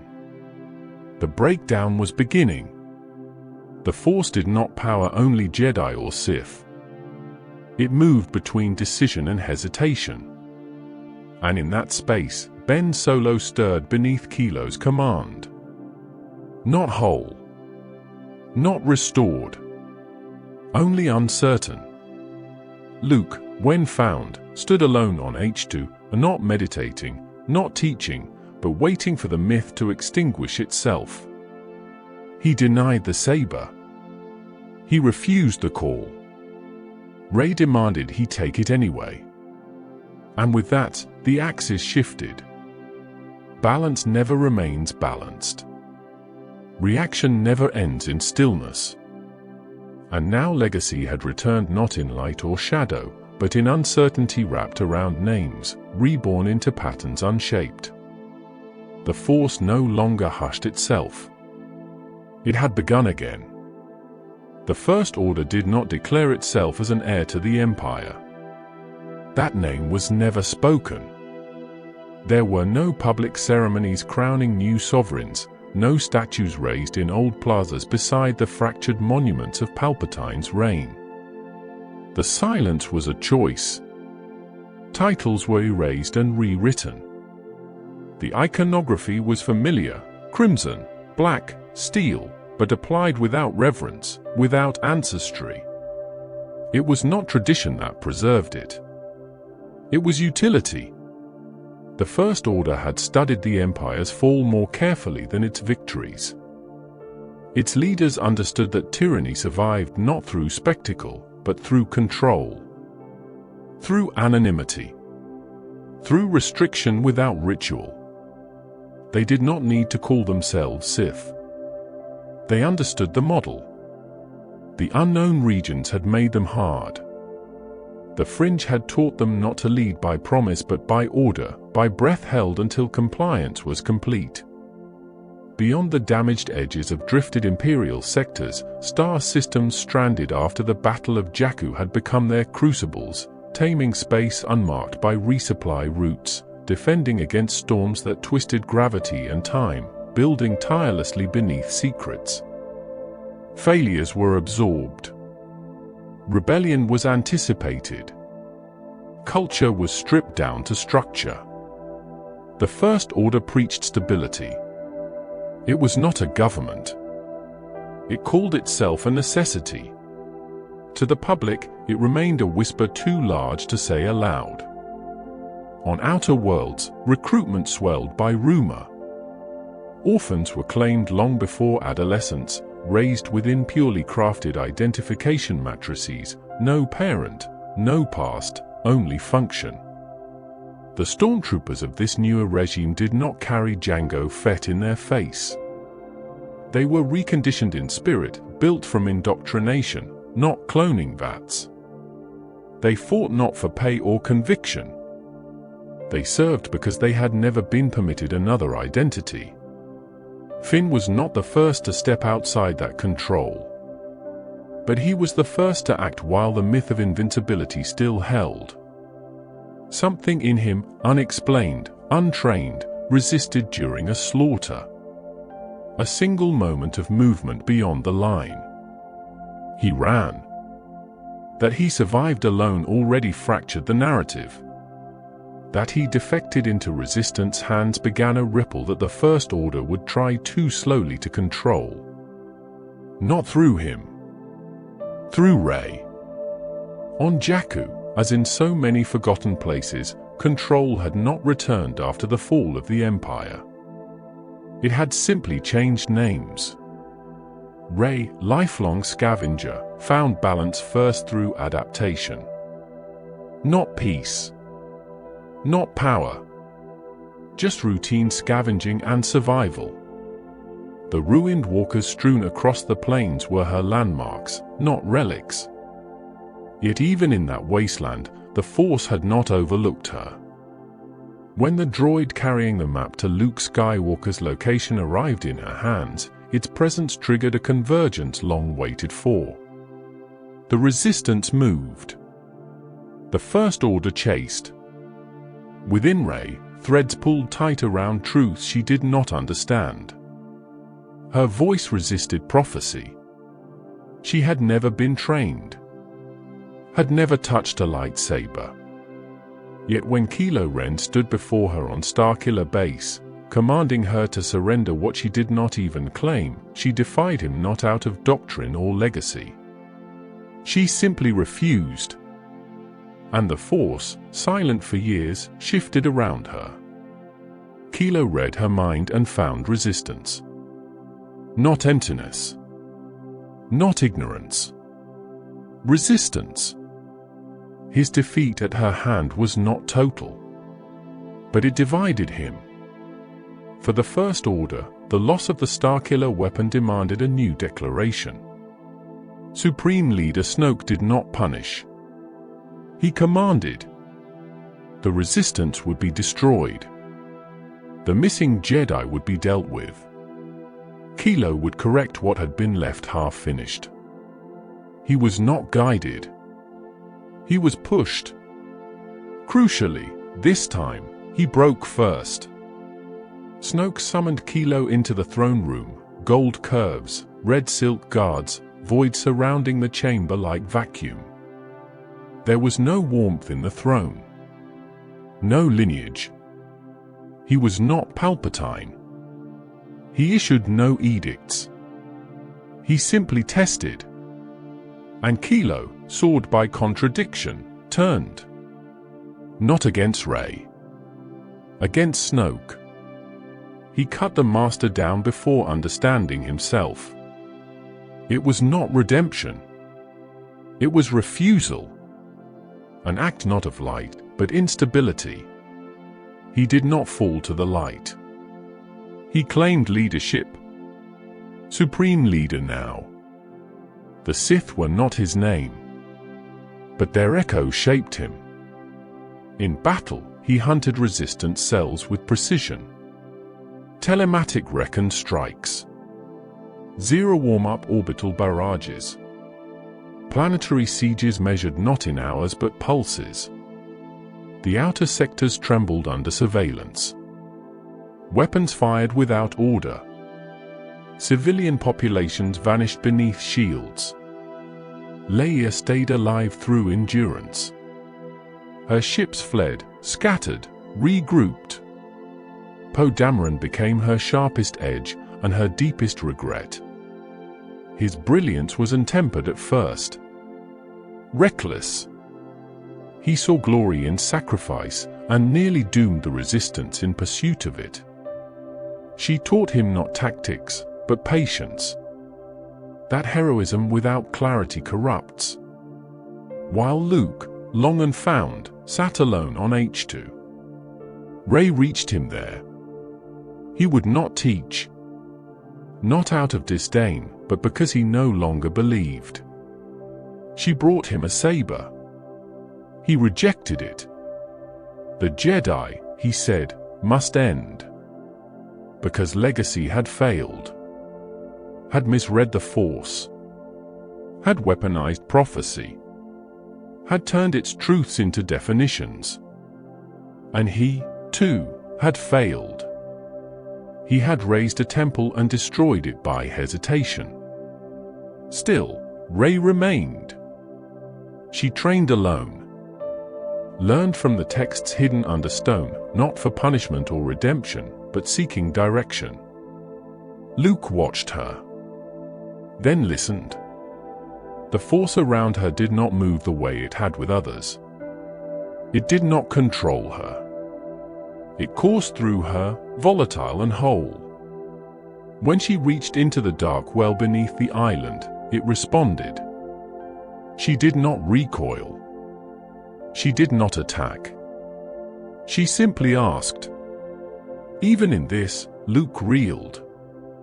And when he learned of Kylo's rise, of Snoke's death, he saw the pattern returning again. A student twisted. A war refueled. His past repeated. He prepared for his final act, not to destroy the First Order, but to slow it. Across the old Salt of Crate, at the edge of Resistance departure, he reappeared, not in flesh, but in form. A projection, perfected through ancient texts and unspeakable strain, emerged to face the boy he had failed. Kylo raged. Luke stood in silence. And in refusing violence, in refusing to strike, he gave the Resistance the seconds they needed. His body broke under the cost. But his spirit passed into the Force with peace. Not as warrior. As closure. A new light moved now. One shaped around no order. Rey, carrying both texts and memory. Kylo, crowned in silence, a throne forged without vision. The First Order, weaponized but uncertain. And Leia, watching as her own blood fell further beyond her reach. The Force churned again. It did not signal sides.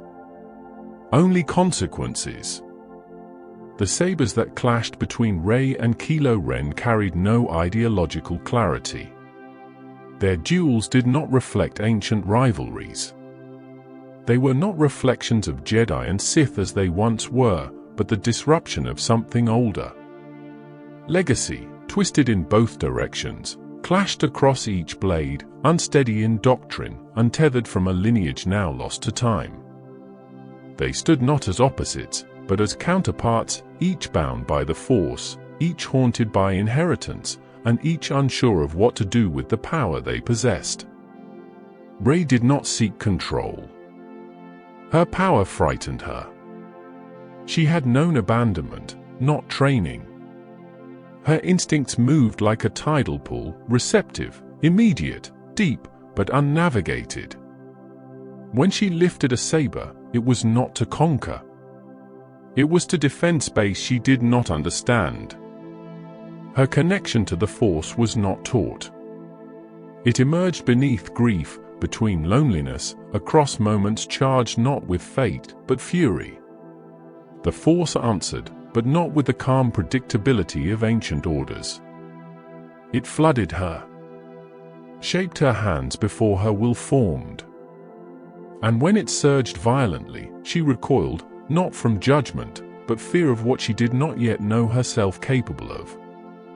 Ben Solo, hidden inside the burning mask of Kylo Ren, looked at her and saw neither enemy nor mistake. He saw memory unfamiliar. Possibility. Recognition carried not through logic, but through something deeper. Her presence shook him because it reminded him of what he had once believed the Force could feel like before it turned to burden. But he could not allow this memory to live. Not yet. Not while his house was still made of ash. Their confrontation on Kef Bir, watery remnants of the second Death Star, was not prophecy fulfilled, but resistance collapsing beneath exhaustion. They struck each other through foaming waves, not to win, but because they didn't know how not to strike. No code guided them.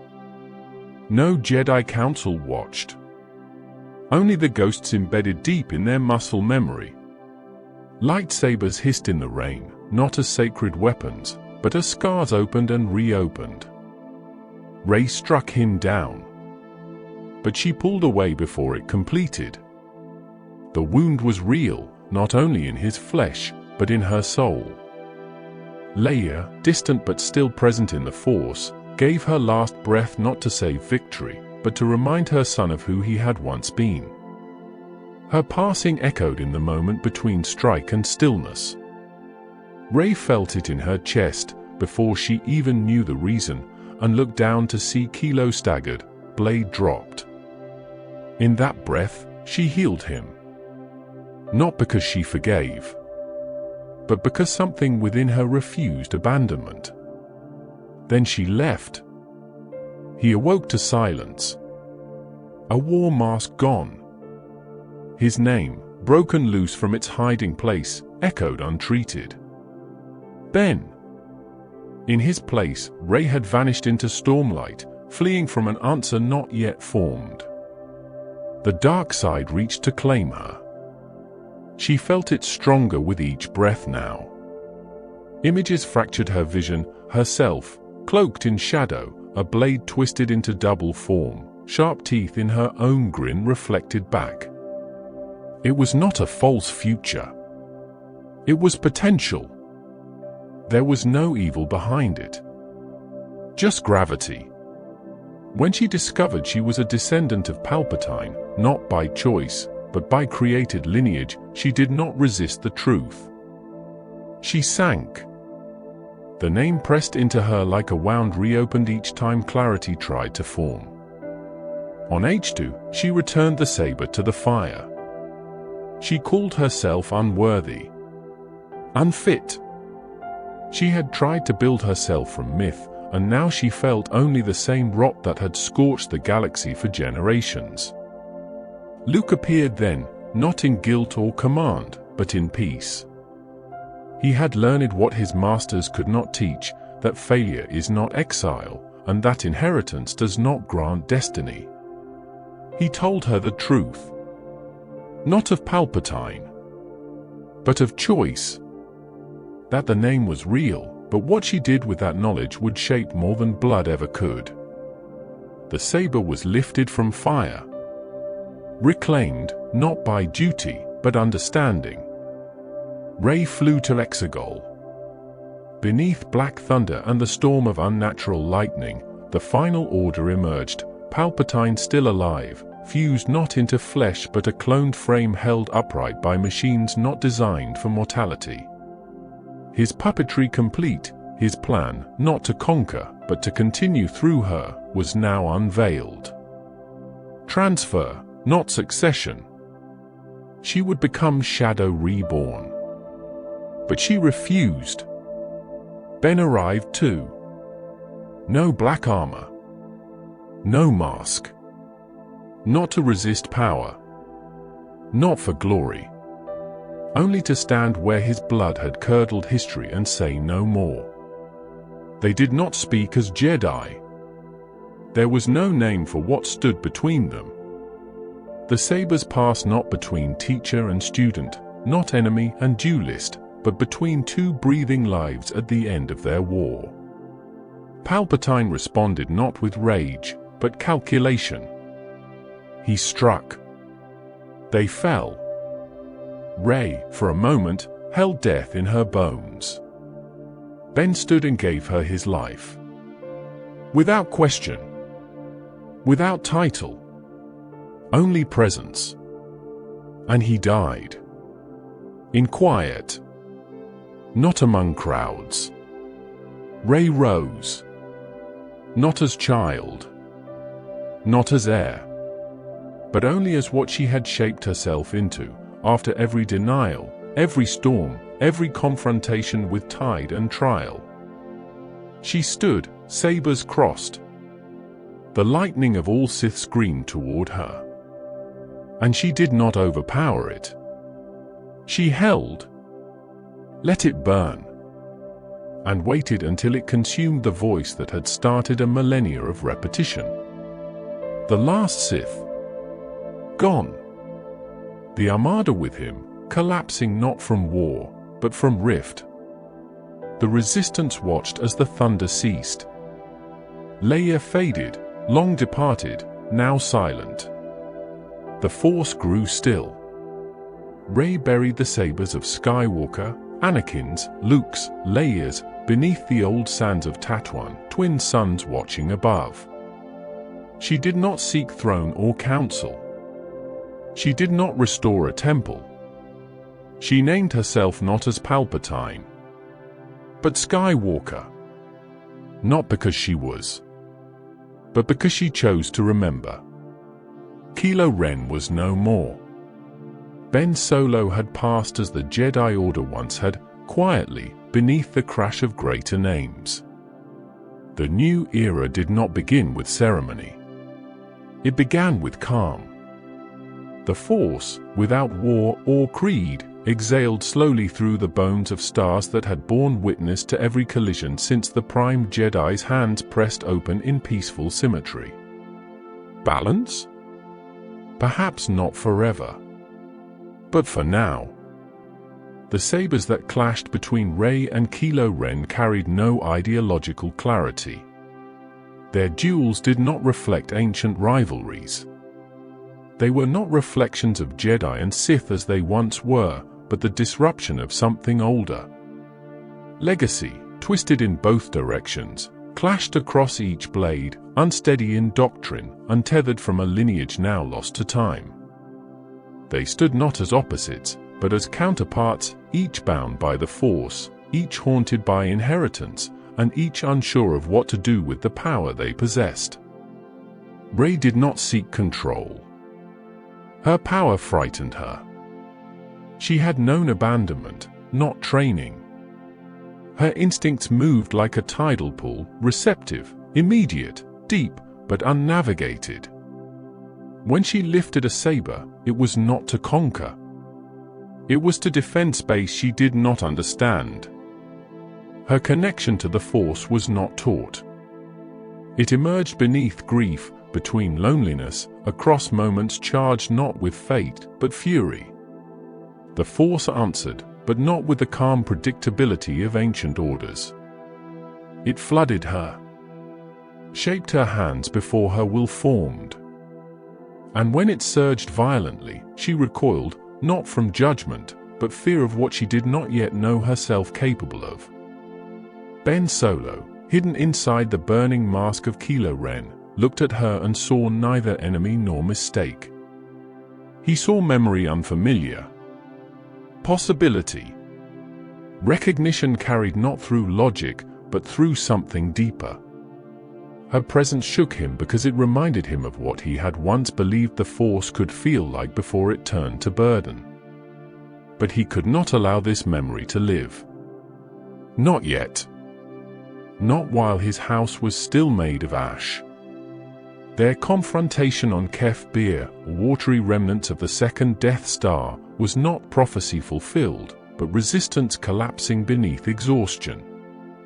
They struck each other through foaming waves, not to win, but because they didn't know how not to strike. No code guided them. No Jedi Council watched. Only the ghosts embedded deep in their muscle memory. Lightsabers hissed in the rain, not as sacred weapons, but as scars opened and reopened. Rey struck him down, but she pulled away before it completed. The wound was real, not only in his flesh, but in her soul. Leia, distant but still present in the Force, gave her last breath not to save victory, but to remind her son of who he had once been. Her passing echoed in the moment between strike and stillness. Rey felt it in her chest, before she even knew the reason, and looked down to see Kylo staggered, blade dropped. In that breath, she healed him. Not because she forgave, but because something within her refused abandonment. Then she left. He awoke to silence. A war mask gone. His name, broken loose from its hiding place, echoed untreated. Ben.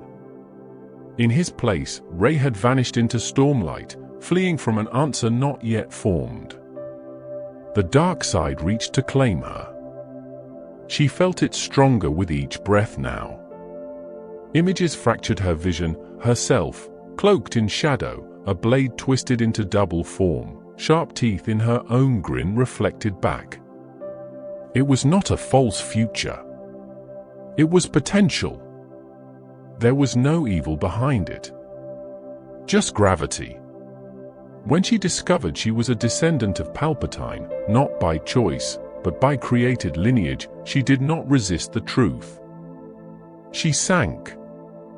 The name pressed into her like a wound reopened each time clarity tried to form. On Ahch-To, she returned the saber to the fire. She called herself unworthy, unfit. She had tried to build herself from myth, and now she felt only the same rot that had scorched the galaxy for generations. Luke appeared then, not in guilt or command, but in peace.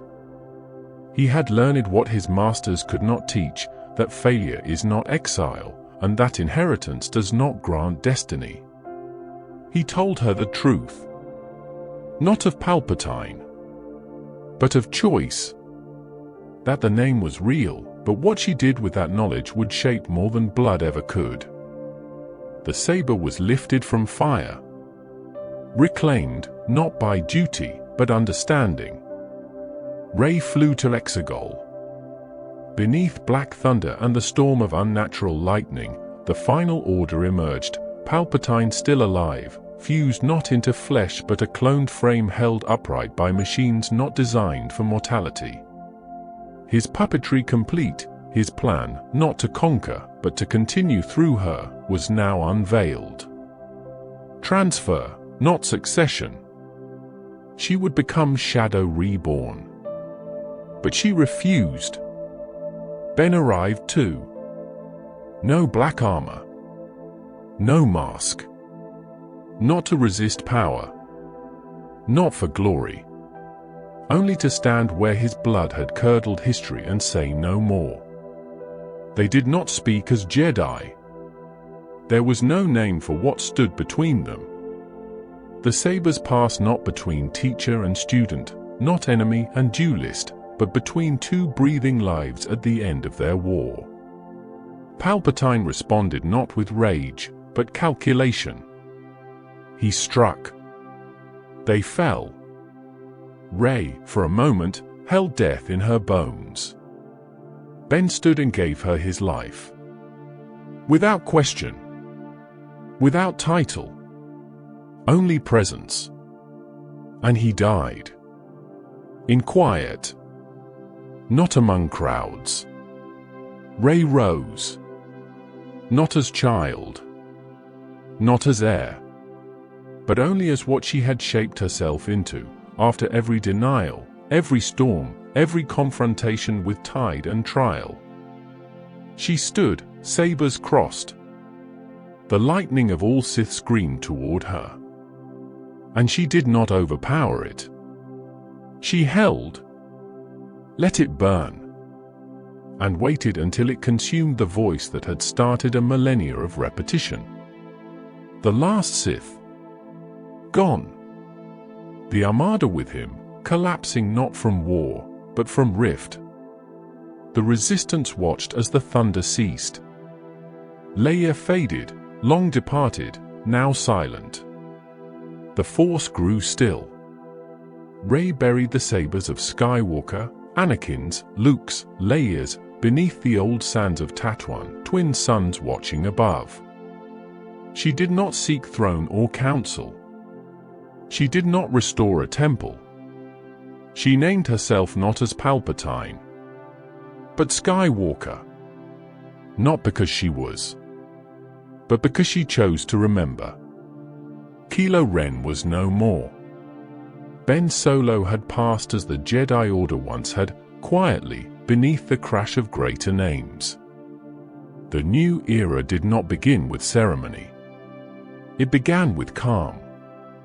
The Force, without war or creed, exhaled slowly through the bones of stars that had borne witness to every collision since the Prime Jedi's hands pressed open in peaceful symmetry.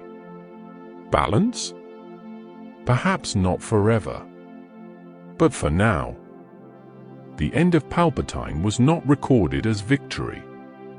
In official transmissions broadcast from Resistance Command, there were no proclamations of final triumph, no ceremonial declarations heralding the permanent collapse of tyranny. There was only quiet, communicated slowly across damaged communications channels and war-torn frequencies, through words halting and uncertain. The Emperor was gone. The ships above Exegol had ceased transmission. There was no command structure issuing orders to the remaining Final Order fleets. The war had not vanished, but its architect had.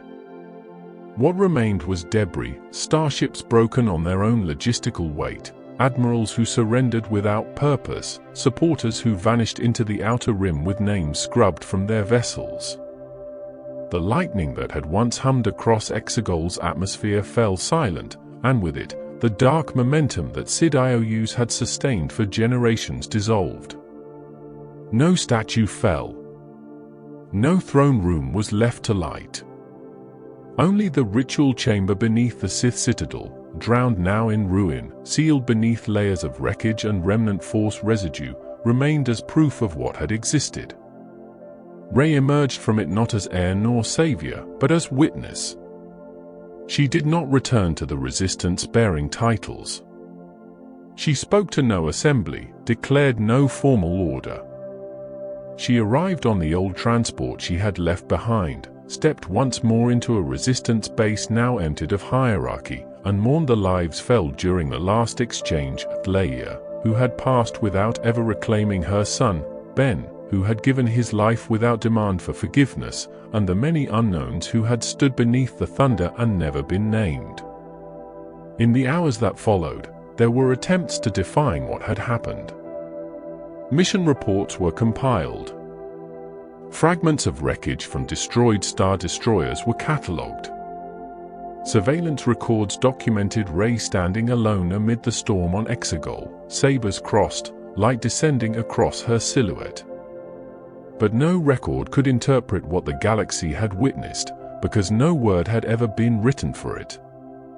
Sid-Ious had been defeated before, or so it was believed.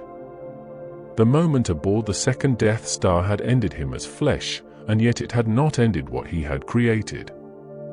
Now, the machine that waited to inherit him was burned down at its core. Not disabled. Not thrown off course. Extinguished from within. The Sith, whose line had endured exile, betrayal, reformations, mutations, and endless secrecy, now had no voice. No rule. No apprentice shadowed behind a greater hand. No holocron left active. No master seated upon a crystal throne murmuring of Bane, of Revan, or of the Force drawn purely toward domination. What collapsed at Exegol was not simply the Emperor. It was the algorithm of control made flesh. Yet its end did not bring clarity. Rey stood at the edge of that void with knowledge no Jedi Master had ever confessed aloud. That power, once generated from prophecy, lineage, and structure, could no longer serve as organizing force. Everything built before had depended on name: Skywalker, Kenobi, Sid-Ious, Organa, Palpatine, all pulsing with weight. But those names were too full now. Too consumed by expectation to be born. She did not claim her bloodline. She buried it. Nor did she position herself as the Jedi returned. She stood apart, not in defiance, but acknowledgement that what had come before could not simply be rebuilt. She looked into what had been broken and chose not to restore. Only to rest. On Tatooine, she wandered not to be alone, but to end a cycle. The last homestead, now buried and untended, stood not as monument but memory. There were no relics left within it. Only stone shaped by sand and door frames now slightly warped in wind. In her hands, the sabers. Leia's, forged during that short time between training and return, light blue nestled in the design of Alderaanian elegance. Luke's, ancient, reforged, deep-core crystal humming again after its fracture beneath the Jedi's second fall. Neither belonged to her. Both had passed through her. She stepped out into the flat of the desert, knelt in slow silence, and dug her hands into the ground that had raised the Skywalkers, both to pain and transcendence. There, she placed the sabers.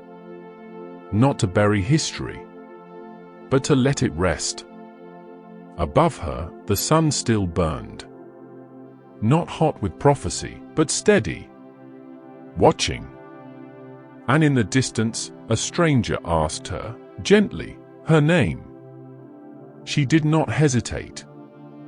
Rey Skywalker. Not to deny her blood, but to choose another story. She spoke it softly, as if even the desert wind might settle around the name. From somewhere not far, but not near, the presence of Luke and Leia shimmered, not visible as projection, not avatar shaped by luminous technique, only presence. Not endorsement, but recognition. Their journey, twice over, had reached silence. And hers had only begun. Yet she did not step forward into command. She wrote no doctrine. She trained no order. She held the texts saved from Ahch-To close, read them fully, heard what they meant. And she waited for the Force to shape itself through quiet, through shadow, through skies that harbored no more lightning. Across the galaxy, the final order's fall became a pivot point for systems too long bound by fear.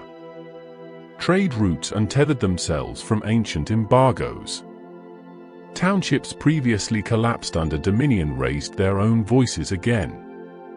Communication stations long silent opened frequencies not to commands, but conversations.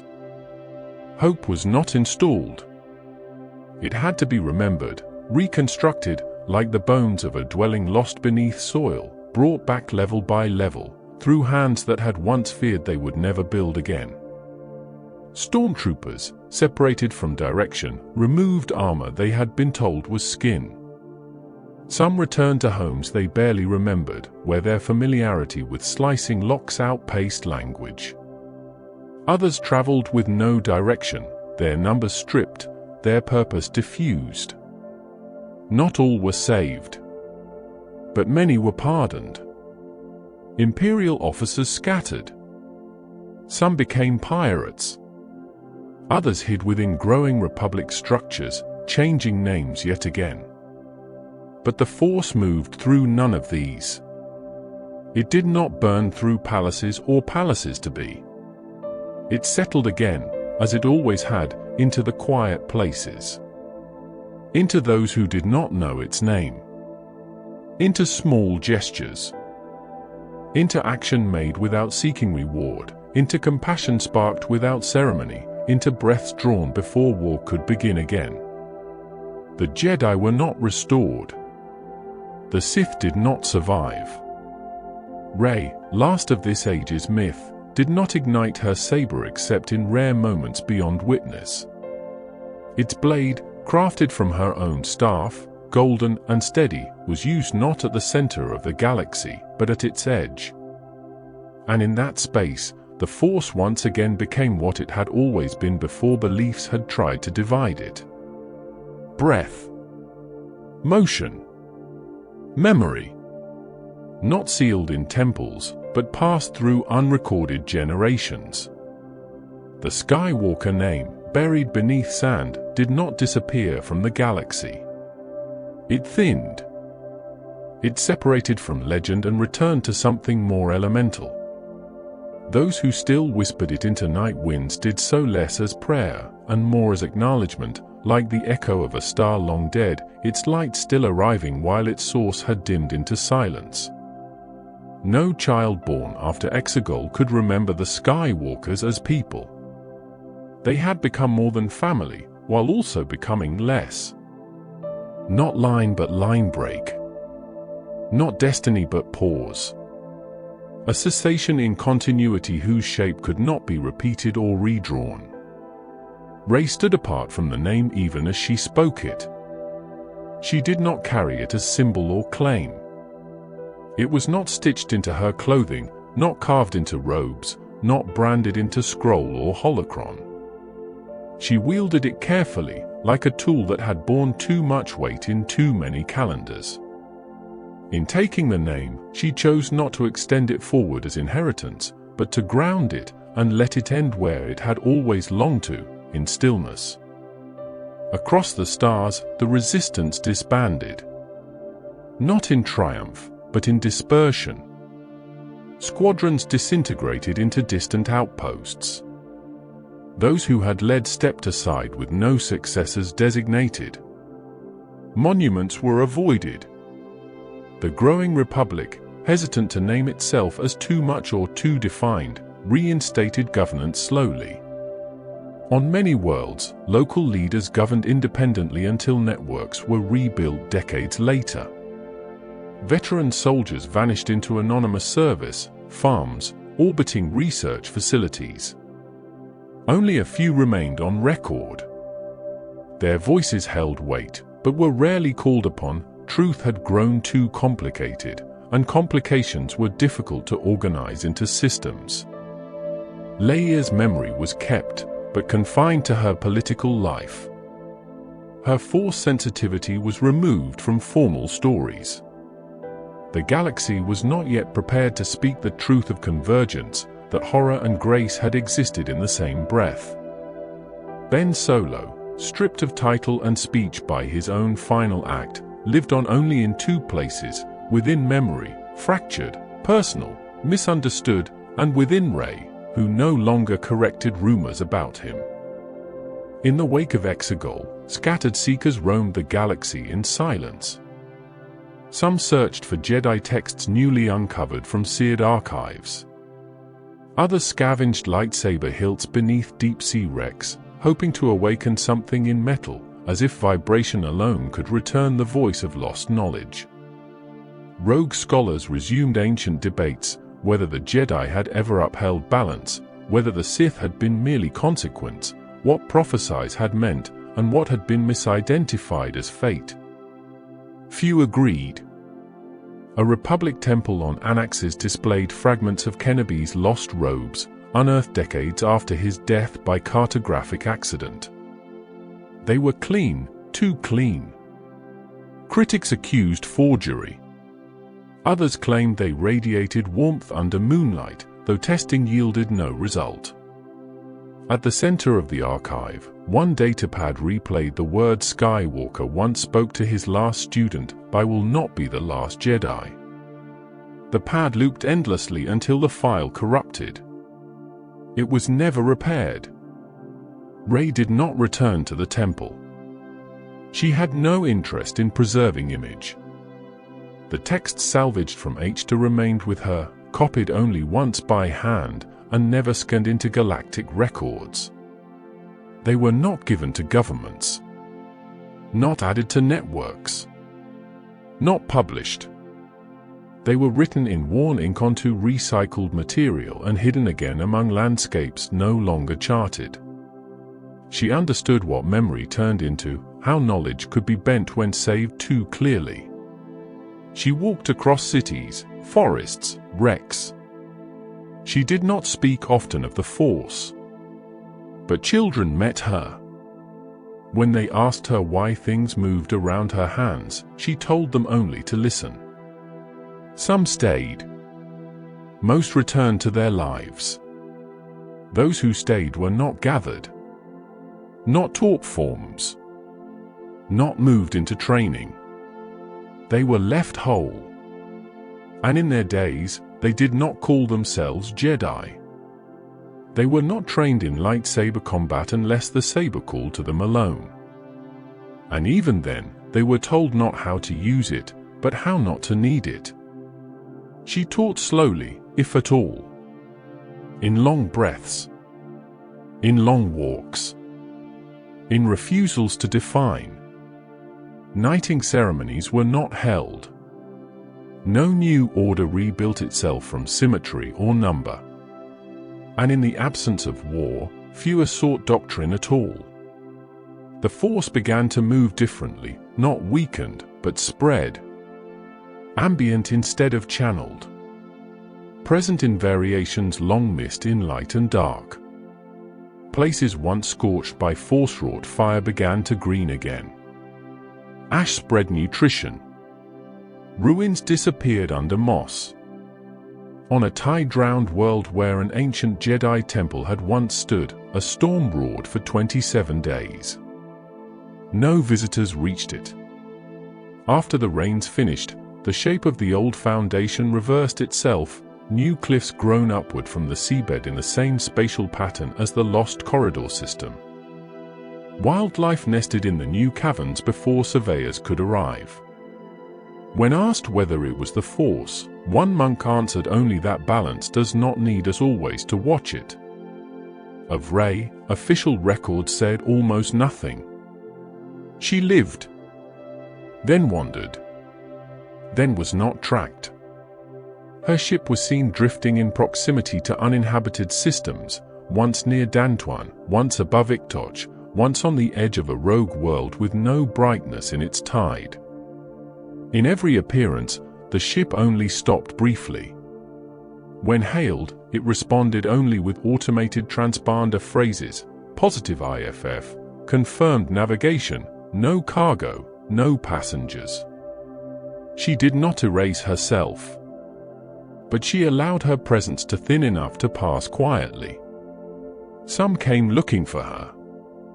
Many more claimed they saw her only after waking from dreams. One child constructed her face in clay, despite never hearing her name, gave it wings instead of eyes, and said the figure taught them how to listen to the wind of the stones. Temples tried to codify her meaning. They failed. They tried to redefine the Skywalker name. They failed as well, because it was not theirs to interpret any longer. The Sith had vanished. The Jedi had passed into memory, and Rey had offered the last sabers back to the silence that had always waited patiently beneath sand. Whatever followed her would not be called legend. It would be breath again. The desert accepted what was placed, and the Force, older than war, moved not toward crescendo, but into distance.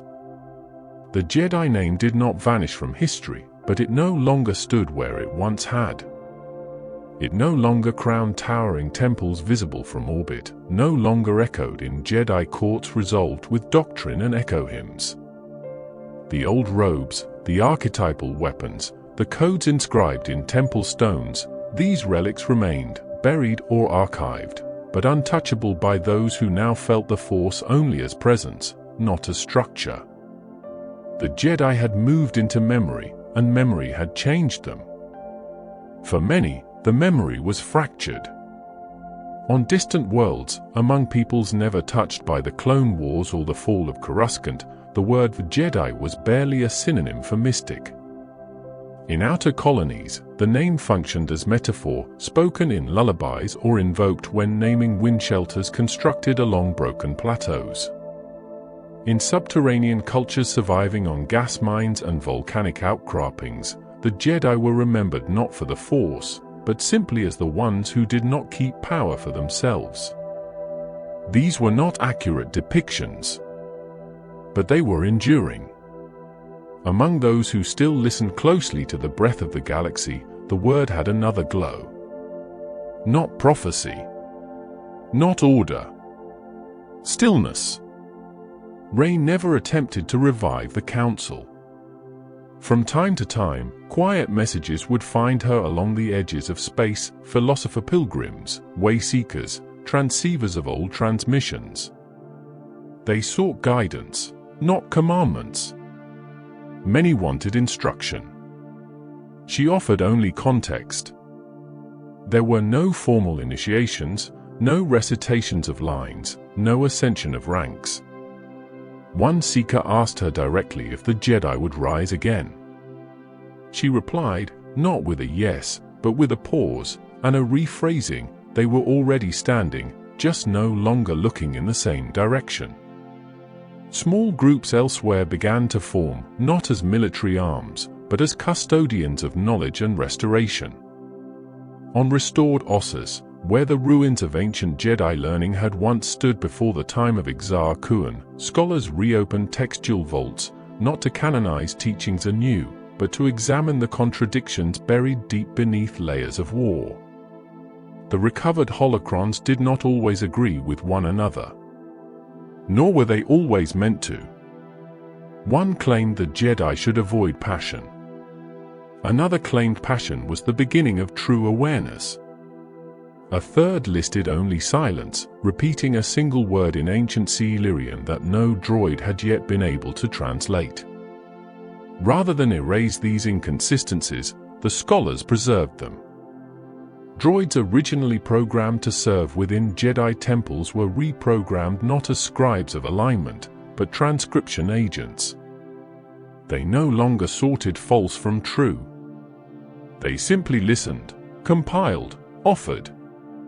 In the centermost cloud spiral, a series of quiet arrangements appeared, conclaves, small planetary gatherings united not by doctrine, but by shared experience of attunement. Women who could hear the magnetic breath of moons. Men who could dream of conflict before it reached the outer rim. Children whose hands closed around objects before their eyes registered the fall. These weren't Jedi. But they were close. Close in spirit. Close in difference. Rey's lightsaber, crafted from the haft of her staff and a crystal drawn from nowhere known, remained with her, yet rarely visible. When those imitators in the galactic midcore forged sabers of their own, coloring their blades to match legend, she was not among them. When self-declared orders attempted to wear Jedi clothing again, for ceremony, disguise, even show, she did not oppose them. But she answered no summons. She built no academy. She did not declare new laws. She traveled from rim to core not as founder, but as field. On Jeddah, old temple caverns exposed by seismic tremors revealed scripts that predated even the 9 original Though. They testified not to the light nor the dark, but to the flowing one and the sinking one, terms that referred less to alignment than to pattern. The Force, these teachings suggested, had a spiral rhythm, not a division. Those spirals were written in dried ink, left in patterns indistinguishable from fingerprints. Some of those who read these scrolls declared the Jedi name incompatible with what the Force now asked. Others argued the Jedi were never meant to be defined as they had been. And somewhere among these slow disagreements, new voices emerged. Small. Uncertain. Certain only in caution. The Jedi were gone in the way trees die. Dead above the roots. But underground, nothing sleeps without purpose. Echoes returned in quiet, unacceptable places. A song recalling the Jedi path was recorded upon the airwaves of an Elm 4, composed by a child in isolation who never heard of Coruscant.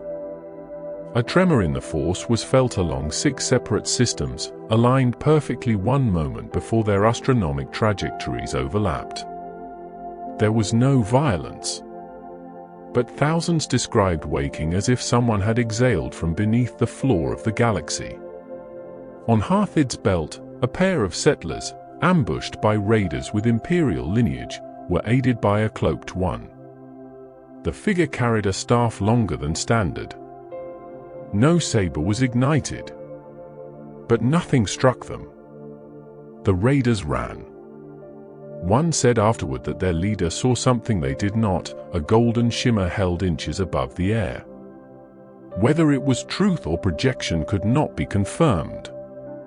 The name Jedi was not printed on star maps again. But the breath of it re-emerged. In forsaken cells where the Force was studied in stillness. In regions where crime lords could no longer read the will of gathered travelers. In the long path Rey followed, where she said nothing to be remembered, but left something in each person still. Luke's words found new meaning long after his death. I will not be the last Jedi. Not promise. Not threat. Observation. The Force would choose another shape. Rey gave it space to shape slowly. And across forgotten stars, seeds pressed against their soil. The Sith vanished once more, not with the grandeur of collapse, nor the spectacle of defeat, but in the quieter way that rot disappears into soil when all that fed it has been consumed. No final ritual closed their presence. No last master stepped forth to burn their name into the fabric of fate. They slipped into uncertainty as they had so many times before, ghosting back beneath the floorboards of galactic history, where their influence did not demand recognition. It required only time. To most, they were ended. After Exegol, there remained no Sith order to follow, no throne to inherit. There were no apprentices held in shadow, waiting for the signal to rise.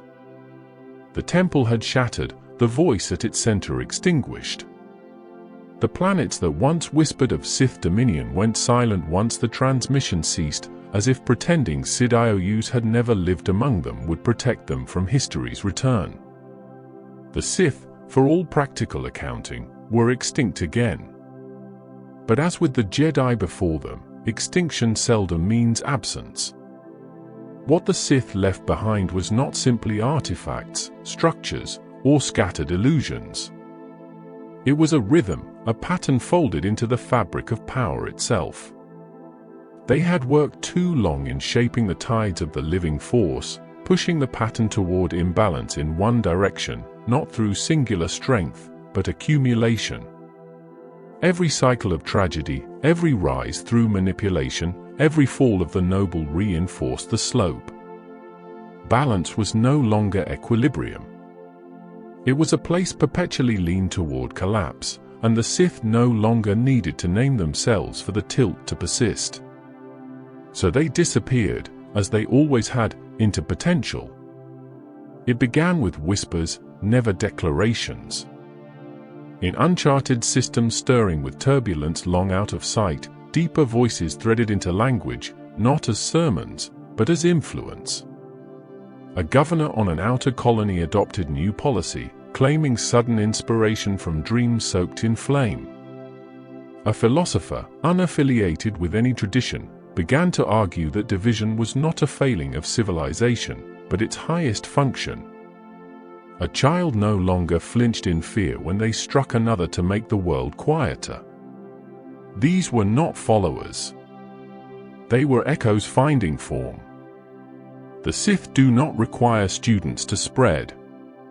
The threat lies not in their memory, but in the truth they nearly defined, that suffering can be shaped, will weaponized, the future narrowed into hierarchy.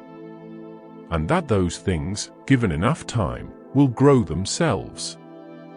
In the lower vaults beneath the fractured husk of the first Death Star, a recovery vessel encountered an anomalous signal sent from a sealed room.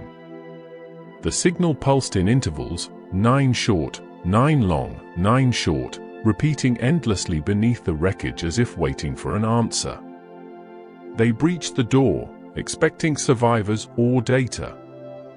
They found red sand poured into the corners and an inscription on scorched wall surface written in a language obsolete before Greed charts were printed. Translated, it offered 6 words: "Power forgotten is power waiting to return." The team sealed the chamber again. Elsewhere, on a station orbiting a collapsed gas giant once used to test force null technologies, a technician encountered a data worm buried in the relic systems of a projector beam no longer in use. They activated it, unintentionally. The signal that streamed forth was not visual, it bore no image. Only darkness across the screen, and a voice not fully audible, led through multiple overlapped tones impossible for organic throat to generate. No code accessed the source. No trace found its creator. It ended itself after 322 seconds of nothing but breathing. That was the report, only sound. No attacker. No command. The technician stopped speaking weeks later, though no trauma was registered. When asked what he heard, he responded without blinking, "He's not waiting. He's remembering." The message was not reviewed again.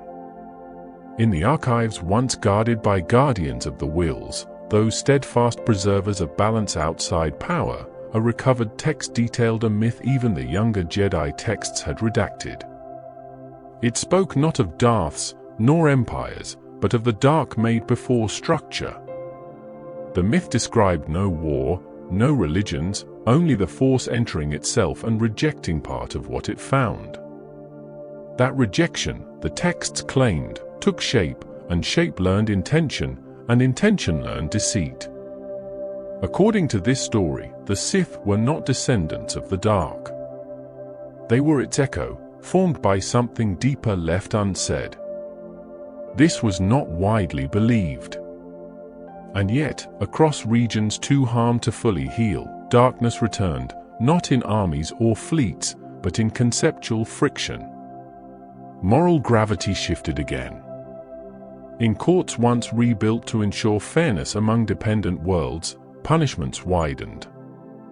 On satellites orbiting trade junctions, surveillance drones adopted behavior patterns that anticipated deviation before intent could be formed. On city worlds once devoted to study, academic programs were decommissioned, replaced by vocational command pipelines designed by agencies that carried no known allegiance. It was not called Sith activity, but its logic was Sith-born. And in places where eyes dared watch the dark carefully enough, symbols scratched along cold chamber walls began repeating. 1 spiral. 2 slashes. The third line incomplete.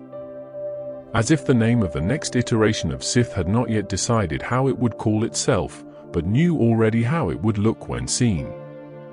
The Jedi, scattered, unwalled, timid in resurrection, could not see it clearly. Not because they were blind, but because this time there was no master to confront, no apprentice to turn. Only dislocation. Only presence turned hollow, then filled with inheritance the way soil once soaked with rot still grows life form despite what laid there before. Rey walked among these regions seldom. She felt the pull, just as before, only now it no longer shouted. It lured. In a lost system near the rim's break, she sat with a stone formed on no chart, and held her saber beneath moonlight no one else had named. She did not search for dark. She listened for dissonance. What she found was not speech, but shape. No uprising moved yet. But there, subsurface, a pattern waited. The rule of 2 had ended, but the rule had never been the source. It was a tool. A rhythm. A funnel of power built to contain the inevitable loop. Bane's wisdom had carried it far, and Palpatine's refinement had drained it nearly to death. But even refined emptiness, if left unresolved, spills itself back into the greater field. There would be no next Darth. Only the next silence. And from that silence, the next voice. They would not call themselves Sith. They would not need to. Only power requires a name. The dark simply arrives. Now it fades. Not in sudden quiet, but in the long, slow hush that follows when the last breath of history exhales into dust. The Force, stretched across time, no longer shouts through war or prophecy.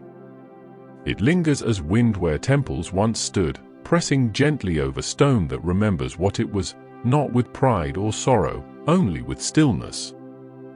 The stories, once lit by blade and voice, settle into the grain of collapsed door frames, into fractures along atrium steps where once young learners sat and thought they understood the shape of peace. Beneath the sand, the sabers rest. The twin suns over Tatooine drift slowly beyond the ridge, their descent casting soft shadow over well-worn soil where Rey's footprints have already begun to disappear. No one calls her name now. The girl who once stood at the edge of myth walks without company, only her own shadow stretched long by light that no longer asks anything of her. The ship waits, cloaked in breath-worn silence. A slow breeze traces its way across the slope of a collapsed homestead, beneath the grave of a family line now finished. Stones, once blistering in heat, have cooled. Memory does not speak here. It listens. Far above, stars do not blink. They simply remain. Their constellations forgotten, their meanings lost, still watching, unmoved by the choices made beneath them. And yet, they hold it all. The rise and fall of Sith, of Jedi, of names now whispered behind moss-filled frescoes no longer visited. In the hollow between those stars, the Force rests, not in balance, not in turmoil. Only in rhythm. Somewhere, an old saber lies unopened. Somewhere else, a child dreams of light moving between their fingers. But here, in this windswept breath over old bones and patient stone, there is nothing left to burn or rise. Only silence. Only rest. Long dreamed. Now remembered.